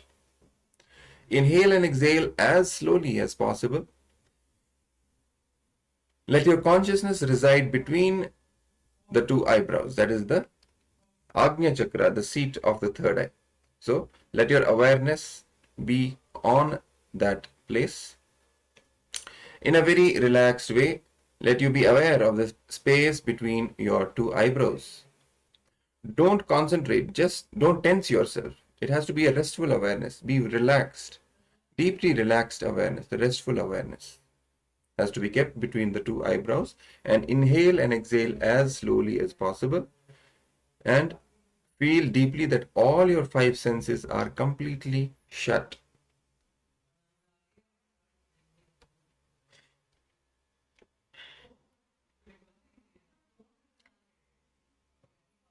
Let your Mooladhara chakra, that is the root center, be relaxed. Root of the spine, let the Mooladhara chakra, you completely put your awareness and just relax in that space. Let your Swadhisthana chakra be relaxed. Let your whole consciousness come up to the Agnya chakra, which is between the two eyebrows. Let you concentrate in the space between the eyebrows. Let you relax in the Agnya chakra between the two eyebrows.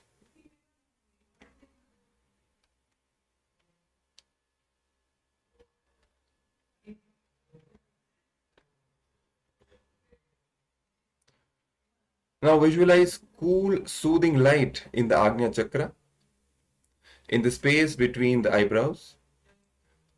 Relax in the same Agnya chakra between your two eyebrows. Forget about the world.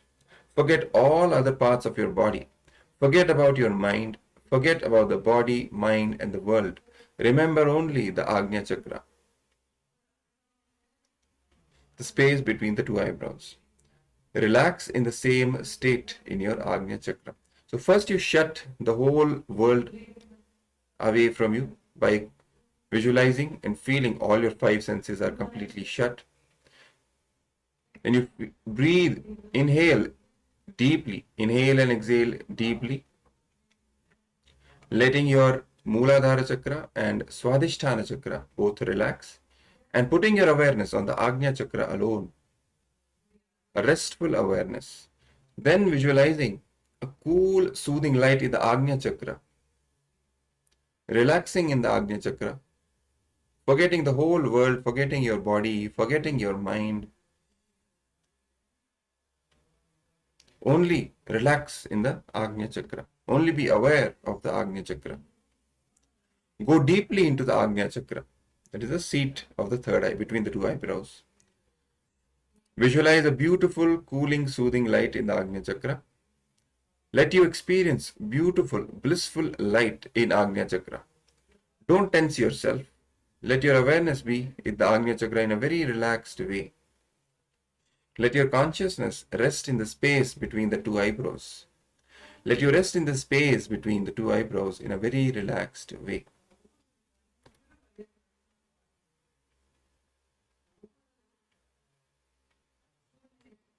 So let's continue with this meditation. Relax your Mooladhara chakra and Swadhisthana chakra. Put your restful awareness in between your two eyebrows. Breathe deeply. Feel all your five senses are completely shut. Forget about your body, forget about the mind, forget about the whole world. Let only and only Agnya chakra be there in your awareness. In restful awareness, visualize a cool, soothing light in your Agnya chakra.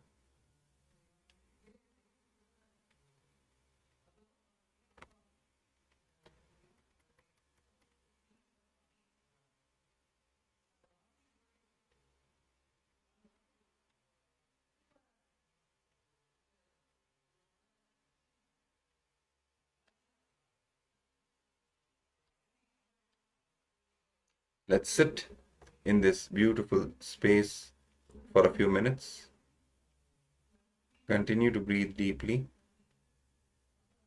Forget about everything. Just put your relaxed awareness in between your two eyebrows.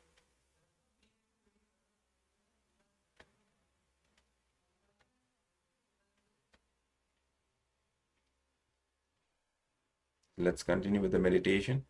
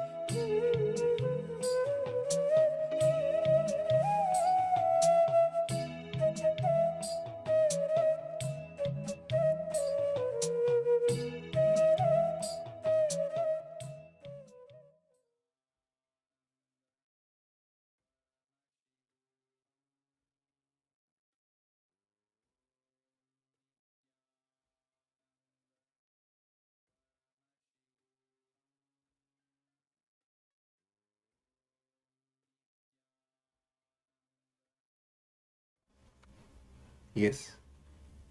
So let you relax in the same space of eternal consciousness.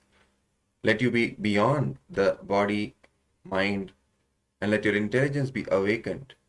Let you work with your eternal consciousness. Let you have the pleasant awareness of Agnya Chakra. Relax slowly, very slowly. You can open your eyes.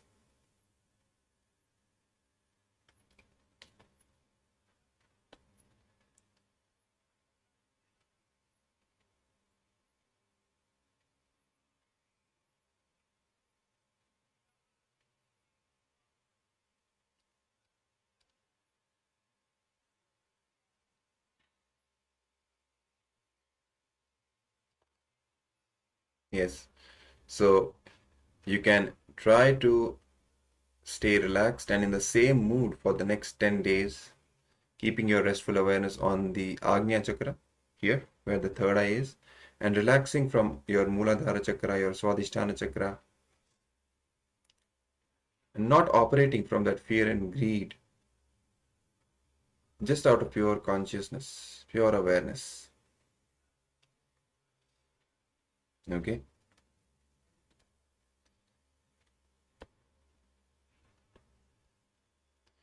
All right. So now, after this amazing technique for creating and manifesting wealth, let us now jump into the next session. Yes, and the next section will be detoxification. So once again, why do we need detoxification? So once again, as we mentioned on the very first day, during our lifetimes, we take a lot of different foods that have all the toxins in them. We take drugs such as smoking, alcohol, that sort of stuff. These are all toxins that get stuck into our body, that prevent our body from functioning at its peak potential. So what we need to do is we need to detox, to remove these toxins from the body, to allow the body to be clean, to be cleansed, to give the body a chance to work at its peak potential once again. So in today's segment of detox, we'll be talking a little bit about haritaki. So haritaki is a powder that we take. We usually take it at night, so last thing before going to sleep. It will work its magic. So it has to be taken last thing, so not to take anything after the haritaki itself. So it's a powder. We usually take it with water. You can take it any way you wish. It's not, it doesn't have a fantastic taste, so please make sure that you find the right way for you to take it, but it has so many benefits, so many benefits. It will detox your entire body from the inside. It will remove all these toxins. It will also increase your capacity of your blood to hold oxygen. It will increase the oxygen by at least 300%. So there's so many different benefits of haritaki. So let us have a quick look at haritaki itself. In Ayurveda, it is very clearly described. Haritaki is much more than your mother. So in Ayurveda, it says clearly, haritaki is much more than your mother. Haritaki will do more good to you than your very own mother. See, every time we worry, each worry becomes like a small bubble of ulcer in our intestines, not allowing the psychological patterns like a sediment to settle in our system. If we have haritaki every day, it will not allow these small bubbles of ulcer to settle down in our system. It will not settle down even in the physical level, but it works on many different levels. But even physically, it will just be cleansed and kicked out.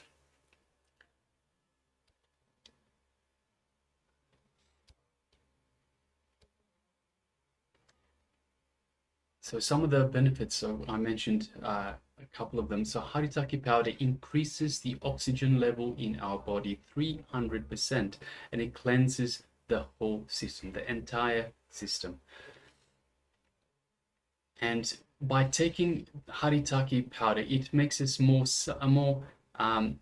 prone to understanding the subtle truth. So it works on our mind as well, on our brain as well. It makes us capable of understanding subtle truths that are shared by the Supreme Pontiff of Hinduism much, much easier.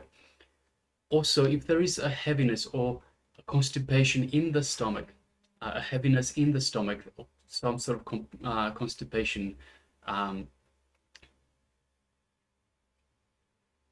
so when we take the Haritaki, it removes this heaviness from the stomach. It removes the constipation. It makes us feel so much lighter. So usually you might need to go to the bathroom first thing in the morning. It removes all the toxins that it has cleansed overnight, and removes all the constipation, all the heaviness from your stomach. It makes you feel so much lighter, so much more energy as well.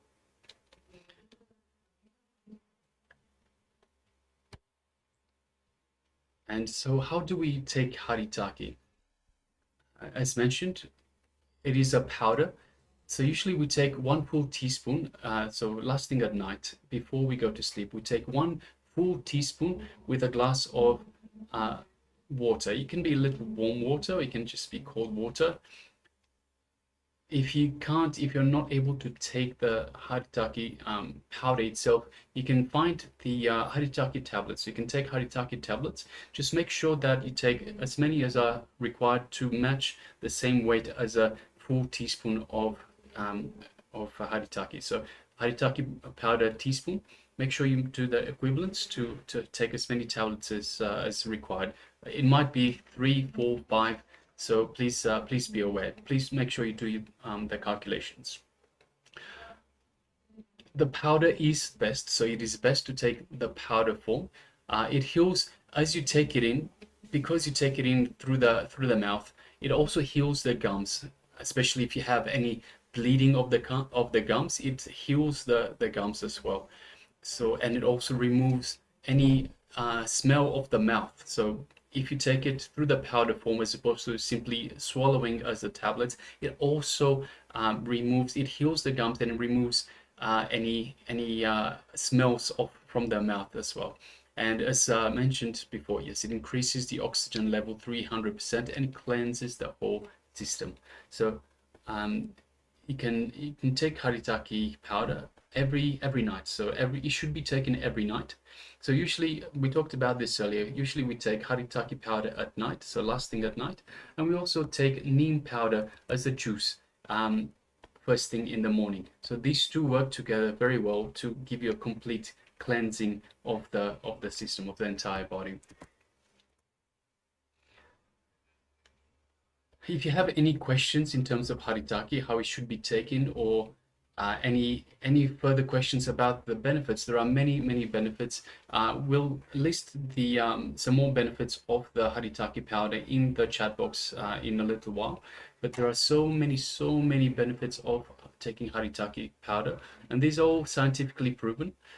And if you have any further questions regarding the Haritaki powder, how to take it, why to take it, all that, to let us know. Ask us in the chat box provided, and we will address those.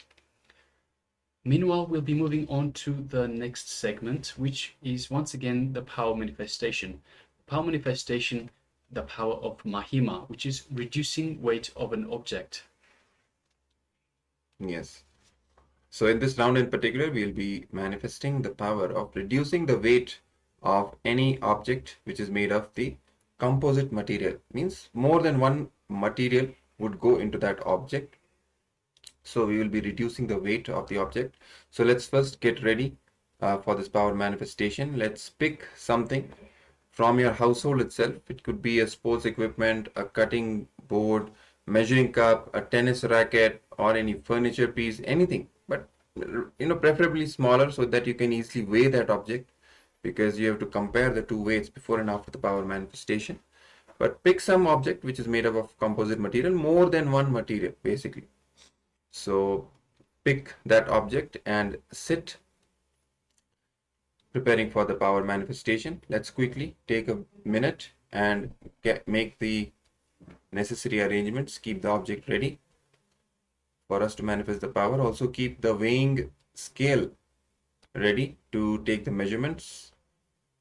If you don't have a weighing scale, you can even use the mobile app weighing scale estimator, which gives you some sort of a proxy measurement for the weight of the objects. So let's quickly get ready.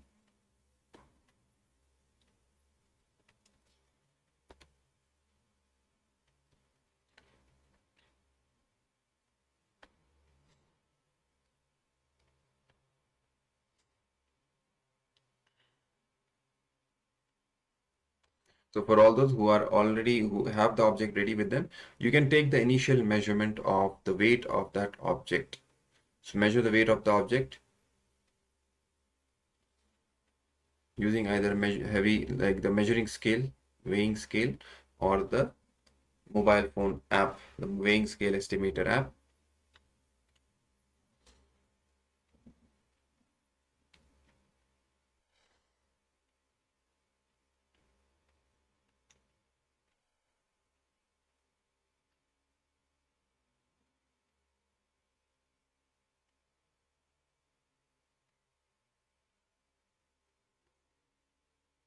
And once you have taken the initial measurement of the weight of the object, keep the object in front of you and just sit straight with your head, neck and spine in a straight line. You can sit cross-legged on the floor. If not comfortable with that, you can sit on a chair as well. And visualize Swamiji in your third eye and start chanting the Mahavakya, Om Nityananda Paramashivoham, connecting with Swamiji from the pure space of devotion and surrender, invoking oneness with him, requesting him to manifest through you. Let's all come to that space of Paramadvaita, oneness with Paramashiva, who is manifesting amongst us as the Supreme Pontiff of Hinduism, the Avatar. Visualize yourself as the Supreme Pontiff of Hinduism. And from that space of oneness, now make a conscious declaration for the weight of that object which is there in front of you to decrease.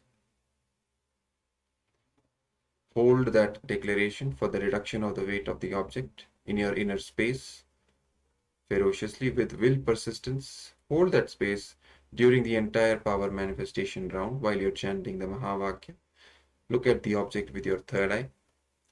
Treat it as your very extension, the extension of your body, and give a declaration, a command to the object for reducing its weight. So start chanting the Mahavakya, Om Nityananda Paramashivoham, and let the power manifestation begin.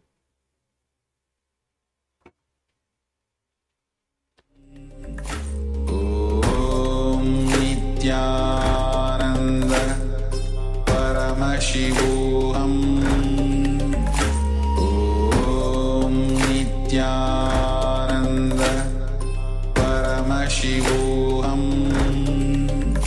Om Nityananda Paramashivoham, Om Nityananda Paramashivoham,